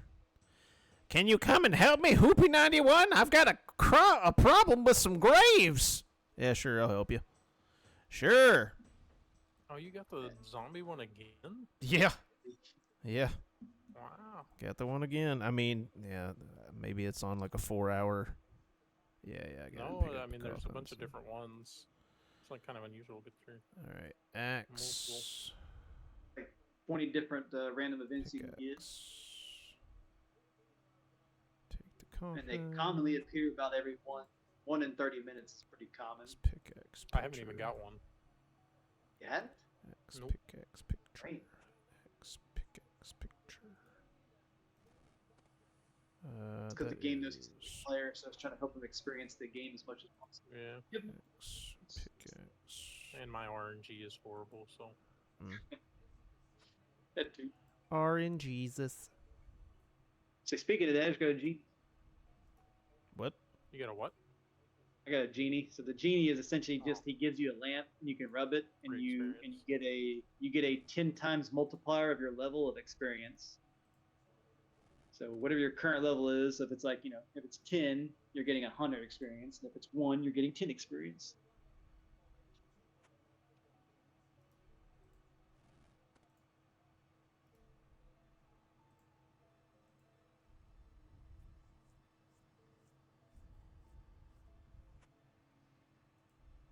What was this one? A pot. This one doesn't have a pot. That one doesn't have a pot. So I think it's this one. Milk, milk, lemonade. Milk, milk, lemonade. Chef hat. Choose this one. Oops.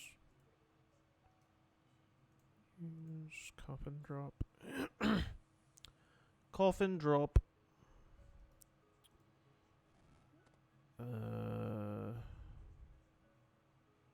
This one is none of those, so I guess it's just process of elimination there. They've already got a Gridmaster high score on the Runelight plugin. You say, Dustin? They already got a Gridmaster high score stuff on the Runelight plugin. Oh, they've already got it set up? Mm-hmm. That battle is going to be a fierce one. Not one that we're going to be anywhere near the top, but I think it'll still be fun. Yeah. Take care. Well, I mean, I'll take you back and give you your reward. If you complete so many tasks or thing, you still get rankings. Those rankings got the tell you zombie where you, emote. Where you finished.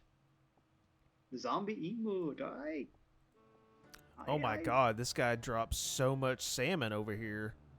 Holy shit. Yeah, you see, he's dropping, so one of them's just dropping the raw versions of it. Yeah. Some of them drop the cooked versions of it. And if you ask them, say, hey... Oh, I need a anyone have cooking any level food at I can 25, damn it. Yep. I can't. So if you ask people around there, they might cook it for you and ask, like, hey, I need some cooked food. They might just give it to you. Because typically, you know, the players in here are pretty generous. Yeah. You need to make sure to clean your inventory out enough to get some stuff. Yeah.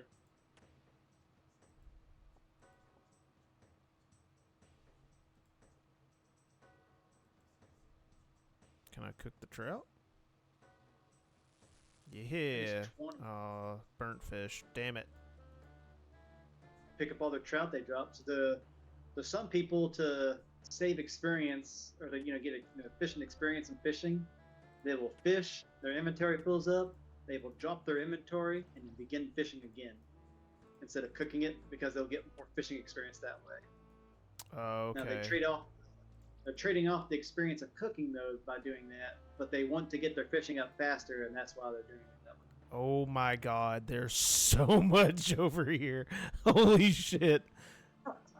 You see that? Yep. That's crazy, dude.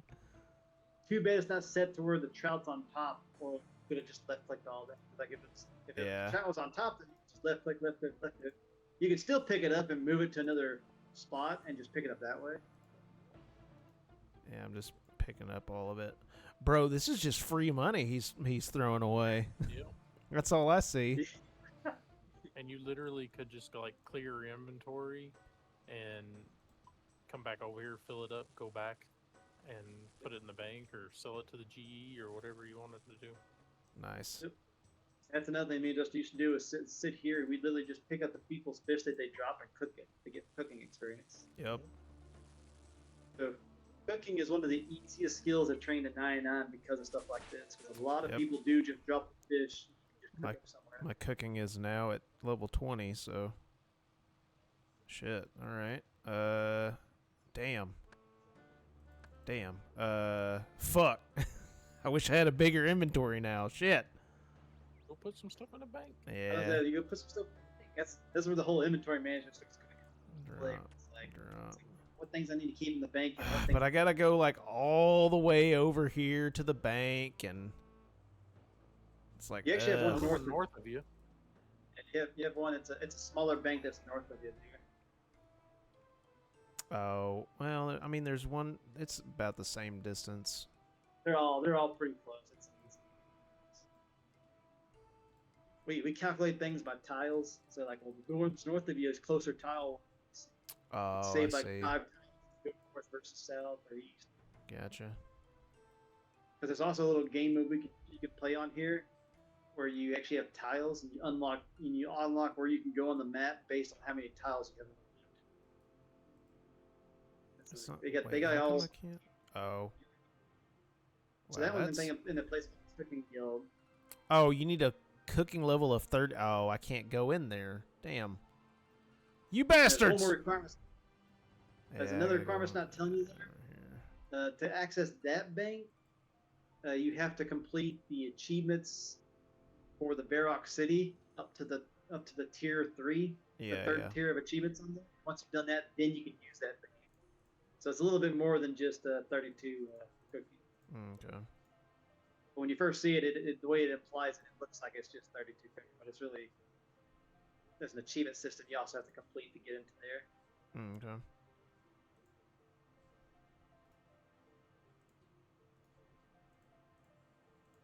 So the cooking guild is not too bad of a spot. Inside the cooking guild, there's a lot of common ingredients that are just laying around that they picked up.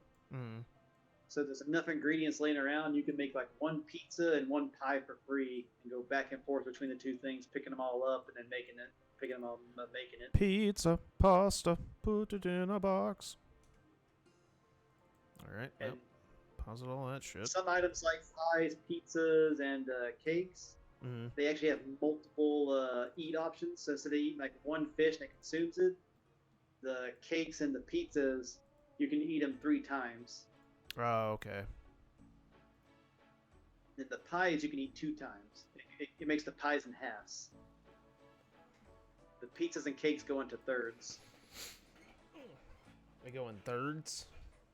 That's weird. So every bite of cake or pizza, you subtract a third from it. Yeah, that's a weird number. It's be weird.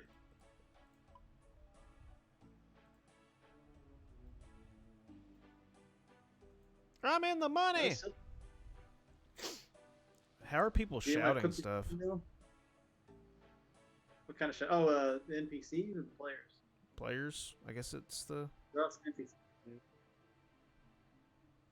So there's certain commands you can type when you're chatting. So if you go to your dialogue box down there, you can just basic chat and it'll just type in a straight line. But there are command prompts you can put before it, and it'll change up the line of coding to be something different to make it more fabulous. Yeah, yeah. Yee. Some of them will change the color of the text, or make the text wave, or maybe make the text read from left to right, like it'll scroll, like a scrolling text box. Mm. Yeah, We used to use a lot of those to make our little cell area look a little bit more fancy, so we could maybe get some better attention. So we would make them like rainbow colored, and it'd be like a waving text, and like Oh, maybe yeah, like yeah. I've seen that. it There's would make it all look special. a couple of people that have been doing that so far. Holy shit. Did we win? Yeah, we did. Fuck yeah. And once a key. Did the... Nope, they lost. The mammoth won. Holy shit. Nice. Good for them!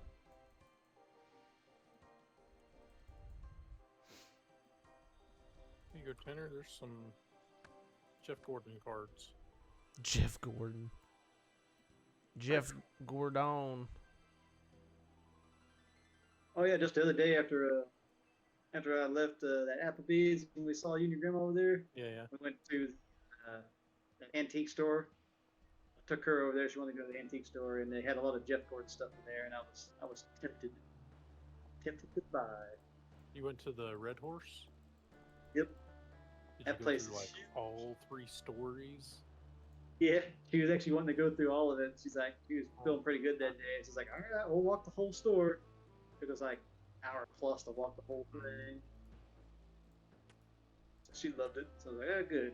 But yeah, that place is a lot of stuff inside there. Got a lot of stuff. Wait, how do So you... those cards, Is there a way to pick up all that stuff? Pick up a lot of stuff. The trout? Yeah, I think you should keep- unfortunately, you can... Yeah. like if you just want to pick up everything, and then like you can then re-drop the salmon if you don't want it. That way you can kind of pick it up quicker. Yeah, I don't think I can cook the salmon, unfortunately. Yeah. Oh. Nope. Okay, I gotta be 25. So we have an easier way to get rid of your salmon and stuff like that you don't want. If you go to your settings and you search for a setting called shift click, you can make it where if you hold shift, you will drop the item that you click. So that's a way these people are dropping so much fish so fast, is they're holding shift and then they're clicking everything. But you have to enable that option if you want to do that. Okay. It's not on by default.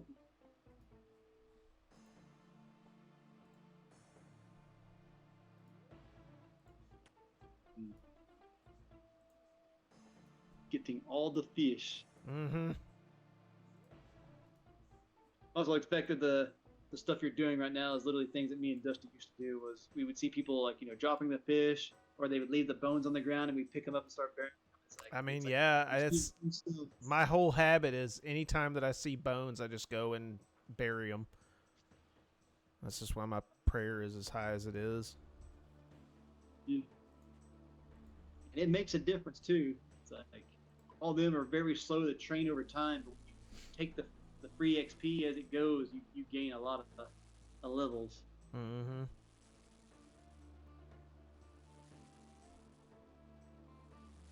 Oh no, don't kill the unicorn. Killing the unicorn. The unicorn only drops one useful item, and it's a unicorn horn. Nice. And it's used for potions. Potions, which is a member, right? Yep. So if you want to stock up on, it's a member item. There's a lot of secondary ingredients for potions you can gather in free-to-play worlds. And so what people usually do is they'll gather a lot of those before becoming a member, and then use them to train those skills. Gotcha.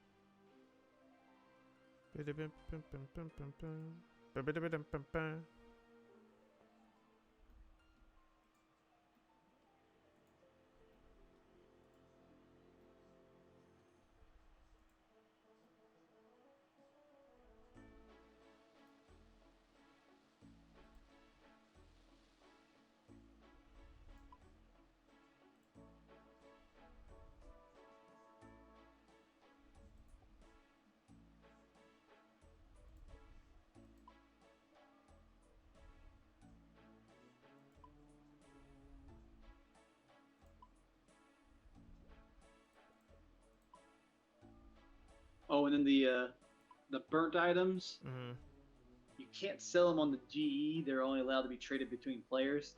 They're like non-transferable items because they didn't want to collect those, so they didn't put them on the auction house for that.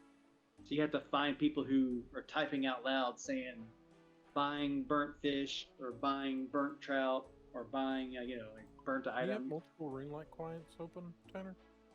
Yeah, I got 2 right now. Okay. I got my hardcore playing, and I got my new guy playing over here, cutting some limbs down and I didn't want it to keep me out of this one. Nope. What it does is it just opens up another ring client with the other character. Same thing on the Jagex. Jagex official launching one on its official client. You can do the same thing on it too. As you can have multiple going on as well.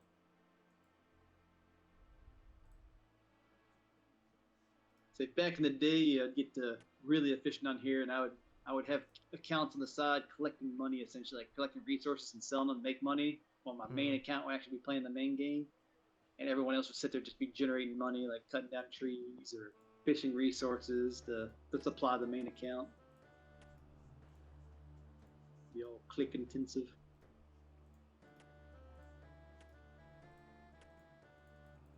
Just drop all that burnt fish. I think you'd like that shift click option. Is your keyboard pretty close? If you go to your settings, the little wrench down there.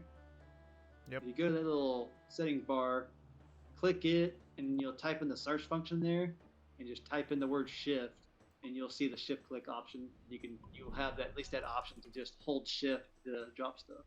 When enabled, if you hold shift, you left click option on items in your inventory will default to drop. Okay. Yep. So you just enable it with the click in the box, and then once you do that, after this from now on, if you ever want to drop items easier, you just You just hold shift and then click it. But don't hold it for too long, or your sticky keys will come on. Mm-hmm. Does that still even happen anymore if you hold shift for that long? Does it turn Uh, sticky keys on? I think it's if you press it a bunch of times. Yeah.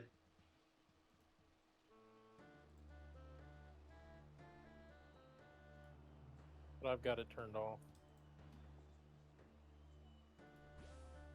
It's been so long since I've ever seen it, so it's like I forgot all about it.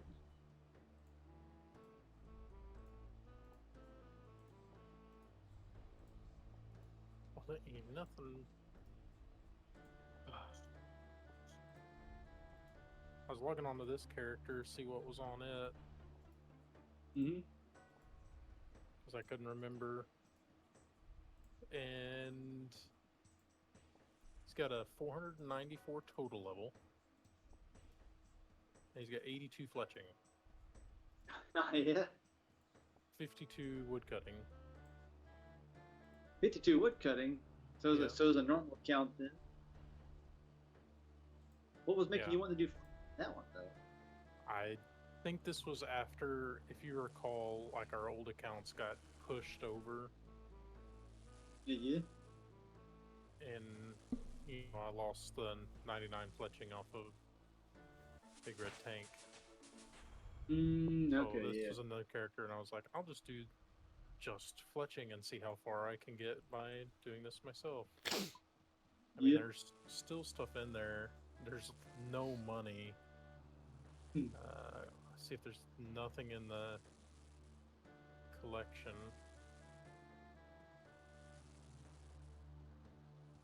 There's a dragon woodcutting axe in there. Oh yeah. Dragon axe, yeah. Beast. It's got 30,000 lava runes. It's probably one of the ones we did that with, buying like Yeah. a crap ton of them cheap and then resell them later for expensive. GE price 20 each. What's my magic 45? That's enough to teleport to.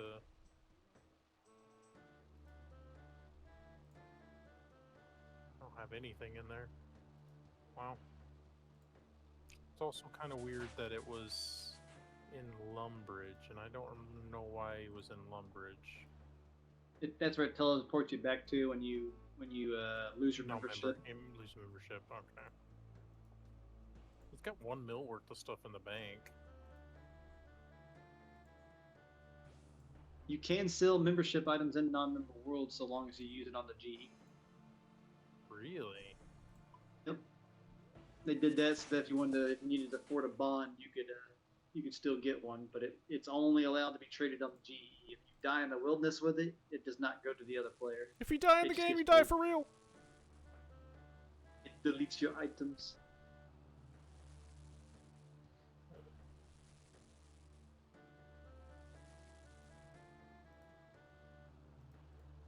Okay. Well, I will go to that one.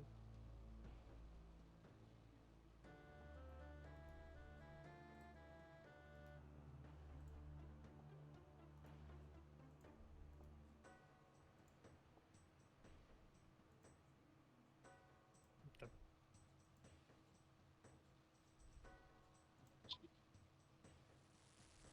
Talk about that. I'm going to through my accounts and just kind of add levels. What? Log on some other account and see what my total hours on old school is. Oh yeah. Because there's a thing in here you can see what your current playtime is on each character. Nice. Why they added it, I don't know.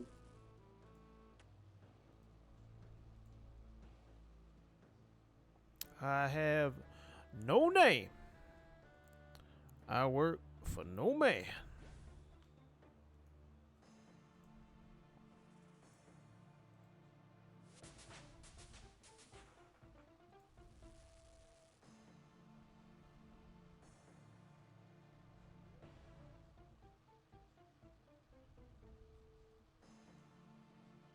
Damn it.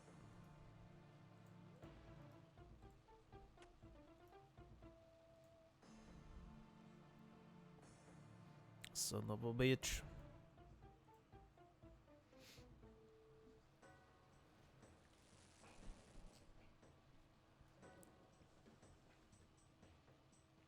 Water. Must have water. Creepy paper.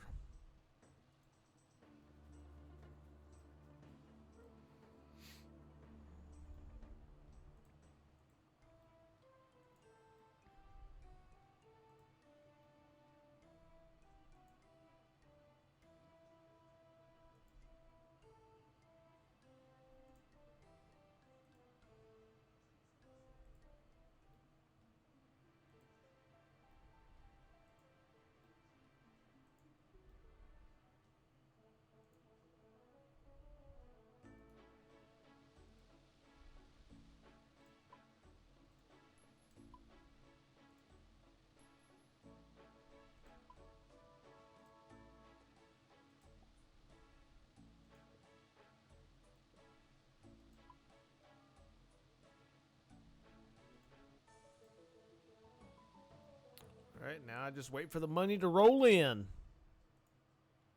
Oh, never mind. I just finished selling 21 trout. Oh my gosh. I just hold on. I just sold 21 trout for $13.23. That's free money, bitch. Pick up raw trout, cook it, take it back to the market, go get some money. Oh man. Yep. That's so funny. And then in turn, I'll turn around and buy a shit ton of mine runes and I think fire runes or feathers or your easier one. You can make a GP a piece off of them, I think. oh really? So you GP a buy- piece. I think you can. So you buy 1,000 of them for 2 a piece and sell them for 3 a piece. Oh no, I was talking about buying the runes for like my Yeah, I know. spells. I know. I was trying to get you maybe some more money, man. Making the money. Making the money. I mean, money's one thing, but I'm also wanting to level up. So if I grab this and then cook the trout.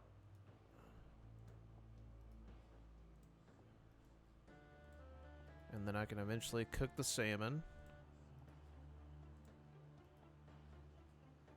Trout. Trout.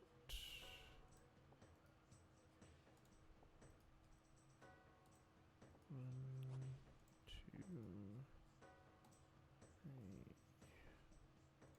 four.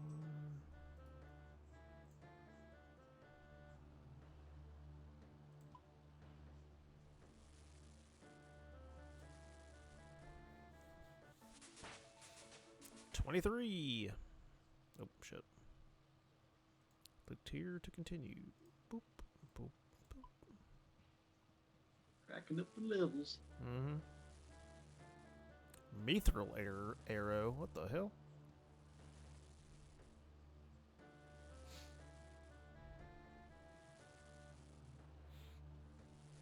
My last hardcore Dusty, or my first hardcore, I should say, it made it to 21 days of playtime before it ended up dying.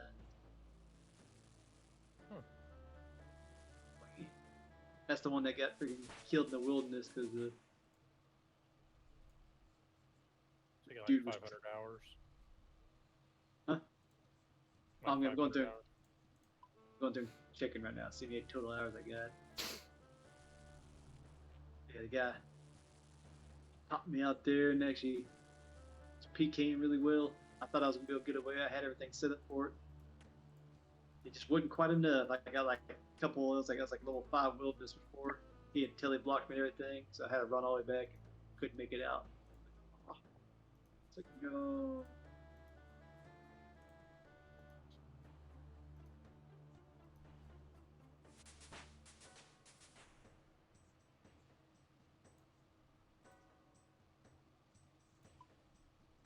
So what's the point of the whole Iron Man thing? So Iron Man gets rid of the GE.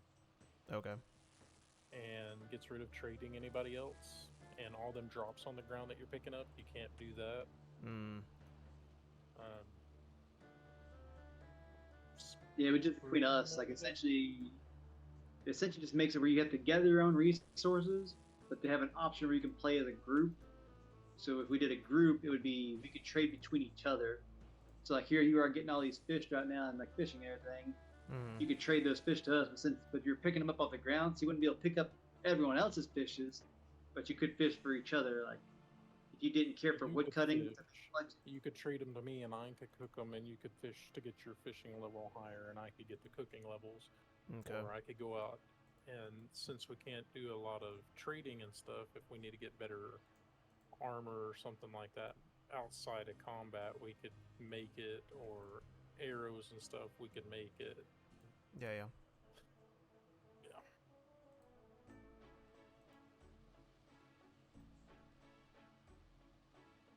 Who wants to play? Fuck you talking about, bitch?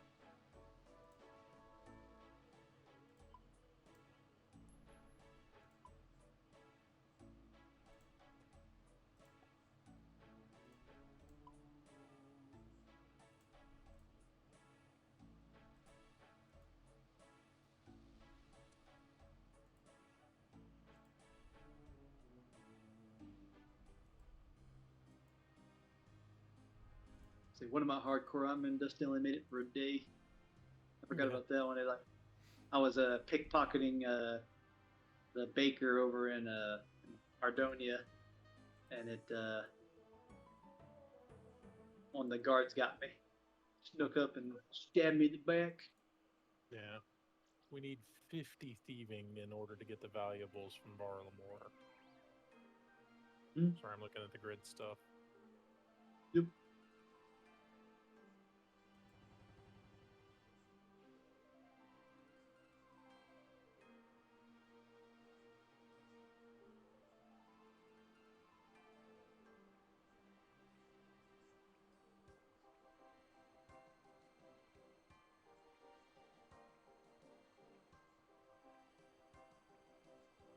Damn.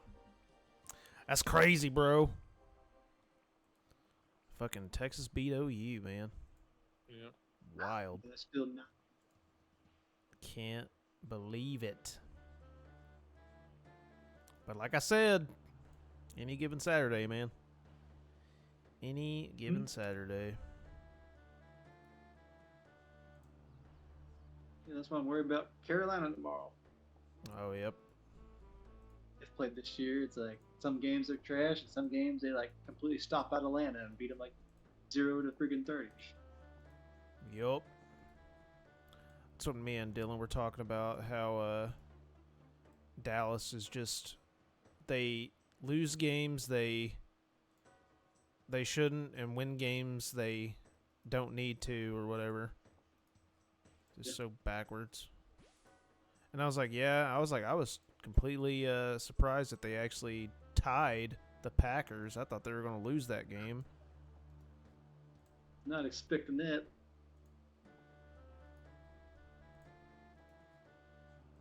But then again, wasn't expecting the Giants to whip up on the Eagles the other day. Hell yeah, dude.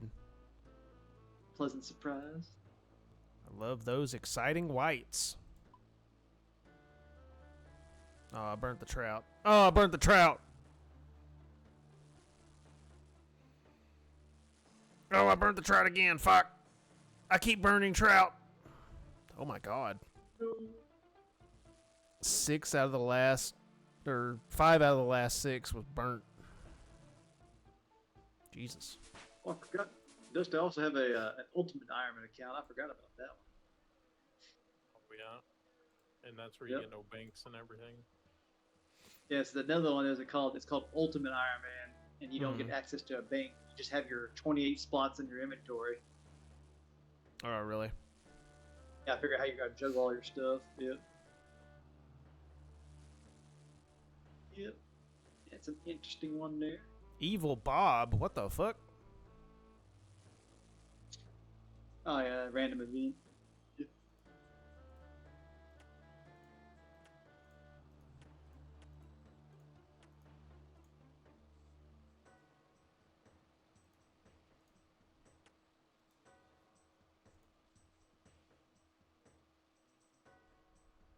got me another clue scroll.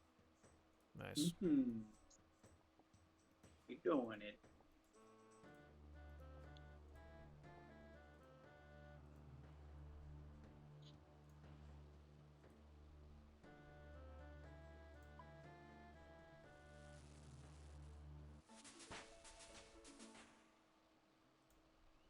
Hell yeah.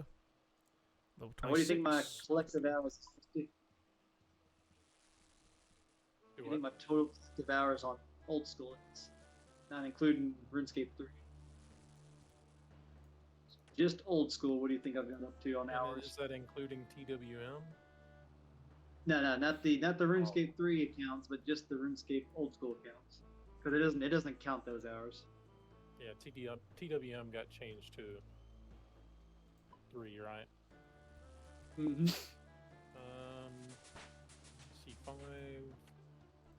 You're already 4,000.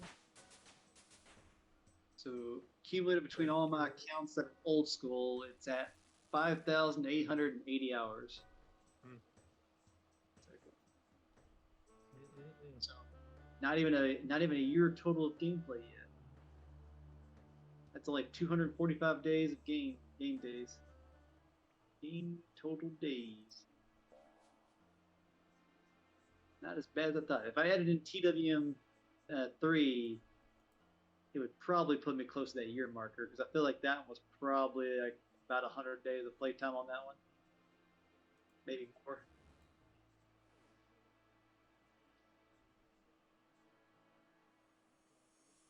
Possibly.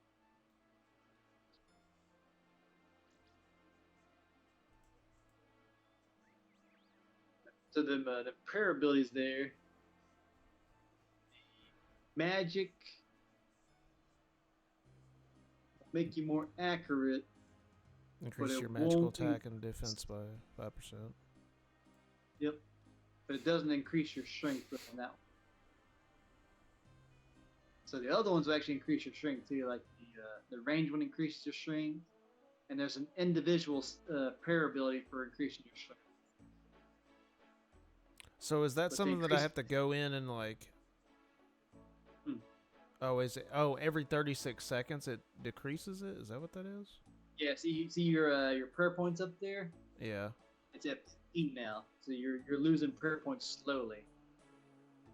And it's okay. pretty clear. So for each one of those prayers that are active on the lower tier ones, you'll lose 1 prayer point per 36 seconds.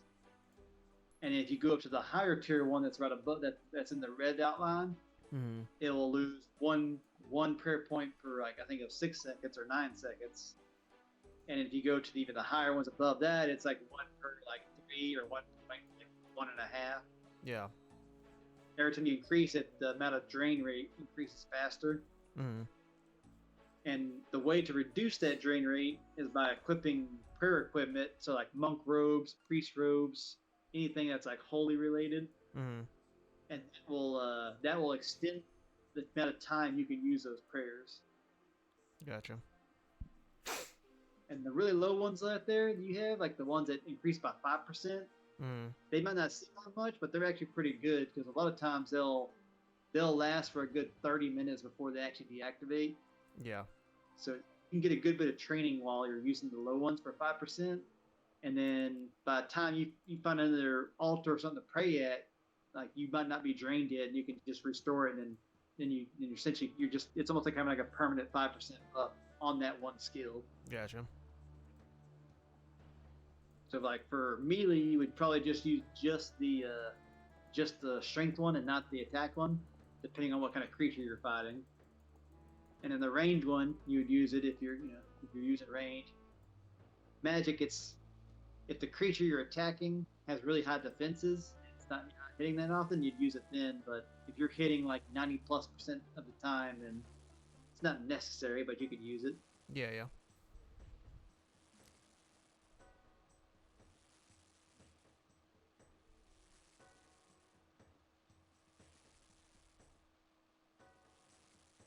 Oh, we're cooking the salmon already. Yeah, dude. taking all that free fish and putting it to good use. Yeah, man. They're just leaving it on the bank. Might as well do something with it. Yep. You can now cook worm batters. Shift click. So there's like different things you can cook for. So that item there was it's a specialty of the gnome villages. So you could do like little special requests for some of like the creatures around the world and cook their specialty dishes. So there's a lot of cooking items. Many of them that are actually not used for like combat training and are actually used for like trading to other NPCs and such. Oh, really? Yeah, like there's actually a little mini game. It's literally you cook thing, and you run it to someone who needs it, and you deliver it. You're essentially like a delivery boy, but with cooking recipes. Nice. I guess even better, not even a delivery boy, but like an Uber driver. You're like an Uber driver. Yeah, you call in. It's like DoorDash. But instead of picking up the order, you're cooking the order and then delivering it. So Nice. you have both the cooking and the delivery.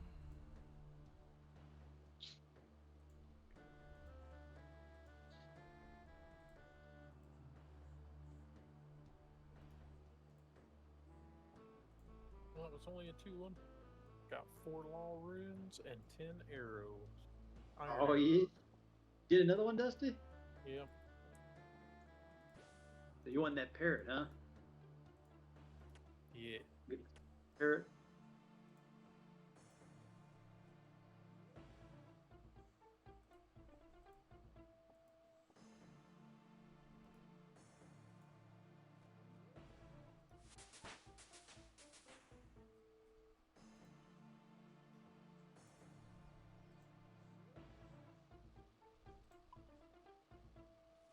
Damn it.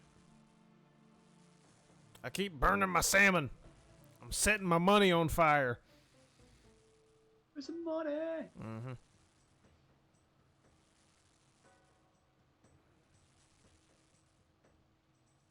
believe I'm gonna log out of hammers here. go for 100 GP.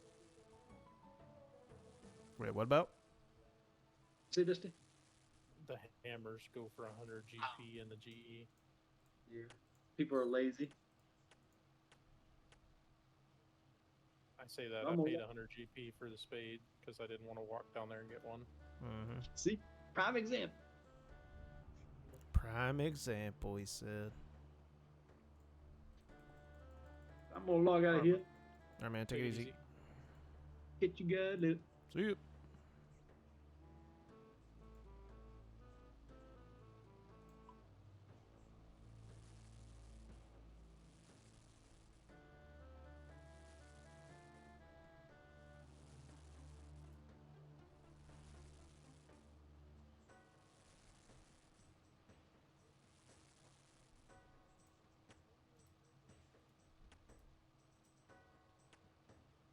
Well, what do you think, Olin? It's pretty good. I'm just kind of vibing. That's all there is, man. Just doing my thing. When you don't feel like doing stealing this salmon and cooking it and then turning it around and yeah, my cooking level's now at 28. Jesus Christ. Sweet corn, slimy eels and vegetable batters. Yeah, I think it'd be a good game just to kind of like kill time with for sure. I mean, shit, we've played 4.5 hours, so. Really easy, man. Yeah, I'll turn around and put this on YouTube most likely. And I mean, all it is just us kind of just chit-chatting and that's it. Hanging out, chit-chatting, not really doing any quests, just doing level up stuff.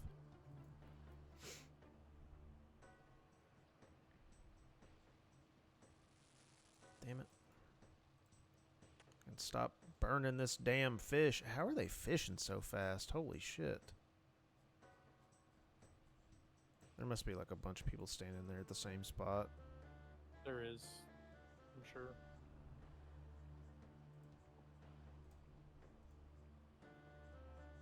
Bunch of people just standing in the same spot, fishing the same hole.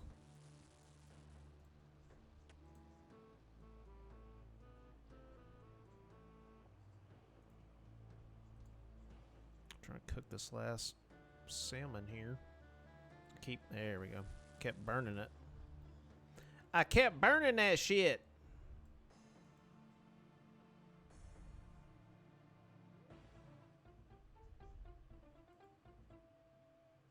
Barbarian, level 9.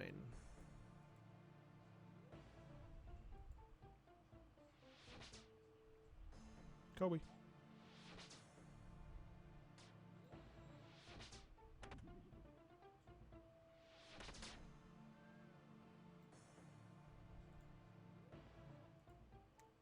Give me that money, bitch. Break yourself, bitch. What are you doing? Just killing goblins. Oh, okay.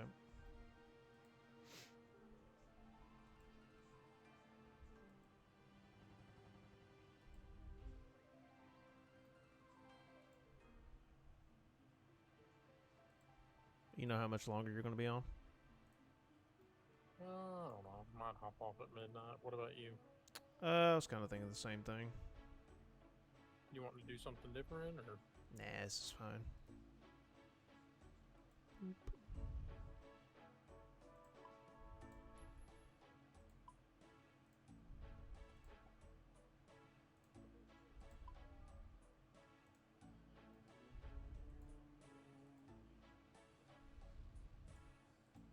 See how long it takes that. Oh, never mind. Just sold. That took no time at all. Holy shit. Put 21. Yeah, 21 cooked salmon into the GE, and it. I no sooner got outside the front door and it was gone. Damn. Got over 10,000 gold I'm just carrying around on me. Jesus. Jesus Cristo.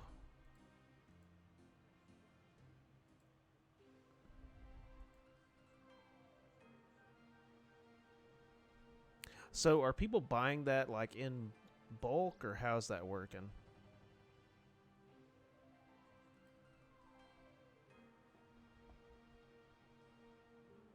Hello. Okay, never mind. What'd you say? Sorry. I said, do people buy that in bulk, or how does that work? Oh, yeah. Usually people will buy stuff in more than 21. They'll probably buy hundreds at a time. Oh, okay, gotcha.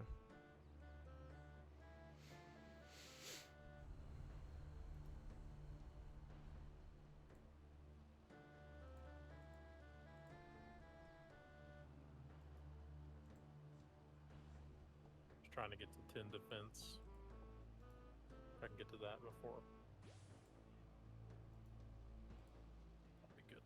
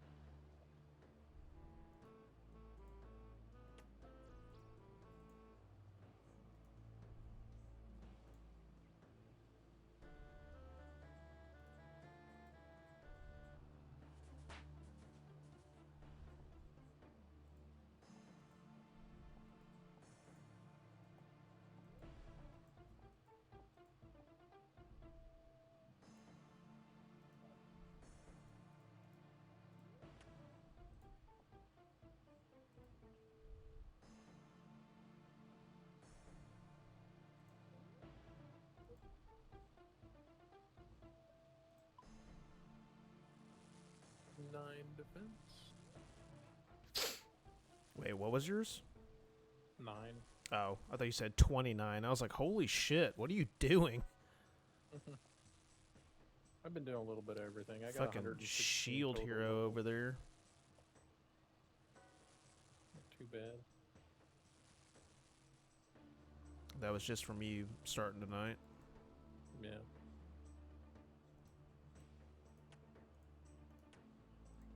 really try hard in anything. I've been looking up stuff for the upcoming event, looking at Goodwill.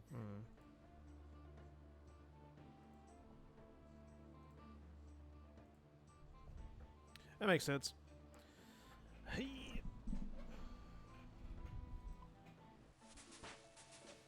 Cooking levels now at level 29. 29.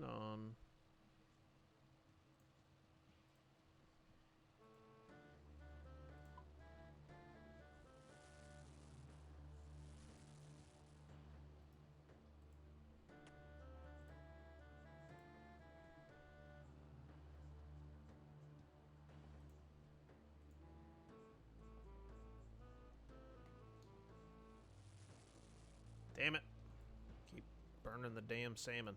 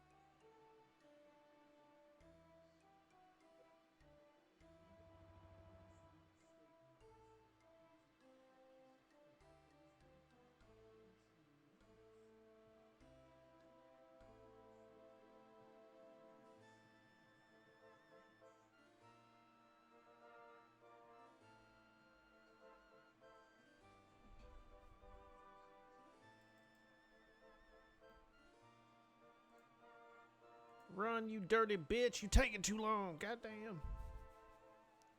Run, you fuck.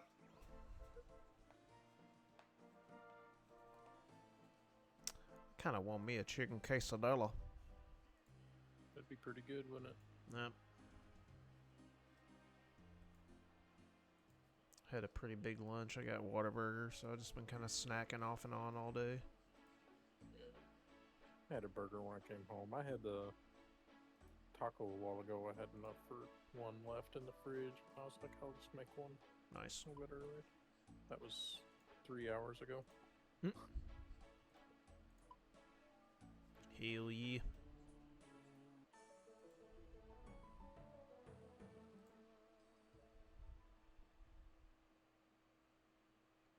Crack me up. Reminded me of Spagoli from Fast. What the hell? What's people talking about? What the hell y'all talking about?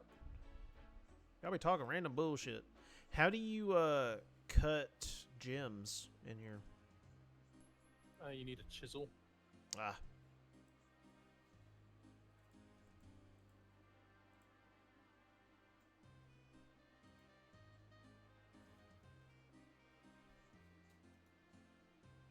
I've killed 160 goblins. Nice.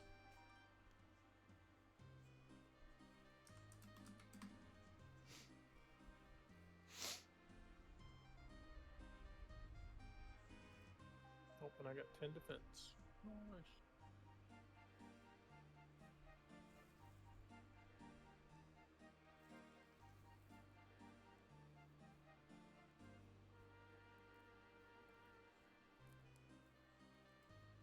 What are your levels right now? Skills are total level 191. My highest one is cooking. The campfire is 20. Oh yeah, you can see it now. Yeah. Runecraft, Slayer, farming, hunter, destruction, thieving. Oh, there's some things that are just members only, looks like. Yeah. It's 10. Mining is 9. Probably level up my mining. You need to work on your defense, where you can wear better armor. Yeah. Don't need to worry about defense when I can just one-shot people. I wish. People can one-shot you. Yeah, true. Trying to treat this There's shit like people that can solo hit, leveling. Hit like over 100 damage in one hit, Good God. even when you're wearing good armor.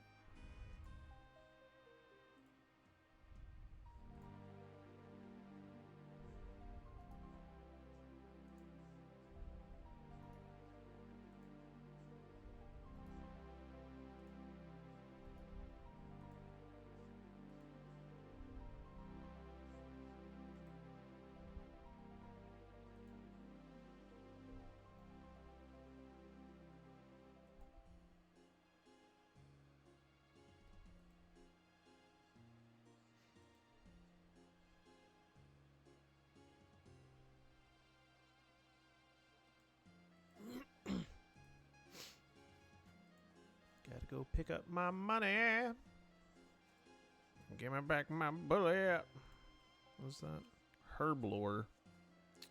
Herblore is members only. Yep. How are you leveling up your defense, by the way?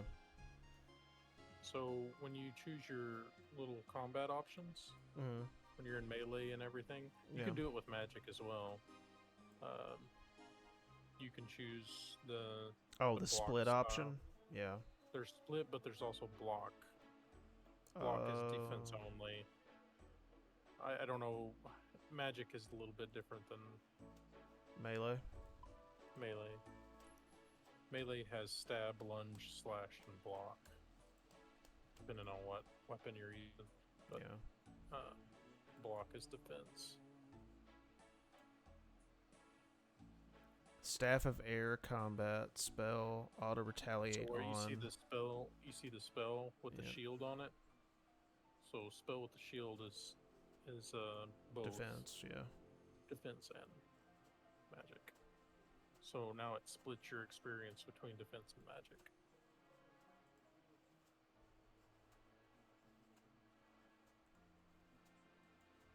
Not as efficient, but yeah, I started doing the fishing thing because while I was over here, somebody started killing up all these goblins that I was farming, so just kind of switched. Bang. That, and I need to get money for runes. Noticed I started getting a little low.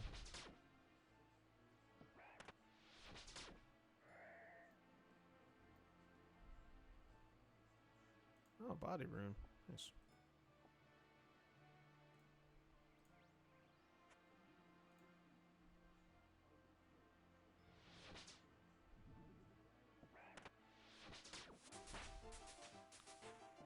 Yeah.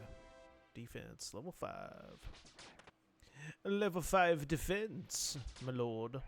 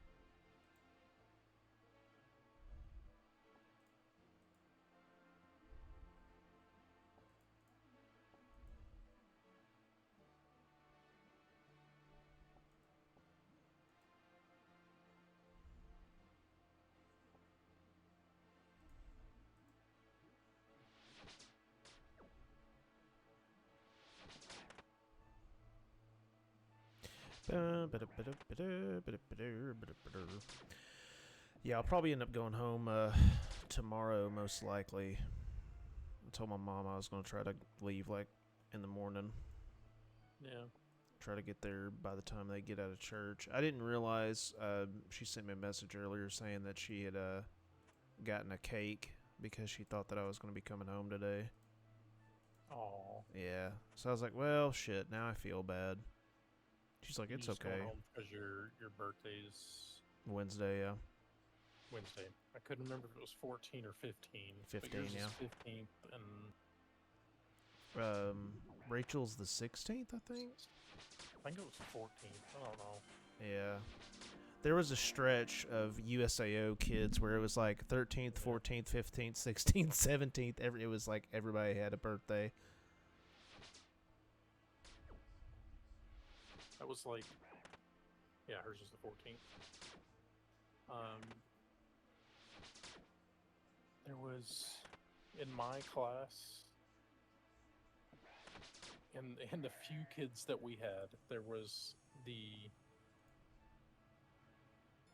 11th, the 12th, the 14th, no, 11th, 12th, 17. No, there was a 14 too. So 11, 12, 14, 17, 27. Jesus. Of the 22 kids in my graduating class, 5 people had birthdays within, like, 3 weeks or whatever. Lord. I mean, 4 of them were with, like, in a week. Yeah, yeah. How far is the range on that? Oh, okay, it's, yeah, a little bit.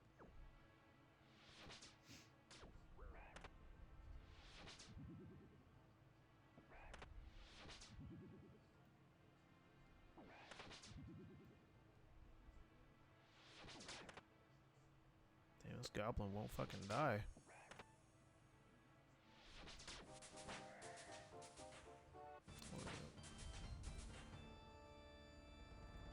Nice. Combat 17, defense is 6 now.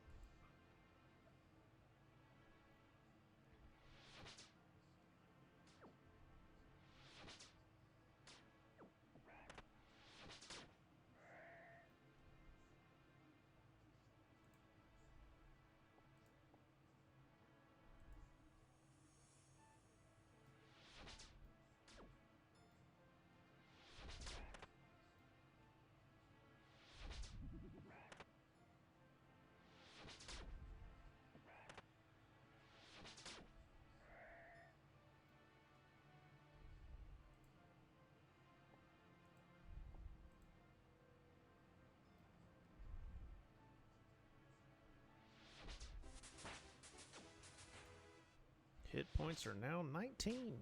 Nice. Hey, got me another scroll. I'll do that before I go to bed. How are you getting all these scrolls? The goblins. Oh, they're just dropping them? They're on average a 1 in 64 drop. I've gotten pretty lucky, honestly, nice. so...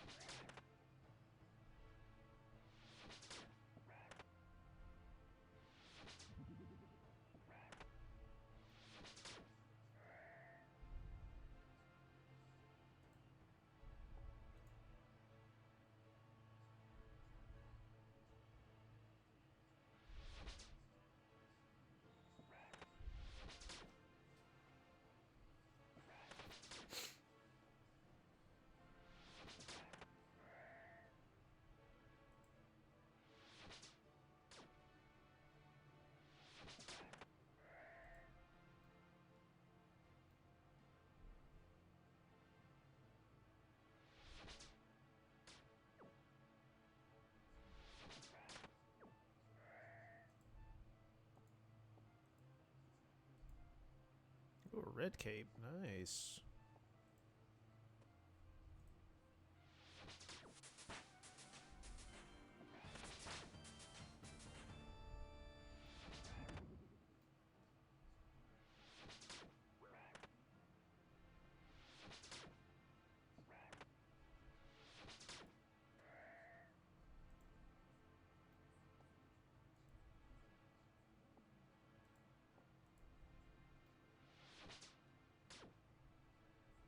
You said that you can play this on your phone? Yep. Damn. Yep. It does not use anything for data or anything either. Really? It's interesting.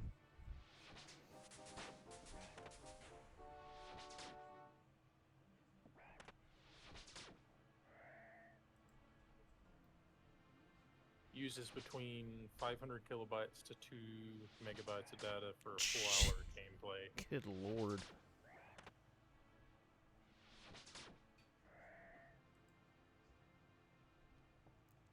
Technology is so fucking wild when you think about it. Yeah, well, you got to think this is a dial-up game. Ah, true.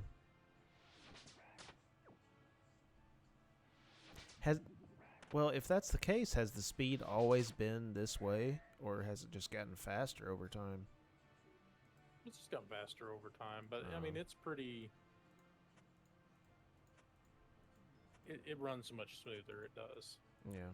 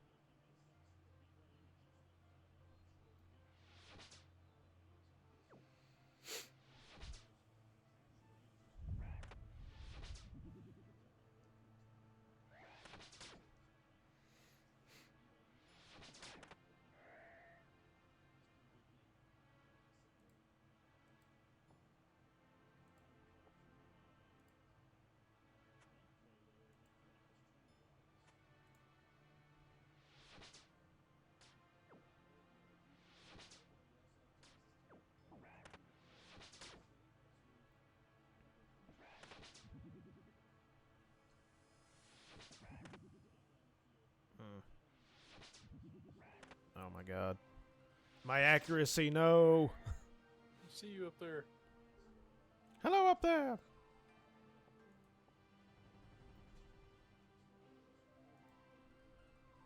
I just need to get something to eat, because taking some damage.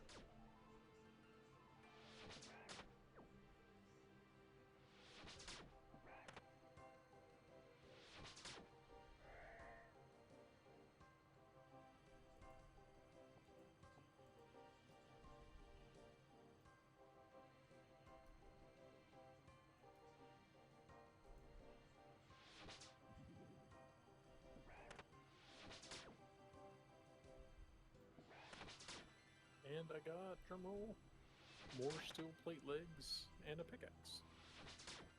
Oh, from the scroll thing? Nice. Yep.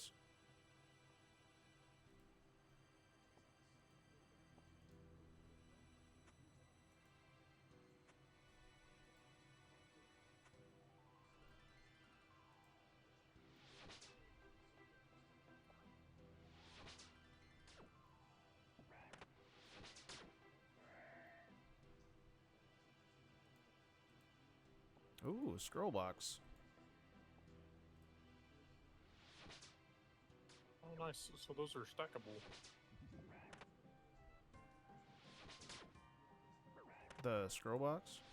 Mm-hmm. Nice.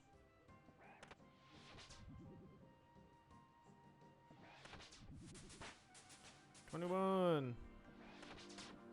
Nice.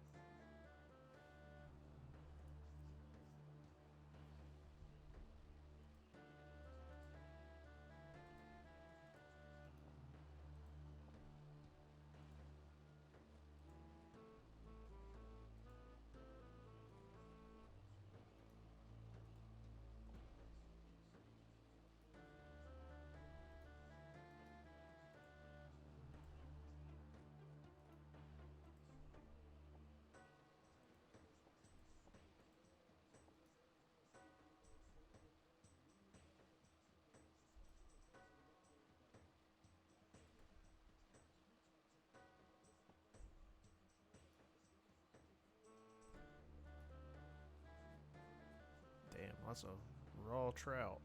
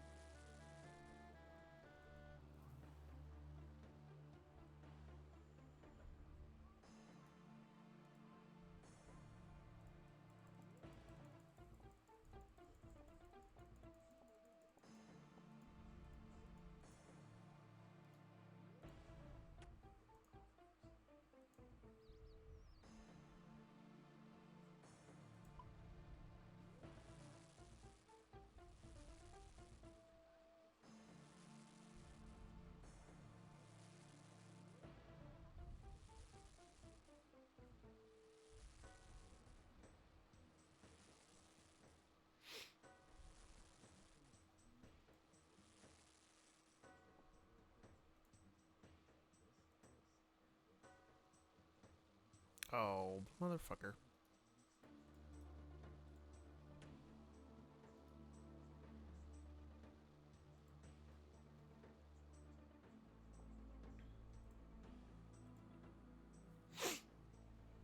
Cook it. Cook the salmon. Yeah.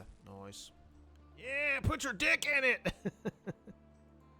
Fucking wash your hands and fill your hands, bitch. Wash your paws, bitch. Wash your paws.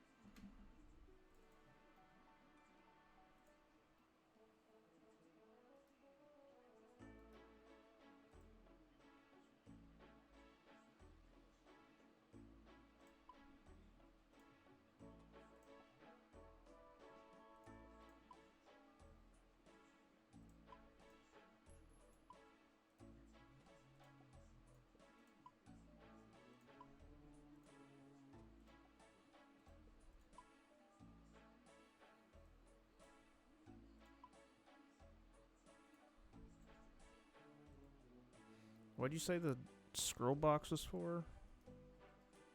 It's a clue scroll. Oh, okay. Damn, I can't sell that shit. Damn it.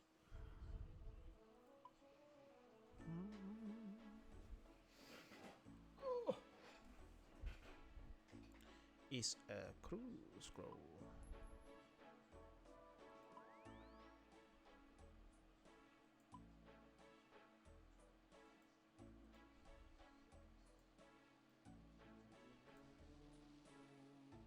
You open the clue box and find a clue scroll inside. Talk to Charlie the Tramp in Varric. Okay, yep. I've talked to that guy before, so. This is fine, this is fine.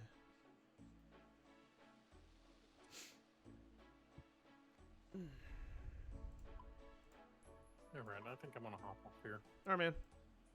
I'm probably gonna wrap up here pretty quick, too, so. Take it easy. Yep. We'll talk with you later. Have a safe trip tomorrow. Yes, sir. Thank you, thank you. Tell everybody said hi. Yeah, I will. Bye. Bye. Okay, Charlie the Tramp, where the fuck are you, you bastard? I think he's over here somewhere.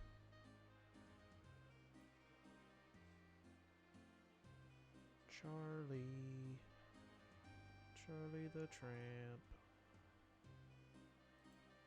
Where was he at, like the...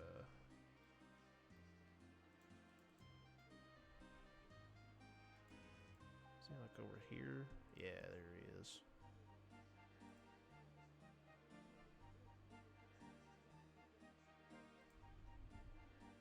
What can I do for you?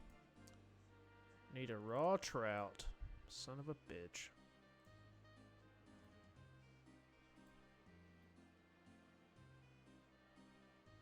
And I can't run, so I gotta walk. I don't have any raw trout in my inbox either.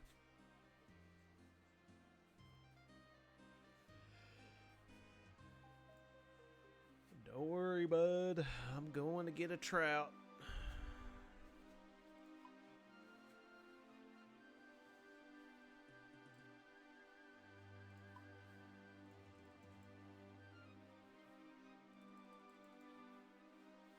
Oh my god, my guy walks so slow. He walks so slow. So slow. So slow.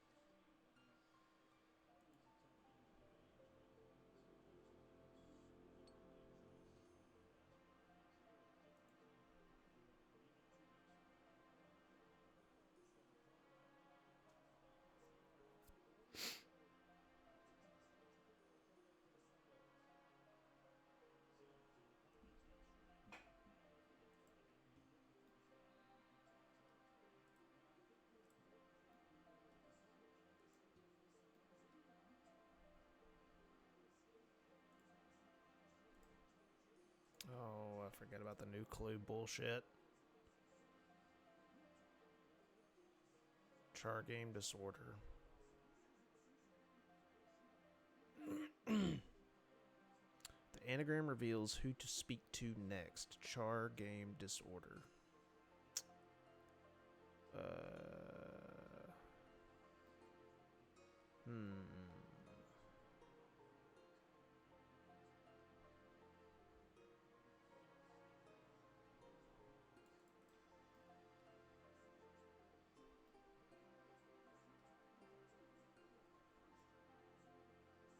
Yes, sir. What you want? Hey, Bubba. I see you.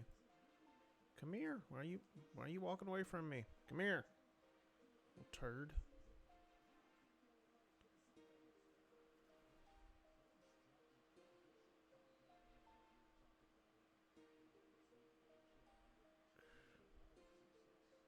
Romeo, Zeph, Eris.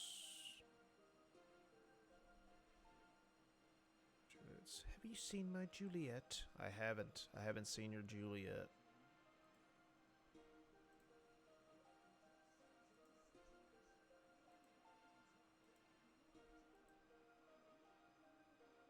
I bet she is. Woo!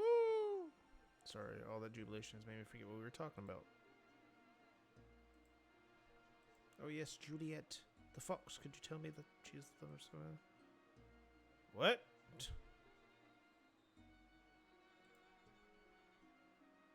No.